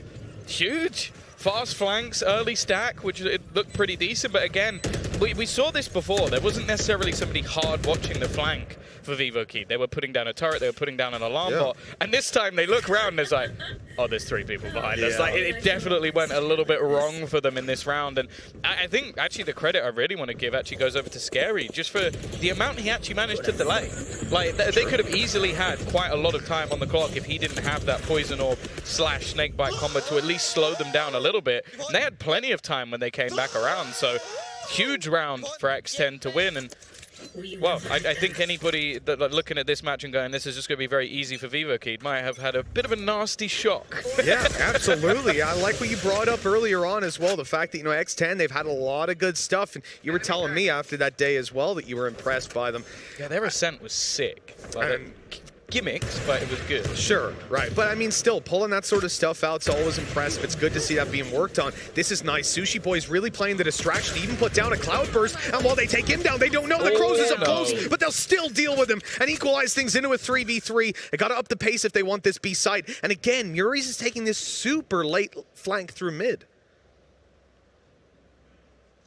Yeah, I think they're just waiting for him here. They've left the spike on the ground. We'll go back to retrieve it, but they're just hoping that he can maybe cut off some of the rotations. Now, bear in mind, they've managed to retrieve an operator here, and there's the timing kill. That's everything for them. That will open up this site completely. Scary now has to try and make a play, which he will. Takes down Killjoy and looks to push that a little bit further forward. There is now that flank coming in from Padipan. A rifle in hand, and this duel could end up being everything. Of course, if he managed to find it, can easily just dismiss out of position, and timing's not going to be good. MW0 caught jumping up onto the box. It's left onto Heat. I don't think there's anyone else you'd want in this scenario for Vivo Key. He unscopes, though! The timing's so unfortunate, and Scary is going to close out the round. Now, considering the investment, Mitch, not a bad round, but I think vivoKid would have wanted more. My favorite part about that as well was that we had Scary put down a snake bite for back yellow, which kind of stopped any sort of a peek towards that angle, allowed for them to set up and then strike out at the right moment, having a vague idea of where this guy would be. With 4-0 on the board, X10 are looking dominant starting things out. Even the rounds that they're contested on, there's still, it's not coming down to like last second plays or anything. It feels like they have their composure the entire time, and that's why we see a timeout called in here by vivoKid. They need to find a solution to that and put their opponents on the back foot. Yeah, I think it's always good, especially when you're on that attacking side. Just take the earlier pauses. Make sure you give yourself ample time to get yourself back into the half. As I said, I don't think there's anybody doubting vivoKid's ability at this point. I do, however, wonder how they felt going into this series, because I think the community, analysts, most people will consider them heavy favorites, as they should do, especially with how they've competed so far in this tournament. Now, if they thought the same thing, that's where I actually worry for them a little bit, because I don't think that X10 are just going to be a walkover. I think, as said, already in the early rounds, they've proven that, and even in the game versus Envy, even though the scoreline was 13-8, 13-7, there were moments where they forced Envy to adapt. Yeah. And I don't think that, especially, as said, the Masters Berlin finalists, if you're forcing them to adapt, then I have good feelings about how you're going to do it this tournament. They are in a horrible group. They're in a group full of very talented individuals, but I think they've already proven they can hang with everyone. So I think this might just be a moment for vivoKid to go, okay, we are the favorite here. We are the team that should be getting through. We want to try and get our revenge throughout this tournament. So let's make sure we don't let this one get out of control. Yeah, there's very few players that don't prefer to be the underdog in a matchup. Like, when you got a target on your back, it puts a whole different perspective, not just in how your opponents, because I think that's the thing that gets talked about the most. How do your opponents prepare if you're the favorites and treat you with respect, and then you treat them? It's not even that. It's about the viewers, the fans at home. They have their eyes on you. They are looking at you to do the damage, and all of a sudden, you go from, hey, I'm just fragging out, having a good game, to I'm supposed to be fragging out. I'm supposed to be having a good game, and it really gets inside your head. These guys are already down mid. Now, that utility is going to be caught. Remember, last time they got the flank, Muri's was dead on that mid play. Now they still have that Killjoy utility to at least give them the info. Yeah, they're also going to use the lockdown. Now, this will force a few players out of position. I say that. Oh, is he going to get it? He is! He times the dismiss perfectly with the lockdown. That was beautiful from Paddy Pat, but it's very quickly traded out with I was wondering how on earth he was going to get out of there, but he had a plan all along. This battle again is going to be so important, and Morris turns his back. Cruz has found an easy frag and put the man advantage back in the favor of this X10 side. Fox is already, he just walks through. There's nobody watching. They don't even spot him as he just kills their star player and leaves two standing. In fact, they're now going to bring Paddy back from the dead. Now, there is some after-plant utility, but they'll already get it halfway before anything else can be done, hoping to try and finish him off. But realistically, the Sons of Fury isn't going to get anything more. They can just get back on the defusal. They're going to need to go for these kills, and there's nothing that can be done at this point. MW is too far away. X10, 5-0. And that spike not quite planted where they were anticipating either. You saw the lineup was a little bit to the left, whether that was down to miscommunication. Obviously, you can see where the spike is, so I'd imagine it's more so the panic of having to throw out that utility last second. They were assuming that their back was going to be covered the whole time. Having the Killjoy alive of Muri's, him going down in a lot of these rounds has been a huge problem for vivoKid. Whether it was the flank that X10 successfully got up behind B, or right in that round, when he dies to that play, I don't really know how Crows managed to catch him off guard that much, but that means they don't have their alarm bot anymore. So now when you're lining up that Viper utility, you're trying to do it quickly because a guy can swing around the corner at any moment to take you down. So it's definitely not an ideal scenario. And with 5-0 on the board, this is where vivoKid need to step it up, need to get those results. And Sushi Boy already looking to make sure that's not a possibility. He's in a great position with that turret. Okay, I wasn't even looking at Crows pushing up on B. That's insane. Yeah, this is almost just looking disrespectful at this point from X10. They push through the poison orb, they push deep, they put down what looked like a fake wall to actually walk past it, and they're fighting so aggressively! They don't expect him to be here. He can kill off all the players, including the res! Foxes to just slam them into the ground, leaving just 2 players remaining. But one of them is MW0. He's already brought this one back. The spray is risky because there could be another player to peek, and Paddy has done just that. Caught him on the corner, leaves it onto just one, and Foxy 4 kills in the round. A beautiful setup from X10, but again, Vivo Keto being really aggressively pushed back. Yeah, that's the thing, man. Looking at that round right there, hell, it caught me off guard how aggressive they are, and I can see the mini-map. These guys are suffocating them, giving them literally no space. Even after those initial duels, they're not falling back. They're not playing scared. This is, in fact, X10 coming in. Maybe a little bit of that underdog mentality. Once they clock up these rounds, they go, screw it, boys. Let's bring the fight to them. Let's make sure they're on the back foot. And what a better time to do it than right after they've called an attack pause, they've got themselves structured up, they come into a buy round, they're like, all right, here's our moment, guys, and they barely get out of spawn. Oh. Like, they're so aggressive. You are not safe. No matter where you are on this map, the defenders can be up in your face, but so can the attackers. Already pulling it into a 4 versus 3, and Muriz is gonna get away with that. All right, okay. Okay, there was actually a couple. I think Vixen ends up getting that kill. Yep. That wasn't even Muriz who takes the fight.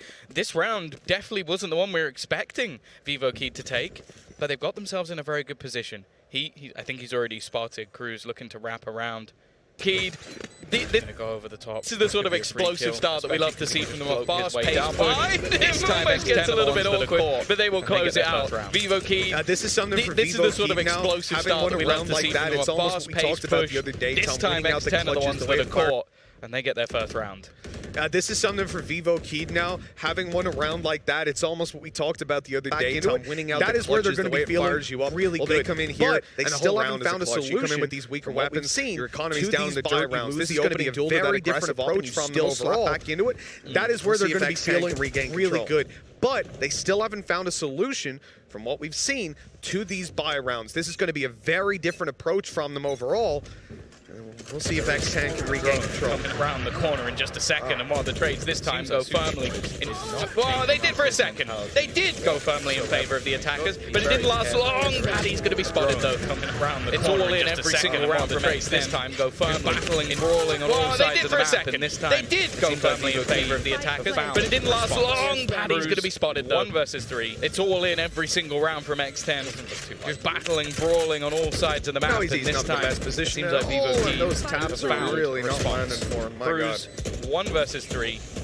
Shock darts coming his way and everything. This round is mostly just going to be a ride-off from this point forward. He's not in the best position at all. Cash after those taps are really not landing for him. Feeling a little bit confident once to get in the highlight reel. Shock darts coming this time around. That's going to be 2. Vivo Keed. Going to be a ride-off. And I got to say, at this point, I expect X10 to really tame themselves on that aggression. Feeling a little bit confident once to get in the highlight reel. Because sure, it worked. And then not this time around. That's going to be 2. Really caught Vivo Keed off guard. And I got to say, at this point, I expect X10 to really go the other way around on that aggression. I don't expect to see a lot more of it because sure, it worked. And then they went all in on it. And it really caught Vivo Keed off guard. Give them as many rounds as possible, right? We're starting to see things go the other way around in these aggressive peaks. That's 6 rounds on the defensive side. Then you keep pushing because they'll never expect it again. Yeah, just give them as many rounds as possible, right? Let them have like a 7-round lead and then just come back into it. That's the way to go. You already got 6 rounds on the defensive side. So what more could you need? Even just calm yourself a little bit. And again, I honestly wouldn't mind if they were continuing. Give yourselves, because I think there is a genuine point now where you've been dominating this half. Most teams in this scenario will go, okay, even just crazy aggressive a little bit. I honestly wouldn't mind if they were, comparatively to how it would work. I think there is a genuine point now, as you said. That's not something that Vivo keep most teams in this scenario. Well, you've now taken a pause. You've gone, okay, I think the last thing on Vivo Keed's mind would be that you keep doing exactly what you've been doing. Sure. At the same time, though, coming into this round, with Vivo Keed consistently experiencing aggression, I think it just has to be the case that you sit back and wait for it. You hold for aggression to come through in your defaults, because coming out of this pause, it's unpredictable what your opponents are going to do. So you've got to play the slow game and let them. I'm just seeing 4 people on A. Yeah. Don't know if they're going to tame that aggression just yet. I honestly, if you play 4A and you're playing passive, I think you're mad. And look at where they are. They're about to dash straight across the road. I love this team. I love it. I'm really enjoying this. It's going to be an explosive round, that's for sure. Vivo Keed, actually, I think they want to go up top with MW Zera. Are they going to do the thing where you wall underneath and you can jump up, or are they just going to run? Because we've seen that quite a few times where teams just use the wall to get themselves up and then go for the kills. Instead, no, they're just having a layered defense on A, maybe expecting the Vivo Kid are going to lean into this site, as a lot of teams will do. They've left Scary alone on B. I'm intrigued. Vivo Kid are doing exactly what I wanted to see from them, just holding that default. They're thinking, all right, X10 are definitely trying something different after that pause. You know this team. You know the situation they're in. You just got to wait and see what it is. And with that recon, they know there's a player pushed up on A. They'll suspect that there's some control being taken there. But I don't know if you'll quite expect there to be this many players around. Now, they have given up full control of mid. At the moment, you pretty much just have Scary as a sitting duck. They can come behind him in through tube. He's not really in the best of spots. No, and he's basically just put all of his utility down to allow him to escape. Now they're going to spot MW0, and they're actually just going to look to try and push him down, hunting him. 3 players pushing in on that flank, and Paddy's going to find the kill. Now with a weaker weapon, this gives them a chance at an upgrade, and now they can just look to play the retake. It was never really just an attempt to get aggressive. It was an attempt to pick someone off, and now go for a retake play. Yeah, Scary's even managed to pick up Joe, and that might well have been through a smoke. With the Sage down, she did manage to get her wall into play at the start. Those shots came damn close, and in the end, Muri's will be finished off. This is an incredible round from Scary. A man solo holding the B site. His back was open the entire round, and he made the right call. He spotted they were coming his way. His teammates called they were getting aggressive on A. They were taking that duel, and he fell all the way back. Still finding 2 kills for that. That's incredible. Yeah, that was a Prime Gaming Flawless coming through straight after the pause. So, yeah, I like the idea initially, as said, if it was going to be an all-out brawl if it came over onto that A site. And then on B, well, I don't know if you could rely on this every single time, but Scary, that was an incredible hold from him, finding 2 players, I believe, spraying through the Viper's pit, denying the plant, I think, twice. So the fact is they couldn't actually get the plant down and get into an after plant in the first place. So he just made it so desperately awkward for them. 7 rounds already for X10 on this defensive side, and you guessed it, they're still pushing. Of course they are, yeah. Muri's is ready for it this time, though. He'll catch the first, expects more to be coming around. Unfortunately, it's Sushi with the off to catch him off, a res to come in right afterwards. And I gotta say, last round, Vivo Kid, I had very little criticism of them. I think they got very unlucky with some of those shots hit by Scary through a smoke, blind firing. This time around, they're gonna go for that same B take, but change it up a little bit when it comes to plant spots. Maybe not. Looked like they were for a second. Yeah, they've still taken a long time to actually get this plant down. So they're not having any actual response in terms of getting into their after plant. So again, they had this disadvantage. Nice shot from Sushi Boys. And there's only 2 remaining. This has to be a clutch of astronomical expenses, and honestly, it's just not happening. Heat, 1 versus 3. They've already got the wall to hold him out. They're just sticking this diffuser. He needs to get in there now, and it just isn't enough time for him to do anything here. They're going to hold it all the way down. They've got an 8th on the board. I am loving this style of play for X10. They are boxing in Vivo Kid every single round, and they are winning a hell of a lot of these aim duels. Yeah, it's really gorgeous gameplay coming out of X10. I have to say, they're doing SEA proud right now. Whether it comes down to the decision-making like we already covered with Scary on that B side, it feels like he's a reliable defender. He's not even worried a minute into the round when mid is left completely open. Sure, it was being watched passively by Sushi Boy on the A side, but that only covers them walking into spawn. It means B side is completely exposed, and he still maintains his composure, holds those angles. He's going to be someone you're content to leave solo holding it. But this round, X10 don't solo hold B. They're going to double stack up here, maybe expecting early round aggression from Vivo Kid because they've got so much control there round on round, being able to walk onto the side essentially in plants. And what that means is there's no aggression coming through on A for what feels like the first time this game. The drone is at least going to spot a couple of players, but I don't think the plan is about to change. You heard Paddy pop the Empress, so a real chance for him to just take battles and opt to escape. They've got to be careful. His reaction's just about quick enough.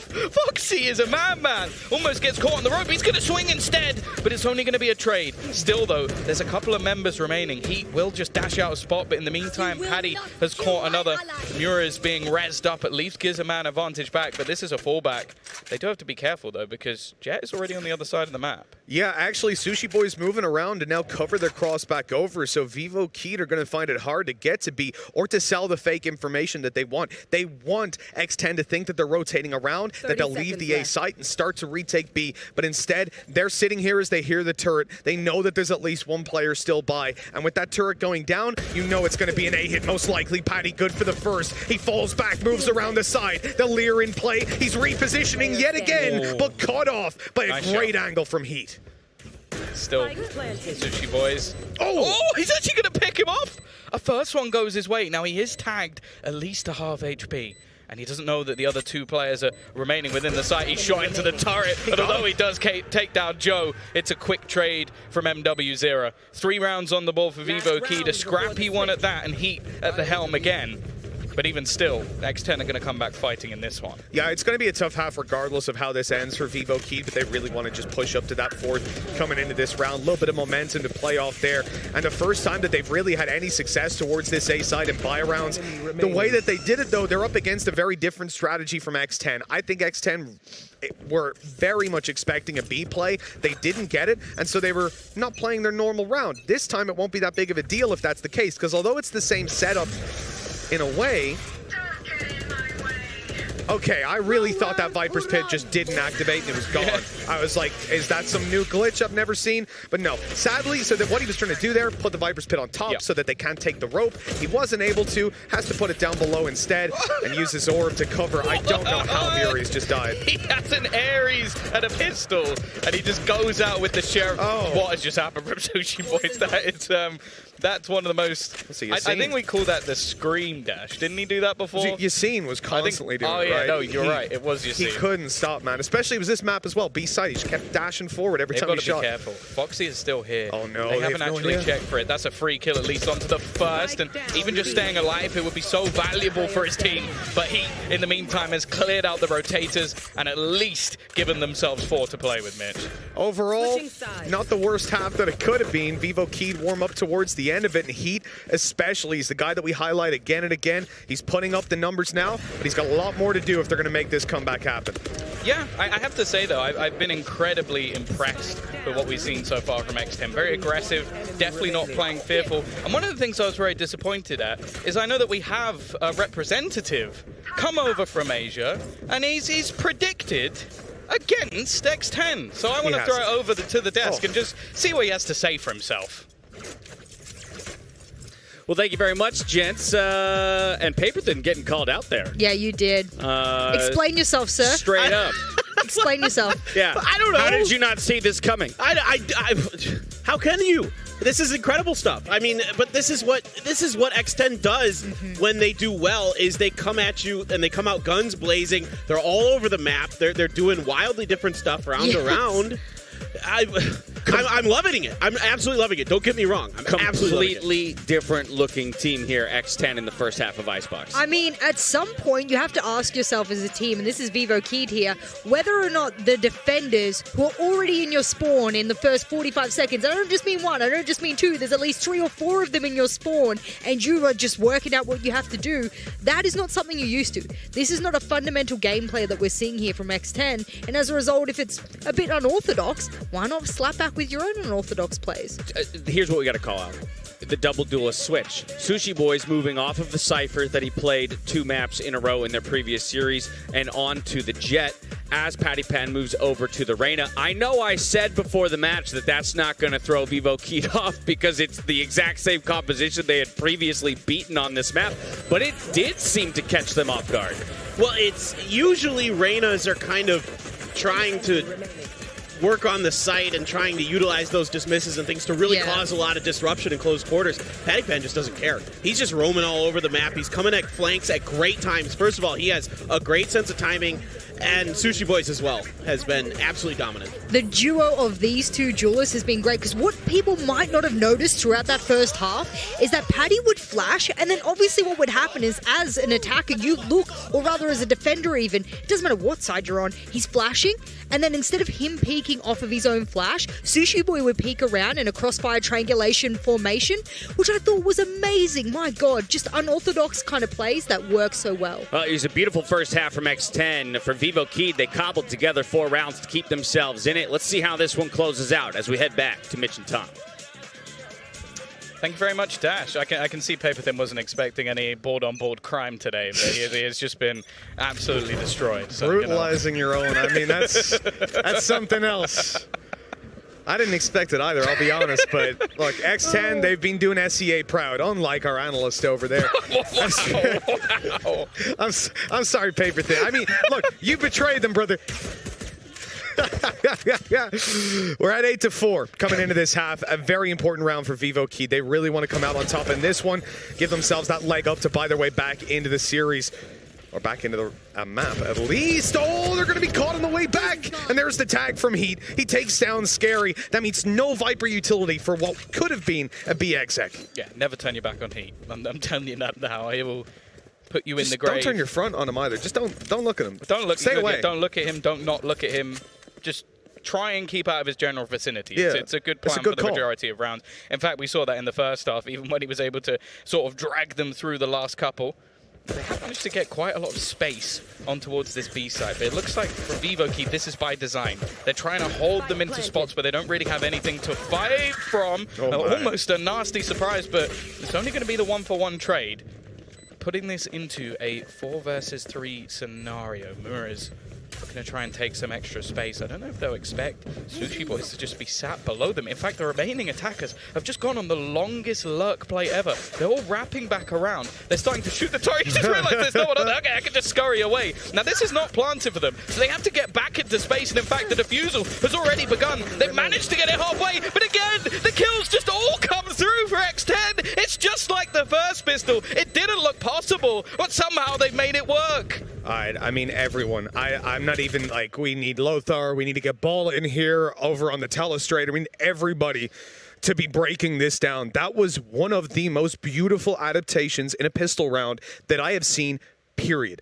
They lost their Viper. They still went B, took a lot of space, which you had to do because Vivo Keed had put down a retake wall, so they were ready for you to go back, play back yellow, and just suffocate you, block you out, make you run through a Viper wall, and destroy your round completely. Instead, they pushed one all the way up mid through the spawn, one late flanking through mid, and then if a player sat on site, and it was so important for Sushi Boy to stay alive, which is why he avoided the fight and just ran that clock down.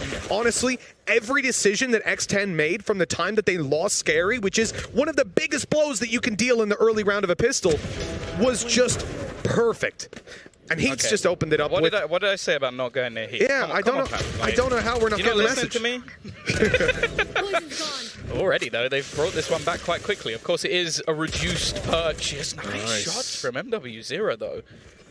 This is getting already a little bit costly. This one back quite quickly. Of course, it is a reduced purchase. Nice shots from MW0, though. This is getting a little bit costly already. Oh, it's awkward, but Scary gets the job done. They'll keep it with 3 players alive. It's not ideal, but it's enough. I'm still caught up by X10's pistol. Honestly, I want to go shake all of their hands after that one. But when it comes into this round right here, as you said, a little bit costly. Vivo Keed get those 2 kills. If it goes a little bit any further than that, it's a disaster of a round for X10. But again, when you look at the lead that they've got, they're up by so much right now. It's not necessarily going to feel fantastic for them. Still, we saw Vivo Keed make some incredible comebacks just the other day over on Breeze. We'll see if they can do it here on Icebox. Now down 10-4, but they are coming into their bye round. Yeah, this is where I almost want to see a dominant display from Vivo Keed. If I'm going to feel any confidence in them bringing this map back, it has to be. Now, the weaponry, it's actually not bad from X10. They've got a couple of rifles in there, one of them being a Bulldog and Vixen. It's a risky battle to attempt, and I think he's got caught a little bit on the wall as he went through. Okay, Sushi Boy's trying to go out of over the top, and he'll lose his head for it. Something we talked about at the start of this, 4 or 5 rounds in, was how confident X10 looked, and that duel from Sushi Boy just underlines it even more so. The late flank we just saw on our screens from Scary, they're trying to buy as much time as possible, and the slow combined with the shock dart leaves Patty very, very low indeed, but Scary is making his way up, and now the flank is completed. He's found the first. He'll come in for 3 by the time the round is over, and X10 push up to 11. A bonus round taken in incredible fashion.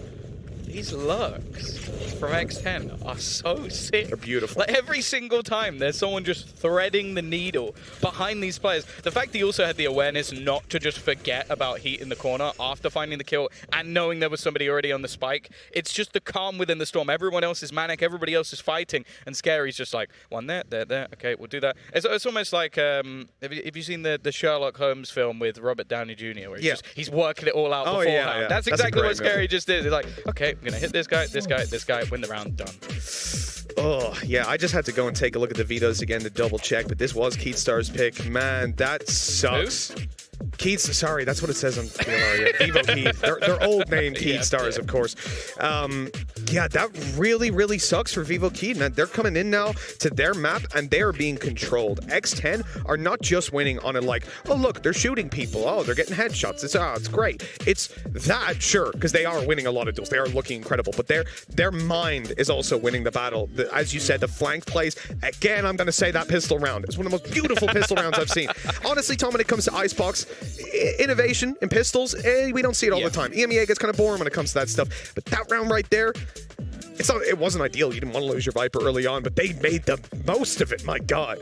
Yeah, I think that's one of the things that, again, I feel like in this tournament we've seen a lot better calling from a lot of the teams that in the past we were sort of questioning, where it's like the same we've seen from Joe at times, where just the mid-round situations where they're able to adapt just look much more solid than, say, last tournament or the tournament before. So the fact that X10 has said it's been a while since we've seen them, they are not the same team. It might be the same names on the sheet, but the fact that they've been, one of their players has literally been having a break for half of it, they've been playing random tournaments and just messing about, and then they come in and play like this. I'm almost a little bit mad at them that we didn't see them for so long, but hey, if you perform like this when you come back, I'm fine. That's the thing, and it's not about the scoreline, it's not about the individual skill. Mechanics are something that there are a bunch of tier 2, tier 3 teams that have got some god tier mechanics. The reality is what makes you different is being able to play clinical and clean Valorant, have those great mid-round calls and adaptations, and from what we're seeing of X10, it's world class what they're bringing to the table. Scary has gone down again though in that early round, as Joe was at least able to find it, but Patapan is not looking to let them have that advantage for all too long. Yeah, they've just put him in as like a solo A take at the moment. Like, most of the time you call that a lurk, but I'm not calling it a lurk because he's actually just trying to fight them. Yeah. Like, he's not waiting to sneak in behind. He's not looking to catch them off guard. He's just going, I'm here and I'm looking to try and fight you. And they've just baited the res, completely killing off one. But this man with a Blade Storm, we talked about his headshot percentage. He definitely got one of them. Unfortunately, received another in return. No real problems, at least in this round. And actually, I'm surprised they even invest the Viper's bit into this one, wanting to make sure they could secure their 12th, but to be honest, it looked like they had it already. Yeah, it definitely did. At this stage, I guess it is just confirming the round. They've not got any ultimates coming online later, so it's aggressive, let's say. But they want to make sure there's no chance for Vivo Keat to get that insane comeback, the big clutch, and fire themselves up. They want to make sure they feel shut out, and I think they're doing a damn good job of it so far. Muri's doesn't stand a chance. No, Fox taking them down. Foxies to put it 12-4. X10 really blowing our socks off here when it comes to every aspect of the game. You know, one of the interesting things, the kind of spearheaded style, at least in the EMEA by Element back in the day, of your Reyna on A site, sort of solo holding and pushing down. And what did we see? 90% or more of the rounds from X10. They had 3 players at least on A. They were pushing up. They were getting aggressive. We saw B and mid pushes on full buys. Like, these guys are crazy, but in the best possible way. Yeah, it's like they're trying to play almost out of the box. And I think it's evident from the side of Vivo Keat that they're just not very good at like working out what's currently happening on the other side. So, nice shot from Sushi Boys again. Now they're going to get the res almost instantly. He's hunting for this. The headshot actually not connected. So he will be allowed to escape, at least for the moment. And again, he's the one factor that really has still been popped in. It's so aggressive. Well, I mean, you call that so aggressive. We did just watch the whole half from X10, but it hasn't worked out for him any of these times. And exactly, that's the thing, right? And with Patty taking that kill, he's healed back up. He's ready to fight. Heat is holding the cross. Good opening shot, and he'll even get away. Well, maybe not with the second. Vixen does help. But it is, at the end of the day, the advantage well and truly in their favor, leaving Patapan to try and recover the 1v4. He's hearing a lot of steps around him, but I don't think he's long for this world. He'll at least get the first, but the spike can now be defused. And with Patty dead, even more so. A 5th found for Vivo Keat at long last, but as we said, it's a long, long road before they get to even an overtime. Yeah, I do feel like a lot of what we're seeing at the moment is just like Heat being able to drag them through a few. Like, look at the scoreboard, Mitch. Yeah, no, it's insane. That's actually ludicrous. The first player on your team with 22 kills and the second with 9. Like, normally I don't like to just point out stats because I think that many times they don't tell the story of the game. Sure. But on their side, it really does tell the story of the game. 100%, yeah. It's difficult in a game like this as well, where a lot of it, like, it feels like X10 are winning the strategic game. They've got a very, very good set plan when it comes to every round. Their adaptations are on point. They're reading the info of what Vivokeed are doing. On top of that, you know, that's the tactical aspect Vivokeed need to improve on, but then it comes to the duels, and Heat's been on fire. He has just missed the opening shot here, and other than him, we haven't really had a hero to step up, but this time around, Joe's going to pick up a double. That mid flank completely destroyed. Yeah, they managed to catch off at least a couple of the players. They've got to be careful here. He went up above at least for a second, but they haven't cleared this properly. They've given that extra space to Heat to just shine, and he's just looking to survive, but he gets taken down. And Sushi Boys actually pops the Blade Storm. He believes he can clutch this out. I think Vivokeed not going to allow this to go much further. 6 on the board, halfway there, but still a very long road for the Brazilians. I like watching those little moments from Heat, you know. It's very easy to look at someone holding an angle with an AWP and getting a kill. You kind of understand why he gets it, right? Oh, look, he hit the shot, good reactions. But it's the decision-making when that sort of stuff gets challenged that I love. And right there, off-screen, you're seeing him. He takes the shot with the AWP only when he's close enough that he can fade into his opponent's cloud burst and then come out the other side. Sure, he doesn't end up winning it, but he did get a second shot off. He gave himself more opportunities. That's always fun to watch those sort of micro plays. Oh, there is still a purchase.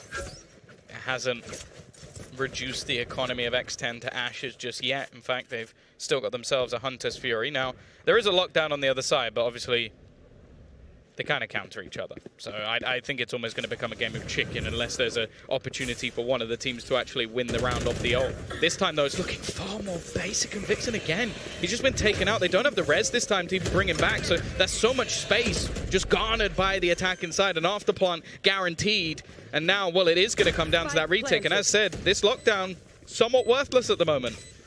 Yeah, they're going to put it down anyways, see what it can do, but all it's going to do is get that Hunter's Fury activated and firing in. And look for another tag onto one of these players as well as they come on through. I think it's founded, actually. Joe down to 70 health and no shields to play with anymore. He's going to heal himself up, so that's that burned up. In fact, I think MW Zera might have even gotten hit as well, and they haven't spotted the Crows towards the backside. A nice double kill to open things up for X10, and even with that wall going up, there are plenty of players to deal with it. Joe falls, so does Heat, and so do Vivokeed. 13-6. X10 have done a phenomenal job on their opponent's map pick.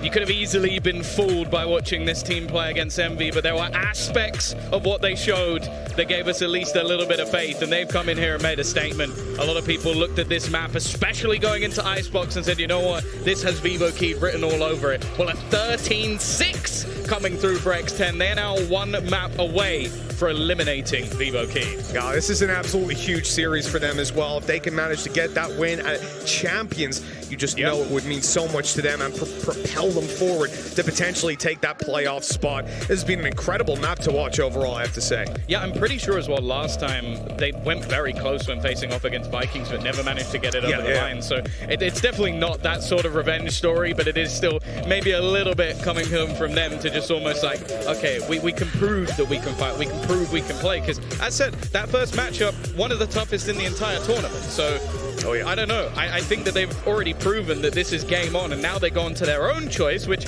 I still think is going to be a close map. Sure. Maybe not if it's anything like this, but we now need to see a response, and that's the big thing from Vivokeed. We need to see them build themselves back into this series. I would be very surprised if coming into the next map we saw the same kind of performance from Vivokeed. The reality is they've got so many players there who under-delivered on levels that I did not expect individually. Like, it was not just down to mechanics. Let that be very, very clear. But coming into the next map, I think these guys are going to reset. They're going to look a lot better, and it won't be nearly as dominant. But X10 definitely impressed me here, and they may well be the better team. Was he flying across the rope? Yeah. He was spraying away, flying on the rope. I didn't quite notice that, but they've definitely done things in style here, Mitch. You know, I've definitely enjoyed the way that this one has gone. So the question is, do you believe it's a 2-0? I think so. After that performance, X10 moving on to their map pick. I love that aggression. I love the pistol round. Convinced me there was so much there that I like to see. So I'm going to say it will be a 2-0 to X10. Okay, there you go. He's completely disagreed with what the Death said earlier. So we'll head off to a break and see if they've got any counterpoints for Mr. Mitchman.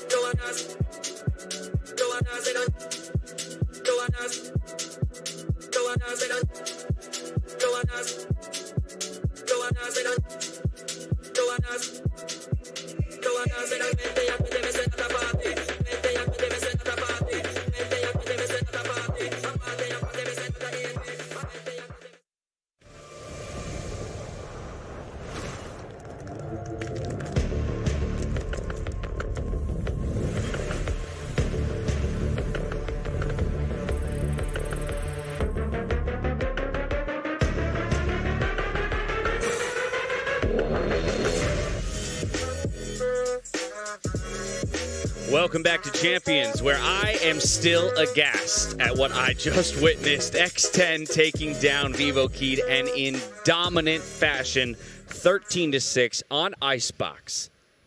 Okay, I know I did this yesterday. I know we keep doing this. Don't bring it back. I know where you're going. I mean, it was so disgusting eating it yesterday, but then again today, now I have to eat this. And I'm sick of it. If I have to keep doing this on a daily basis, I'm just like, you know what? Production said I can it's get rid of it. It's a high amount of fiber in your diet, I guess, at that point. There you go. But what I will say is, wow. If you don't say wow after looking at that map and the ability of the lurks, the flanks, the multiplicity of plays that X10 had up their sleeves, then you didn't watch the same game I just watched. I mean, yeah, it was really good stuff all around. Like you were mentioning, a lot of Leers to cover for Sushi Boys. But just in general, this team is nuts mechanically. I've never doubted the mechanics of this team. That has never been an issue for me when I think about how this team is going to perform at a global level. And I just want to say, Tom and Mitch, you can go ahead and pound sand. What is that saying? I come from the other side of the world. Think about how pointless it is to pound sand, right? Yeah. It's completely worthless. No. Look. First of all, they're kicking a man while he's down, okay? The APAC region hasn't been doing so well during this tournament. Sure. And I am very sad. I don't want to talk about how things were going for me in my hotel room when I was watching the Vision Strikers match.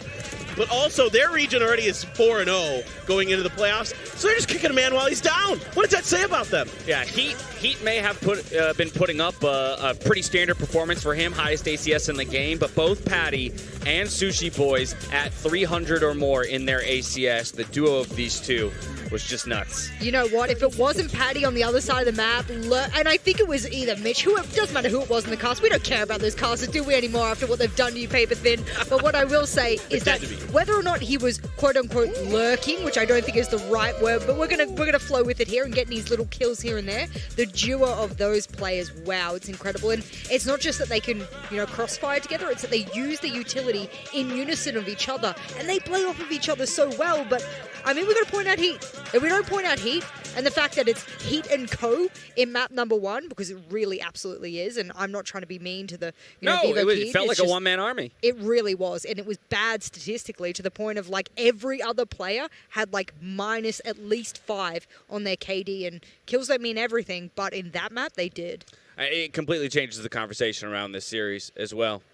In terms of the way that, we had talked about Vivo Keed being the expected victor. That's their map. They drop it. Yeah. Now we go to Haven. X10 is feeling themselves. Man, the celebrations after that, that is the personality that we want to see. And now it's not just Patty Pan who's out there showing us that personality. Yeah, Patty's actually pretty reserved. I actually wrote this down in my notes that right now he seems calm, cool, and collected. I mean, he looks like he's focused. He wants to win this match. He wants to go, he doesn't want to go down without a huge fight, and they're putting it up. And it was pretty funny when they knifed that turret. When Sushi Boys knifed the turret, they were actually all just laughing. Like, none of them, are rattled by anything that goes wrong. Every round that they had a bad one or two, they bounced right back. Everything seems to be flowing in their favor. This was that featured matchup that we threw out to everybody at home. And again, while Heat was performing, Patty was as well. Still insane headshot percentage I'm over glad there. you pointed that out. 40.8 is just nuts. The man is great with it, but unfortunately, when you are the one that is dragging like a pack mule all the rest of your team up the mountain, at some point you're going to get tired. And at what point does he turn around and say, well, we've got to change things up? And that may very well come from the leader himself in Heat. He's going to have to turn around and say, I'm leading it from the front, but I turn around and it's just me there all of a sudden. Does he back it on up? Does he play a little bit more passive to be there in the mid to late round for his team? I don't know what the answer is, but whatever the answer is, they've got to come up with it very, very quickly. Very quickly indeed, as we take a look at the Aim Lab pre-match shoot-around. Patty Pan in the firing range, got those knives out, which I find a little interesting. That might say something. Yeah, well, I mean, that's more what you would expect from X10, right? But Sushi Boys, wow, just wow on the jet. I don't know if you want to pull them off. I mean, it is Haven. It's a totally different map, and so we do have to consider, how that might change their approach compositionally. But it's intriguing to me that he's out there practicing with the knives right now. I mean, the only mistake I saw from him was getting way too far forward with the op very early on. He got punished for it because he put himself in, like Jess was saying, in like 3 different angles. Round 8 was, and that was round 8, mind you, and by that point they had a pretty good lead, so I'll give it to him that if he makes that kind of deep, aggro kind of ego peak, he only made it once, so that's all right. Throwing up the peace sign. Gotta love it, gotta love it. Let's talk about the answer for Vivo Keed. We've already mentioned you just need to have more people stepping up around Heat, but compositionally as well. How do you enable the rest of the squad a little bit more to capitalize on those kills that he's finding? Because again, he's still matched Patty Pan kill for kill. I mean, you got to make sure you have people like Maurice and MW0 right there with Heat, right behind him or right in front of him to enable him, because that was a big part of what I was seeing with their success with Ascend, right? It wasn't just him. It was one of those 2 other guys that were always there to help enable him to be successful. Yeah, and I mean, on this map specifically that we're going into of Haven, a lot of that stems on the back of Muritz. And I know we've spoken about him in previous series, and maybe not on Icebox, that's not the map necessarily you really want to throw on his shoulders, but this map, yes. On Haven, I need to see him step up. He's been the one defensively that has been the cornerstone for their team, and whilst, okay, maybe you had a bad first map, where does the mentality sit now for Vivo Keed for a series that you and I sat here confidently saying should be a 2-0 for them? So, I mean, they themselves would have known that. They would have known that they are the clear favourites, and now, well, I'm just saying the bookies are changing the numbers. I mean, it's a completely different book at this point. Yeah. We threw out the old one. We've got the new one on order. Hopefully it arrives soon. I tell you this much, I do like the cheers and the chants that I've heard on the stage behind us, though, because I do think that's important for the Brazilian squad to kind of shake off that loss. It is uncharacteristic, and it definitely wasn't expected, and I'm sure they're feeling all those same things. So how can they get the full mental reset to come into this map, too, and actually start out on the right foot? it just takes good leadership. I mean, that's really what good mental resets come down to, is whoever your leader is, they know the right things to say at the right time, to know when to reel you in, when to allow you to kind of go off the chain a little bit, those kind of things. So it's going to come down to the leadership here for Vivo. I'm looking at Joe then, right? Yeah. Do you remember him on Breeze? And I just sat here talking his name up after the decision-making skills of Joe on Breeze specifically. I know full well that, okay, should we get to that third map, he's going to be able to make those decisions. But the rotate calls from Joe, the ability for him to lurk through mid. I know this is a different map, but this is a map where he himself can step up and go, the decisions we've made thus far against X10 have not been good. I'm the leader. I've got to step up and essentially try and lead from the front. And I'm not talking kill department here. I'm talking get loud, get rowdy. I should be able to hear you from the desk, and I should know exactly what the game plan is, even if I don't even speak Portuguese. A very different map, and I do not speak Portuguese, so I won't know what they're saying, but we can get it from the intonation. We're going to Haven for map number 2. This was X10's pick. It's a very different map because it is so much bigger, but also in some senses lacks, aside from obviously C long, some of those deep shots that you might look for that you could find on Icebox. So with 3 sites to attack, 3 sites to defend, I think that's where you definitely look for more strategy and team play.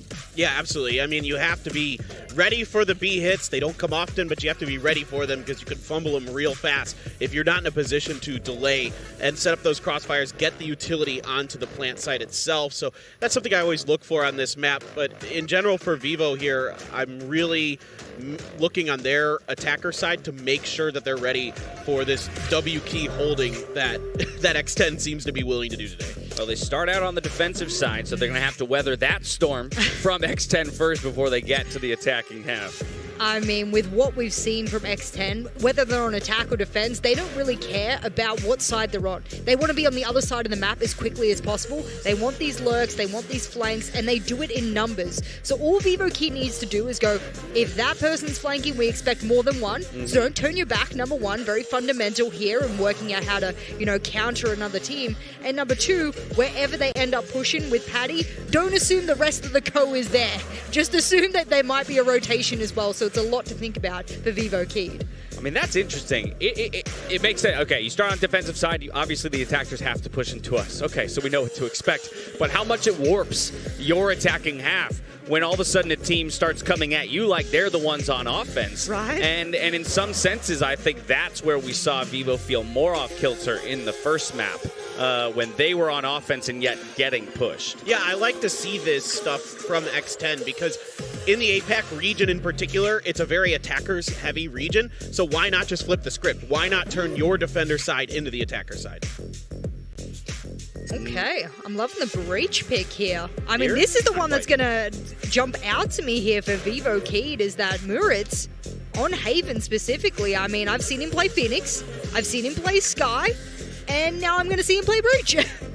Very interesting. It does match Breach for Breach, and the major difference here being a Sova for MW0, and then, of course, Foxy on that Sky. So lots of flashing utility here for the side of X10. Again, to me, when we talk about go quick, and you've got that many ways to get onto the site and open up that space for Patty, who, by the way, is on that jet after watching him warm up with the knives. Yeah, for me, Foxy is going to be a real big key to this. Switching off of the Sova, which he had a very good icebox with, over to this. The flashes become oh so important on both sides of the coin, and also getting the information with those Trailblazers. I mean, Sushi Boys, right? Then jumping over to the Sentinel in KJ, wondering how he'll approach this map because the aggression and the shots that he was finding, of course, on the jet in that last map, can he get the same kind of work done? Does he even need to get the same kind of work done here on Haven with a Killjoy? I have seen Sushi play KO, Astra, Jet, Killjoy. I mean, the man doesn't really care what agent he's on this map as long as he can do whatever is necessary with that agent. So for me, I'm not too worried about him on any of the agents particularly, But what I will say is that this kind of flexibility of the team of X10, now that they've quietened down how many agents they throw around, clearly they've worked out which role and which agents per map work for each players. I want to see that kick in a little bit stronger for them. I don't want them to keep, and I don't think it's cheesy plays by any means, but I don't want to see them repeating this 4 or 3-man kind of flank on their defensive side or even on attacking side consistently, and then get read by Vivo Kid after they know that the jig is up. Yeah, you're hitting exactly my point. I'm a little worried about Sushi here with how successful that last map was, how much confidence he probably has, and as the Sentinel, usually early round you're pretty defensive. You're trying to feel the other team out, trying to get a sense of which side they really want to hit, because usually it's C or A. More often these days A than not. But eventually, because the Killjoy, you're usually on C, you want to start lurking. You want to start getting deep into that enemy territory if you're allowed to do it. And I'm a little worried that he, like what Jess is saying here, that he might start too soon and it might get read by Vivo Key. It is very much a composition of comfort, just kind of taking a look, because we had talked about how difficult it is to pin down this X10 team just because of some of the funkiness that they've come to the table with in recent months. But I see 7 plays in somewhat recent history with this exact agent composition, so a return to comfort in a sense for X10 here on Haven. They're in the driver's seat, and that alone is something that I just did not expect to be uttering at any point during this matchup, and it makes me wonder how Vivo is going to deal with that pressure, the pressure of there's one map, and if you drop it right here, you're done. You go home. We have no recent history where we've seen X10 in the driver's seat. We don't know what that looks like. Do they like to just fly down the highway at a 300 kilometers per hour? We don't know if that's their forte. Are they swerving around? How does this look for them when they've got momentum behind them? What I will say is that momentum is a scary, scary thing to have behind you. It will lift you very, very quickly. And for Vivo Kid, the mentality is the thing I'm worried about here. That will actually stunt their mentality and their momentum going forward. So on opposite ends of the spectrum, we have danger zones here, and most of it is mental. Yeah, I mean, when you've got, like I think Sean said the other day, you've got lead boots on and you're just driving that car, you're just going full force. But what happens when you run into that lake and you got lead shoes on? You're not getting out of it. So you got to be real careful here. If you are X10, I don't want to see them necessarily 100% dial back the aggression, but take it a little bit easy at the beginning and kind of wait for it. All right, there you have it. Some thoughts from us ahead of this all-important second map. It's Haven, and we've got Mitch and Tom on the call. Thank you very much to the desk. Now, I'm going to introduce you, throw it off to you straight away, but I've got a stat for you that I think a lot of Brazilian fans are not going to like. Oh, no. Last time Vivo Key played this map, they got eliminated at Masters.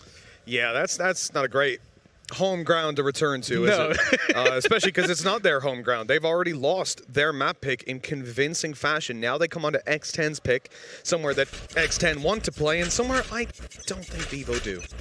Yeah, that's the worry. Like, obviously, we haven't seen them in such a long time. We've now got Muriz switching up to another agent. He's looking like a jack of all trades. And while they were talking about aggression, it's actually come out from the side of Vivo Key straight into the pistol round, just pushing their way through Garage. They got off to a great start, but Foxy's come back with 2. That was a shot through the door as well with the Ghost. Yeah, you could not predict him to be the one walking away with those kills, especially when you had that skirmish from Sushi. You're chasing down a player on long, catching him off, have a suspicion that the rotates have come through. But it looks like they're going to go for the B side instead. I thought this was going to be a wraparound through the spawn to A. In fact, it is not at all. They're just looking to duel on this one. Vixen left on 40 HP by the time that X10 run to the other site. And, well, he is going to have a lot of angles to cover when he comes back to retake. Spike planted. Yeah, he's so low on HP, and this crossfire in towards the spawn is actually gross. Like, they already...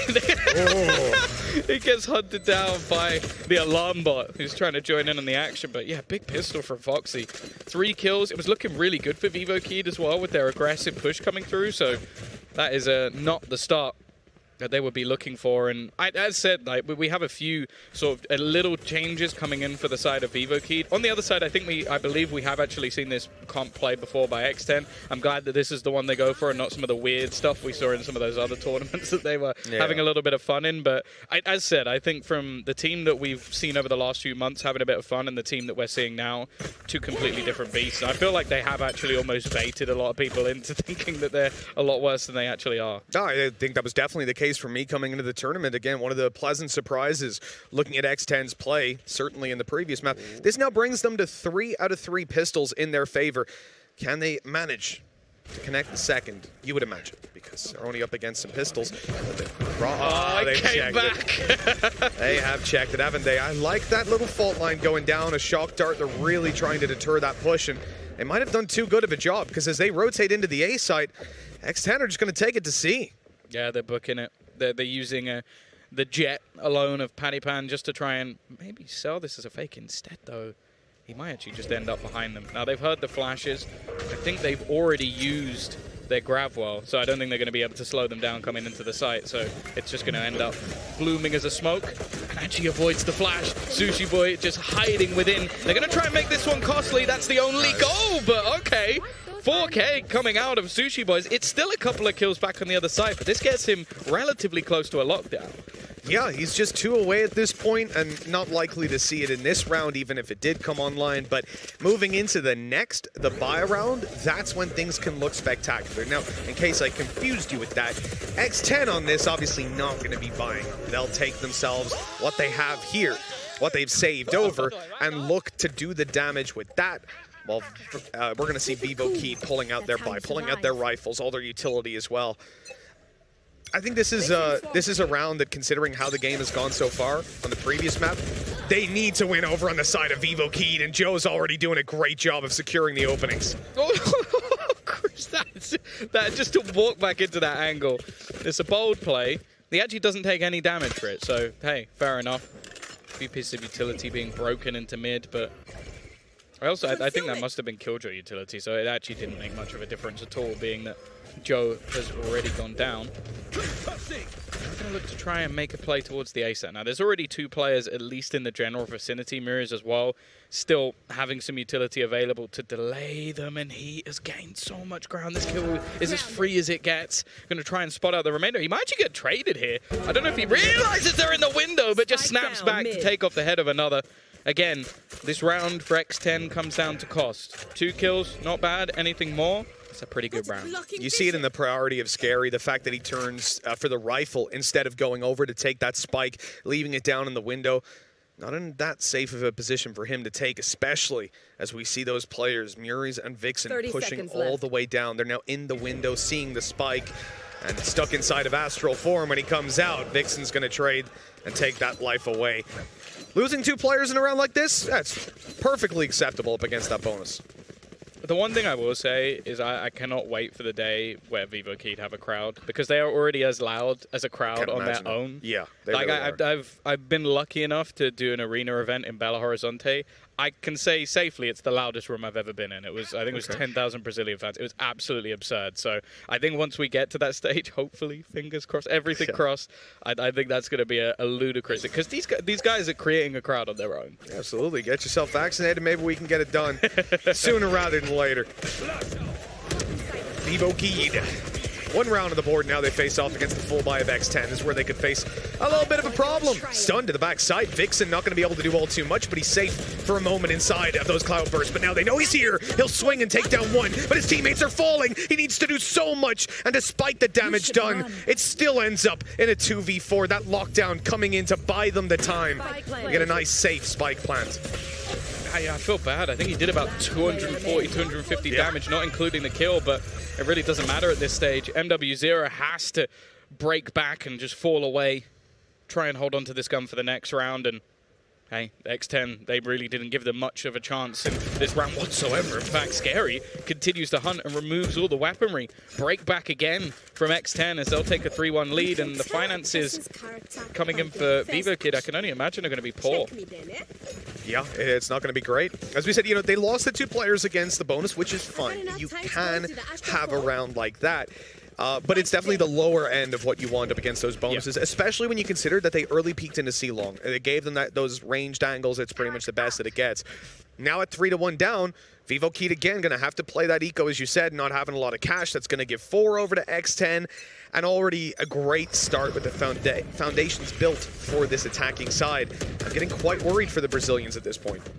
Yeah, I do like the combinations that they've got onto A-Long. Like, that's a couple of times now we've seen a stun combined with a gravity well, and it's actually core players. The only issue is no one's really capitalizing on it, so it's almost like wasted utility. Like, it's doing its job, but if they're not getting anything from it, it's almost irrelevant. Now, Joe, if he manages to dodge all of those bullets, I'll be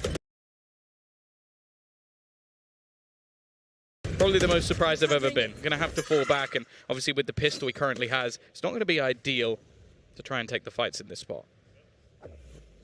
He's got his teammates to back him up. I'm kind of worried about Patapan, to be honest. He's gone right the way up against these pistols and given them the opportunity to take him down in a 1-to-1 trade. Not even that. With Evo still having those players alive, now a rifle to back them up. A Blade Storm already activated. We saw it earlier on from Heat. And indeed, that Hunter's Fury for MW Zera, which as this clock starts to tick down further and further, might actually have some impact in delaying in this round.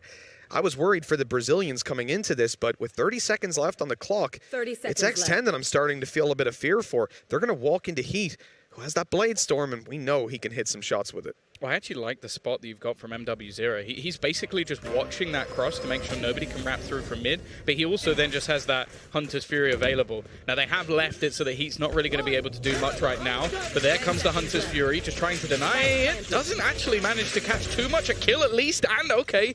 I think that was a second tag, putting them in an advantageous position in terms of personnel, but I am looking at that Rolling Thunder and what they currently have. Well, they might not have a chance to use it. Sushi already going to be taking down one. Fox is getting in there for a double. The Rolling Thunder buys them the time, so trades cannot come through. And this was looking like a very dangerous situation for X10, but they have managed to get a grip on this so damn quickly. No surprise they're committing to it and trying to deal all the damage they can, but MW Zera will eventually go down after his third kill. I think Joe's just going to dive into that spike. Yeah, there was weaponry to be stolen, but at this point, not going to be able to get away with any of it. And X10 recover. I think that's the story of the round. Like, that was a 3v4, 3v5 scenario for them, and they managed to come out relatively clean. Now they have to commit an ultimate, and they still lose 3 players. So again, in isolation, it's not a bad round, but you have to look at the fact that also a Blade Storm and a Hunter's Fury were committed by the defense. So I feel like they both came out of that kind of even, and I'm now looking again at Vivo Keen saying, now you need a response. Yeah, I think that's going to be one of the problems for them, right? No pause here. You need to show us those buy rounds, but if they lose this one, I think immediately there's going to be a pause as they attempt to salvage the mental game and then move on to the actual game. Honestly, Heat with this operator, not in a position you'll typically see from an operator. Look at where he is on a short, now pushing up after they spotted a couple of players. Heat is hungry to take a couple of kills. The Flash does spot him at least. Are X10 going to peek into it? It looks like they are. They're thinking about it, spamming the corner. But they won't give him the opportunity, and I think this Trailblazer is going to get them all the info they need. There you go. Yeah, okay. Decided not to peek that one anymore. Now, the rest of the team have not been static. They've been getting ready to make a push into this site, and they have a little corner where they can actually plant on just on the edge, but walking through it, it had its risks. Muriz goes down in a trade, and as they walk through again, it's just back into a 3v3 scenario. Neither team taking the advantage, and in fact, they've switched their move into a take towards C. They've still got so many important players alive. That breach in particular with the flashes. Foxy's also having one as well, and that's the aftershock to clear him out. You're seeing it, all that utility in the late round, and then Fox just comes in and starts shredding everybody. Trailblazers, insult to injury for Heat. The turret tagging him up on the way out. Only 27 health remains, and it doesn't look like Heat's going to get a lot done. He needs to connect a shot here and now, or he'll start to think about saving with that 20 health. Oh, 21. That turret almost took him.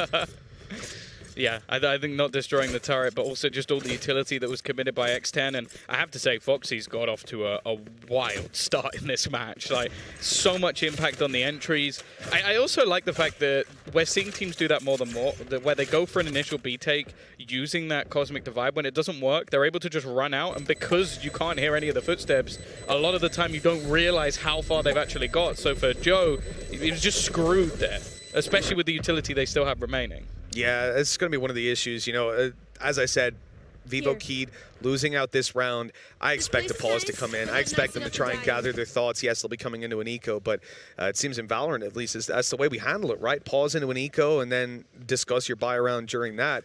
We'll see if they decide to go for one. Either way, whether it's a pause or not, they need to show up here and now. I'm taking a look at Heat, obviously carrying forward that operator. And I'm wondering where are they going to take it? Because right now he stood up on top of B, hoping for a peek out of X10. X10's early game is just going to be about finding where that op is and avoiding it. Well, I think that might give them at least a decent idea. I think Tara's been helping them quite a bit. Now, Pani has actually bought an operator himself to stun into the aftershock. It's going to be MW0 just having to try and fall back. They are actually rotating very quickly, though. Already 3 players ready and waiting. Now you've got the Nebula to block them out. Peek through from Heat, but he dashes into their positions, and he's just dashed over. What is that from Paniban? Just taking those risks, but pulling it off. He actually survives that battle as well without taking too much damage. The man is mental. But very enjoyable to watch. Yeah, I'll give you that. You do not expect the shorty to be coming up over that box. It's a very difficult one to clear out. The op used as a shotgun in the end for Patty.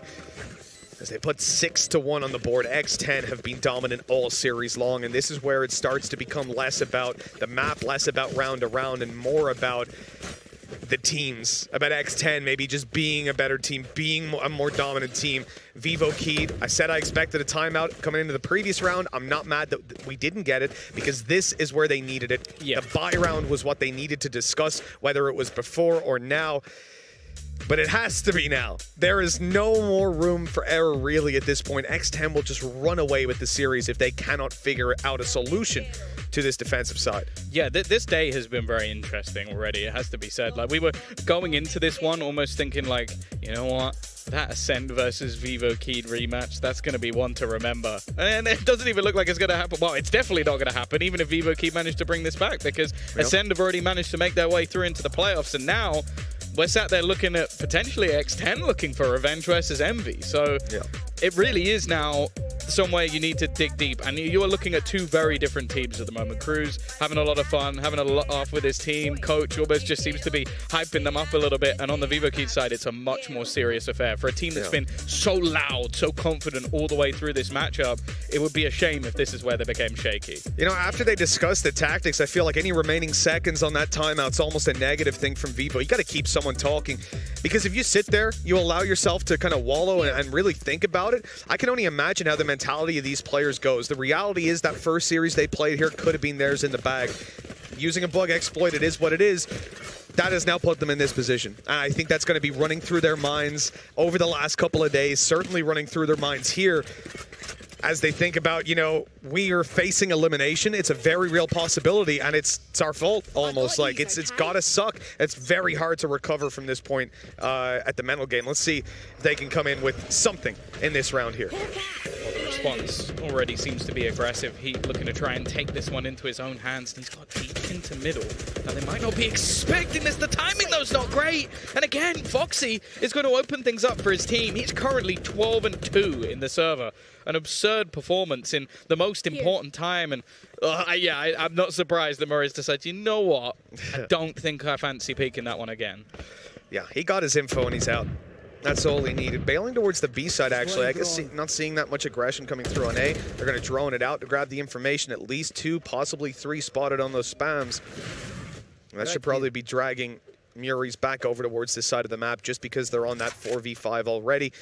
You really can't afford to leave your player alone on A. The thing I'm thinking, though, is they almost have the perfect ultimates for a retake.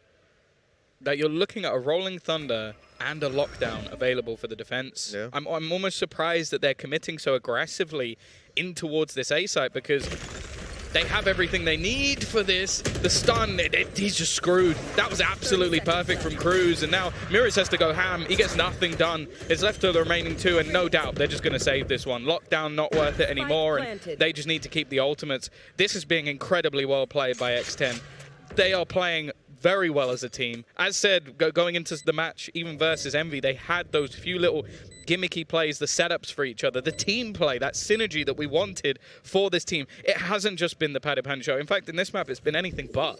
This really is a new era of Valorant, and it's something that as I look at all of these teams that previously I would write off up against some of the best, whether it be EMEA, NA, even throw a Vision Strikers in there, there were clearly defined tiers when it came to all of the previous international events of where each region sat. Right now, it is very much up for debate. I mean, look, EMEA is on top. That's goes without saying. But when it comes to that, you know, NA, they could be on the bottom by the time. No. I don't believe it. Just lost Again. He just gets stunned in the back corner. They are just playing off of the utility of Cruz at the majority of this round. He's not done much in terms of statistics, but he's just made all of these fights so easy for his teammates. 14-2. For Foxy at the moment. I feel like we struggled through, you know, those early days of Valorant where there was a lot of sloppy play, there was a lot of mistakes, not very fun to watch. And now we're at a point where even teams in these initial elimination matches look incredible. I am genuinely a fan of this X10 team purely off this play. Never expected to be a fan of Crew, but there we go. They've improved a millionfold on what we'd seen before, and it's only going to get better, Tom, as time goes on. Let's hope it gets better for Vivo Keed right here and now, though, because it is 7-1 down. This is not a scoreline that they'll be happy with for many reasons. As we come into this round right here, they haven't exactly got a strong buy, so once again, you're probably looking at an 8th round for X10. I do not condone that message for anybody. Well, because they're 6 rounds down. Sorry, what was that? No, sorry, we're moving swiftly on.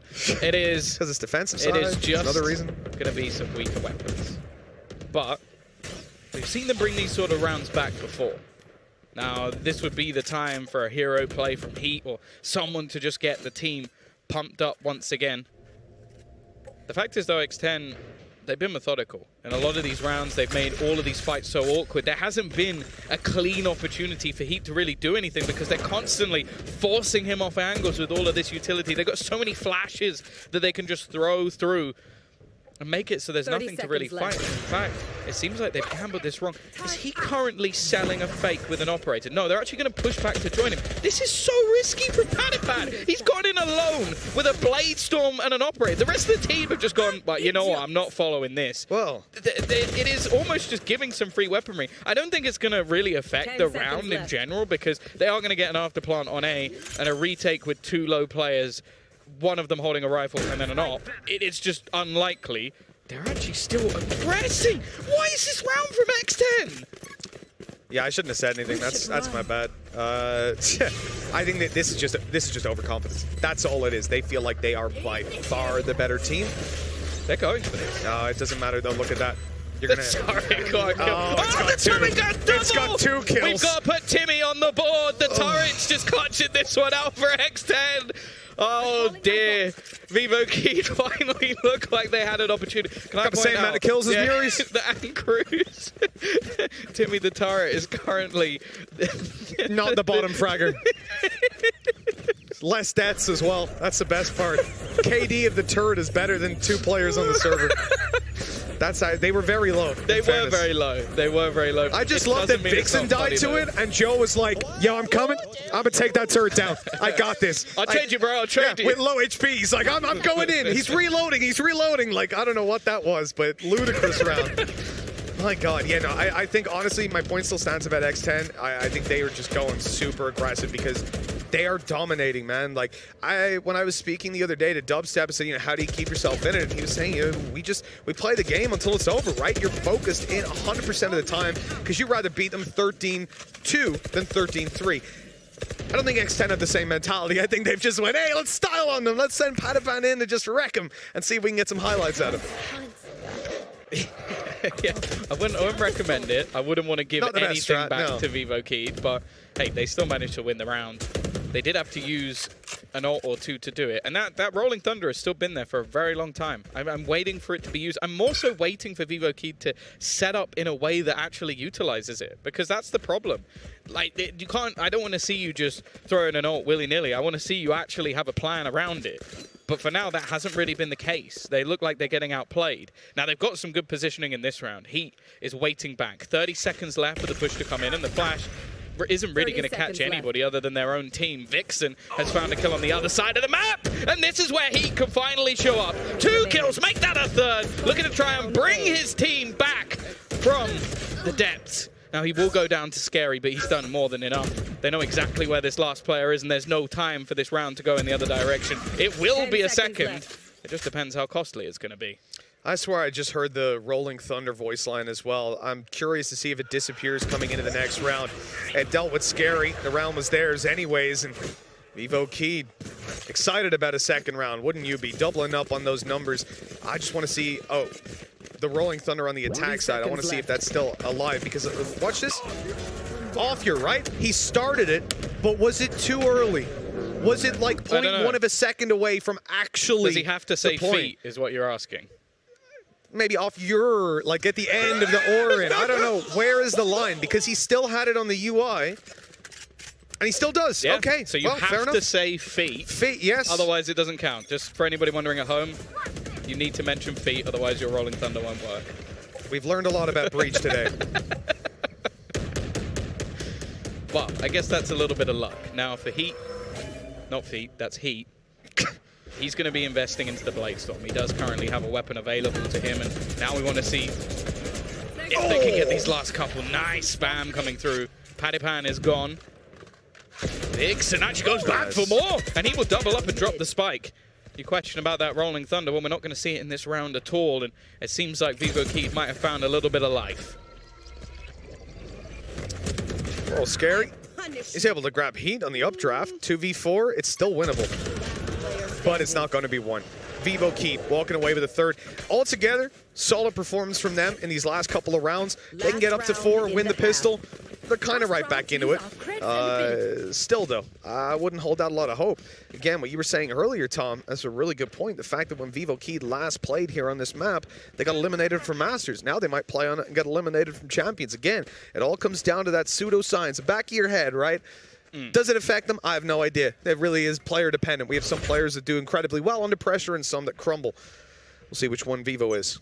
Yeah, I think Heat is definitely the guy that works under pressure, because he's had a doing round all right now. And then in the last map as well, I think he's still the highest rated player even with the loss. Already, we're going to see a very early Hunter Shuri. This is just to try and move him out of the corner, and he knows that there's an operator there, so he doesn't jump down. Clever stuff from Cruz. Smart. And as said, we've still got that Rolling Thunder for both sides. Muir this is the last round for him to use it. I think he's had it for a very, very long time. Cosmic Divide's going to come in towards the C site. And Fox, I actually like that. He goes up and clears out the utility. It's going to keep them paranoid, and they're actually playing behind the wall as well, even burning up their own one. But eventually, Spike down A. they will be losing a player. He sat in the corner the entire time. McCrew will be taken down, and Vivo, content with their opening duel, will back off into a much more passive stance. Oh, Paddy gets caught. It is going to be a quick trade back. Foxy has caught one, looking to try and push into C. Joe's got to be careful here. He might get caught. And in fact, the jump down doesn't really seem worth it. It's going to trade out into a 3v3 scenario. Now they do, I'm going to say it again, still have a Rolling Thunder. So do X10, just their breach is dead. That's the downside of that. Look at this, playing off site from X10, smart play. They're going to just go all the way down, use their nano swarms, use their grab well. This is like hard post-plant play. So difficult to deal with. Still a nano swarm on it. And there's the tap. Gravwell to start with. Sorry, the nano swarms actually aren't on it anymore. Never mind that. That's going to be a little bit difficult then, because they've now got to deny it with just the rifles, and all the bases are covered for vivokid. Still, the spike diffuser gets killed. It was already halfway. Time sensitive, but X10 walk away with the victory. 9-3 at the half. This seems like a death sentence for vivokid. Yeah, they've got layers on layers of these wraparounds, these afterplants. They've had so many impactful entry frags. Foxy's currently 17-6, by the way, so I want to see him playing that Sky more and more. And I am very worried now for vivokid. They have to have one hell of a half, man. And you got to look at it from this perspective. Cruz really not had a good half. He still has the same amount of kills as the turret in that first half. Comes out with 2. That's a little bit poor. Didn't get to use his Rolling Thunder either for like 5-6 rounds. And he used it in the last round, right?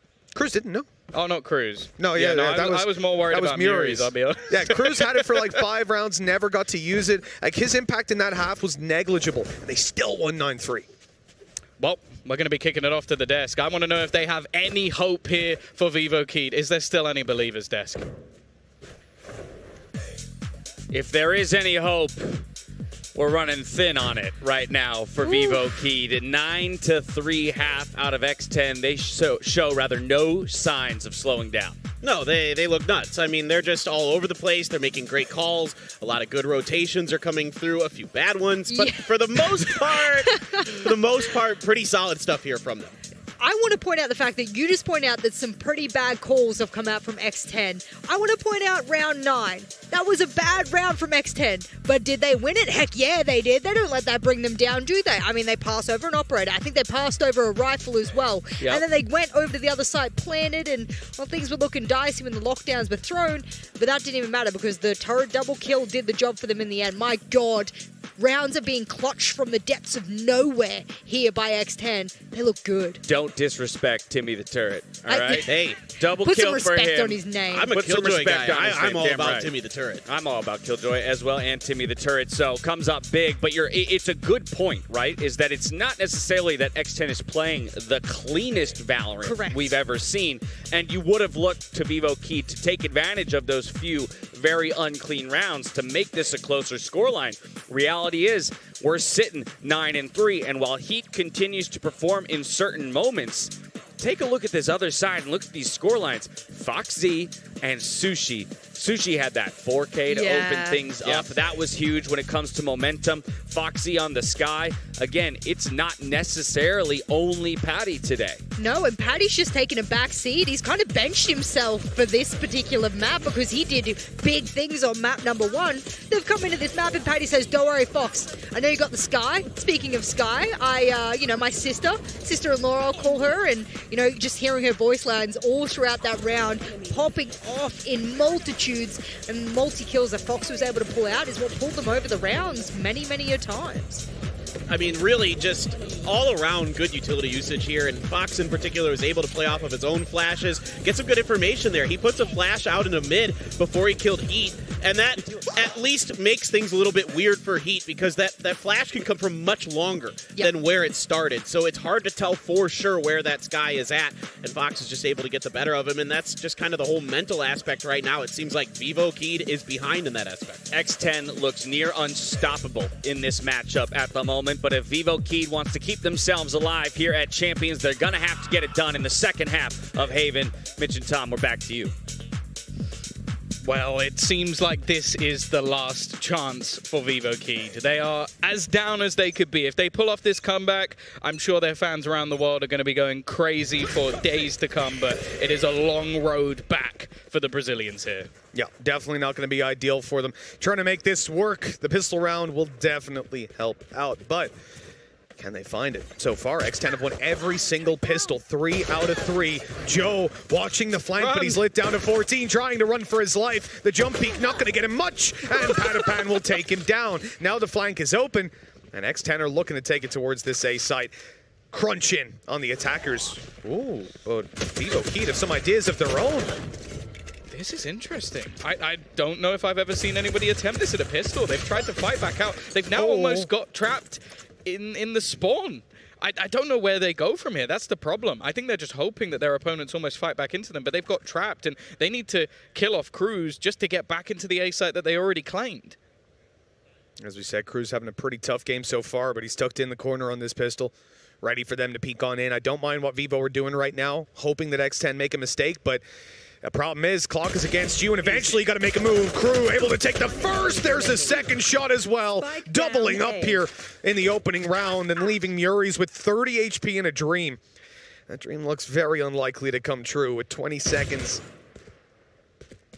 Yeah, it's done. There's no way he picks up the spike, gets back. It's just not possible. That's the round shut down. And you know what's beautiful? It was Scary who hit him twice through a box. He rotated all the way around the other side of the map and finished him off.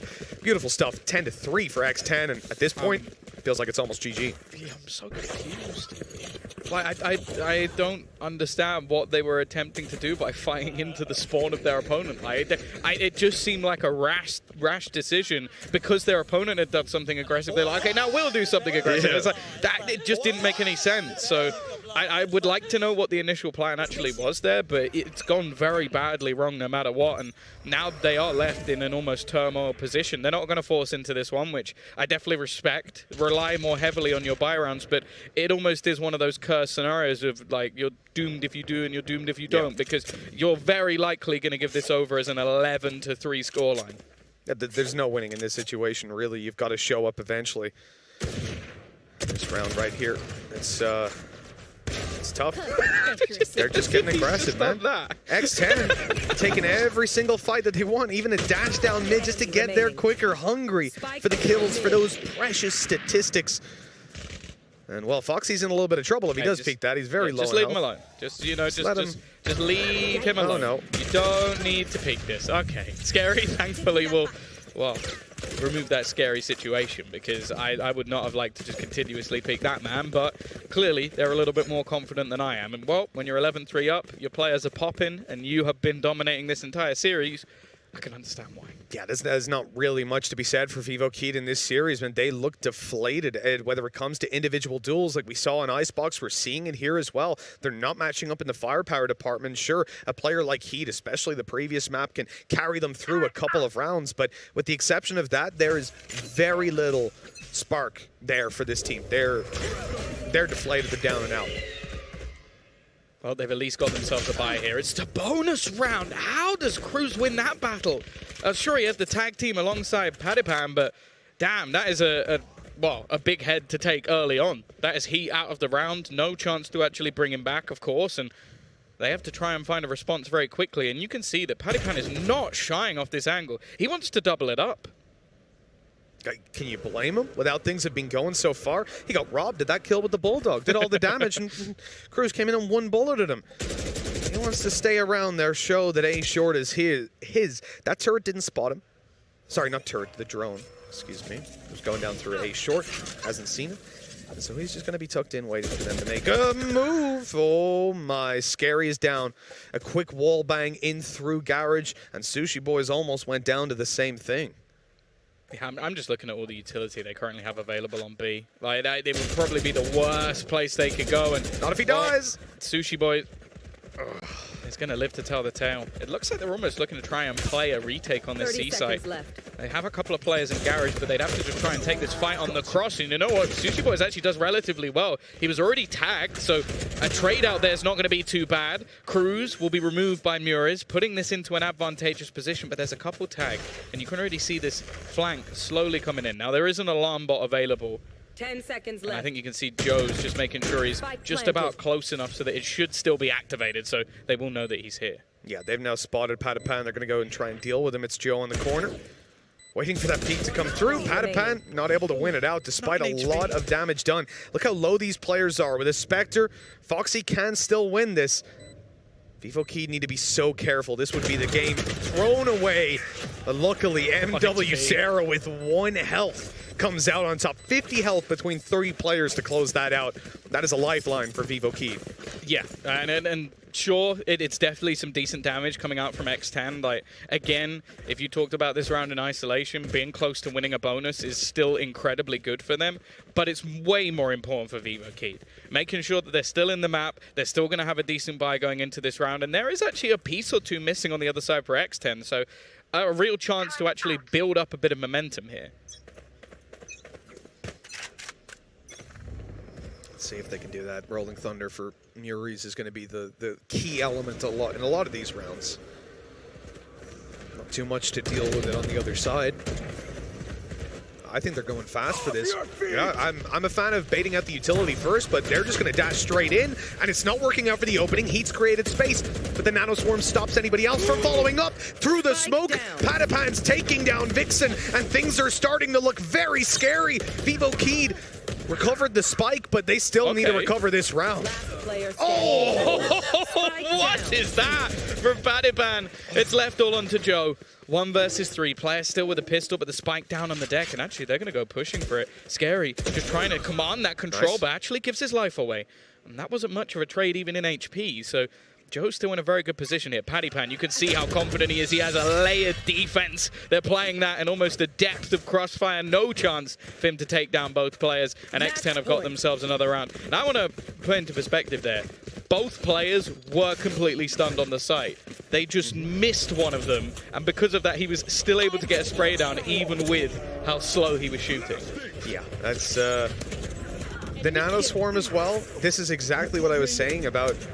I think Rolling Thunder is a very, well, at times it's not a very powerful ult, to be honest. If people can still one-tap with it, it's certainly usable. But it is powerful for getting in for these fast execs, for catching players off. The problem is if you go at the start of the round, you're going to run into utility, and the Nano Swarm is what ended it for them there. He went in to create the space, and no one could follow him up to cover because they would die on the way through, essentially. They are very unlucky. They are about to run into all of the utility again. Like, straight away. Did they just double swarm and grab well? And that's a lot of utility commitment from X10, but they're just trying to delay time so the flank can come through. Muri's does really well to take down Paddypan, but Joe won't be able to get up to anything. This is looking dire for the side of Vivokeed with a 2v4, a clutch needed. And then another 7 rounds just to hit OT. Yeah, they are in one of the worst positions I think we've ever seen. And they need someone to step up as a hero just to give them a lifeline in this series. And well, at the moment, at least, they're clueless as to where their opposition are. They're currently just watching into the window. Now, this does lead them with a chance to get an afterplant on C, to set themselves up in a better position. And that's exactly what they're going to get. That they will. 30 seconds left. Vixen, the one to take that spike plant, now one away from the Cosmic Divide. Don't know how much impact that's going to have. But the Smoke, on the other hand, they're walking inside that Nebula looking to have a big play. Heat getting aggressive. The stun doesn't hit, but the flash does. Heat still comes out on top. Now to a 2v3. Little bit more winnable for Vivokeed if they don't get caught off guard by the timing, and he still comes out on top. 2 versus 2, Blade Storm online, Spike Plant for them. This is looking winnable. Scary's already going to start the defuse, but the Grabwell takes them back. Heat has fallen though. Vixen needs to do it all here and now, just needs to stop the diffuser, and unfortunately, he cannot quite get there. The Spike diffuse on its way. Oh no! They even started the music! It hasn't been done just yet! It was so close to being done, they even baited out the production, but the fact is, Vivokeed are gonna go marching on. Pulled him off for just a second, right? When the peak came through, he stopped the diffuse. In that situation, you've got to have 100% faith in your teammate, and 0.5 of a second is what it comes down to. That's the moment right there when Scary came off it, and I think Sushi realized, oh man, you should have trusted me, bro. I love the idea that literally baited everybody. A Red Bull clutch, and it was a 2 versus 4. If there was anything there for Vivokeed, that might just be the moment that changes this. Now, this isn't much of an investment. That's just a straight-up classic battle with a single flash, and that's enough to get them a kill. Now, bear in mind, there are a couple of ultimates here. In fact, there's even a rifle online. That's another classic kill coming through. And Paddypan's still there with a Blade Storm, but it's been utilized already. He doesn't have much left, but now he will get the knives back, and it's ended after all. Let's get that music rolling, because X10 have managed to get themselves through to the decider match, and they're going to be getting to play a rematch versus Envy. What an incredible showing from X10 here today. They have really impressed me from start to finish of this series. Sure, there were a couple rounds here and there that were maybe a little more aggro than we would have expected, but by and large, this was just clean. Yeah, they had some unreal performances. As said, we came into this tournament highlighting this team as Paddypan and friends. That was how we looked at it. That's what they needed to do beforehand just to win games. I just pointed to you, 22-6 for Sushi Boys in this match. Foxy ends up 22-11. They have had some standout performances today that I don't know if we've ever seen from this team, at least not on this scale. And unfortunately for the side of Vivokeed, they met this squad at the worst time. I'm sure they came into this series after the performance versus Envy and maybe doubted this squad. I wouldn't really blame them for doing it. But the fact is, X10 are now a fearsome competitor, and I think even if you're Envy watching this, you're going to go, okay, we're going to need to play our best if we're going to just defeat this team. It's never pleasant to see those players when they lose. So the passion that's there, you see how much it means to them. And I think it's got to be even worse, knowing the fact that they've been eliminated from international events twice on this map. It's always Haven, man. I think as well, it always seems to be opponents again that I feel like expectations are very high for Vivo Like the same at Masters when they came up against Crew, we were looking at that match as almost theirs to lose. Unfortunately, it seemed like they crumbled. And then here, well, I don't want to take anything away from X10, but I do feel like Vivo have had better days. But as a positive, going into next year, they will have better days once again. And they have got some phenomenal players. Like, we're always going to shout out Heat. The man has been unreal. I think Mura's showing that he can play multiple different agents is something that, if they keep this exact roster going into the future, it's going to be incredible. Unfortunately, today was not their day, and they will be another team to fall in Champions. Well, we talk about Furia as a team for the future. We mentioned X10 and Crew and how these guys, they stick together and they improve. That's all you need to do. Maybe a message for Vivo Key, you know, just put the time in. Yeah. I hate when teams just look at roster moves immediately after a loss. We see it far too often. And X10 now showing us that if you put the time in, you can put up those good performances on an international stage. You can really get over all those expectations that people have for you. Because I don't think a lot of players, a lot of viewers out there would have come in with the expectation that X10 would take this series today. Certainly not in 2-0 fashion. Yeah, I think as well, the point that you're making about like teams and sticking together, we've now seen the same thing from Fnatic as well. One of the teams like making it through. The Ascend guys, at least the core of them have been together for quite a long time. Like, I think there really is something with like sticking these rosters together. Of course, you then go to Envy and you say, well, they brought in a superstar and it definitely revolutionized the team. So I think it's always going to be situational. It's always going to be a thing to look at. But I've enjoyed watching this Vivo Keyed squad throughout the tournament so far, so you know what, I would love them to stick together. Yeah, absolutely. I mean, especially the game they had the other day, they looked fantastic there, which is why it just doesn't feel right to be eliminated like this. I would not judge them based on the performance that they put up here today, because this did not look like the team that we have been seeing recently and that we got to see earlier on in this tournament. Overall, though, X10, the story that comes out for them is that they're a team you don't want to mess with. Sure. I would not want to be facing these guys in an elimination match, regardless of which team I was. Well, you know what, Mitch? I think it's time that we take a look at this matchup once again. So we have got the Prime Gaming post-match highlights. Take it away. Fighting for the pride of their countries and their regions. Vivo Keyed and X10 take to the stage in this elimination match where it is all on the line. Kill my ally. Get out. Enemy remaining. 10 seconds left.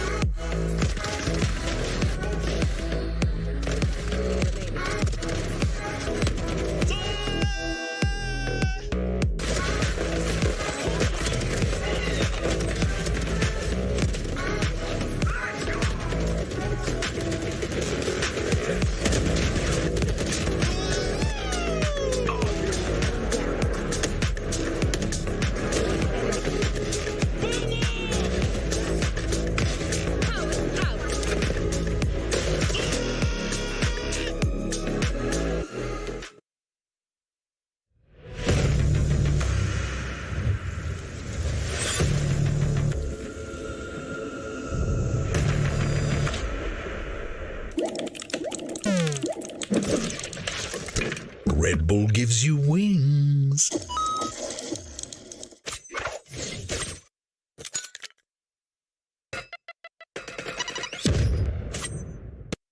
Red Bull gives you wings.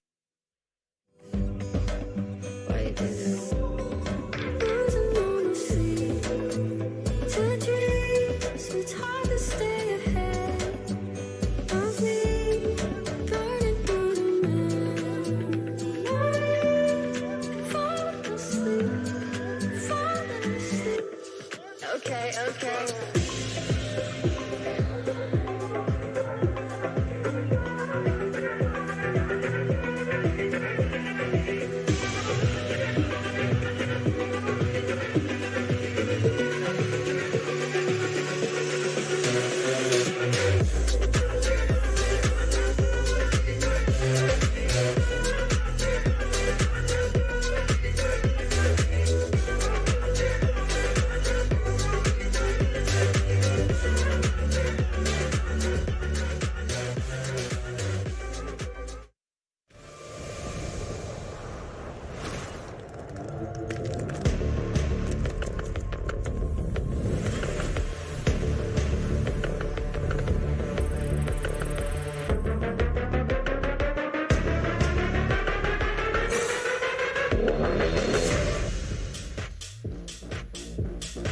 Welcome back to Champions, where X10 have shocked the world by taking down vivoKeyd in 2-0 fashion. Dominance across both maps. I think we can give a moment of silence here to those who have fallen considerably to an opponent we didn't expect would fall. My God, I was just blown away from their performance. And they have made me an instant fan. Yeah. With that kind of play. Yeah. I mean, I've seen these guys be nutty mechanically before, and we said that a few things needed to change, a few strategic decisions, a few protocols. That all changed today. They were a completely different team. They were following up on utility. They were putting utility in the right places at the right time. Such a different X10 than what we saw against Envy the first time. I want to highlight what you said there. They look like a completely different team. Unfortunately, vivoKeyd also looked like a completely different team. They were not themselves. And I want to highlight what the caster said before we came over to the desk. I would not judge. I know you don't want to. I would not judge vivoKeyd as a team based off that series alone, because that is not the team we know. That is not the team that Brazil flew here and said this is one of our best teams, because they are certainly a very good team. Yeah, don't judge vivoKeyd by the way they played today. Judge them by the way that X10 played. Correct. Because that's really what this was, is that this was not Vivo's best day, but it was X10's best day. And these two guys, Foxy and Sushi Boys, 4.0 KDA on Sushi Boys. He was plus 16 on this map alone, plus 11 on Icebox for plus 27 across the series in his kills to death. That might be the best scoreline of the tournament so far. I think it's across two maps. Absolutely has to be. I can't think of anything that's quite like it. I mean, he was looking pretty decent against Envy, but this was on another level. I mean, just look at him popping heads in the right places at the right time, landing great flashes. There's nothing that you could say that he did wrong in this one. Even here, he outduels Heat at the front of the window. What a wonderful performance from Foxy. It's hard to be a player that goes from map 1 being quite reserved on the Sova, playing a little bit more back, having to play off of other players, to going on to map 2 and instantaneously having to be the player that takes multiple opening engagements. I don't think people understand mentally what it's like for a player to have to change roles in that way, shape, or form, and flawless on the entries in doing so. I could not have high-fived a player for being able to be that versatile that quickly more than Foxy. I mean, Sushi as well being versatile, right? Duelist in map 1 and then swapping over to the KJ on map 2. Again, for the both of them to step up behind Patty, because that is what we had talked about on day 1 when we got our first look at this team. Tom said it himself as well. So often this team is referred to as Patty and Co. Well, guess what? Co is starting to make you remember their individual names.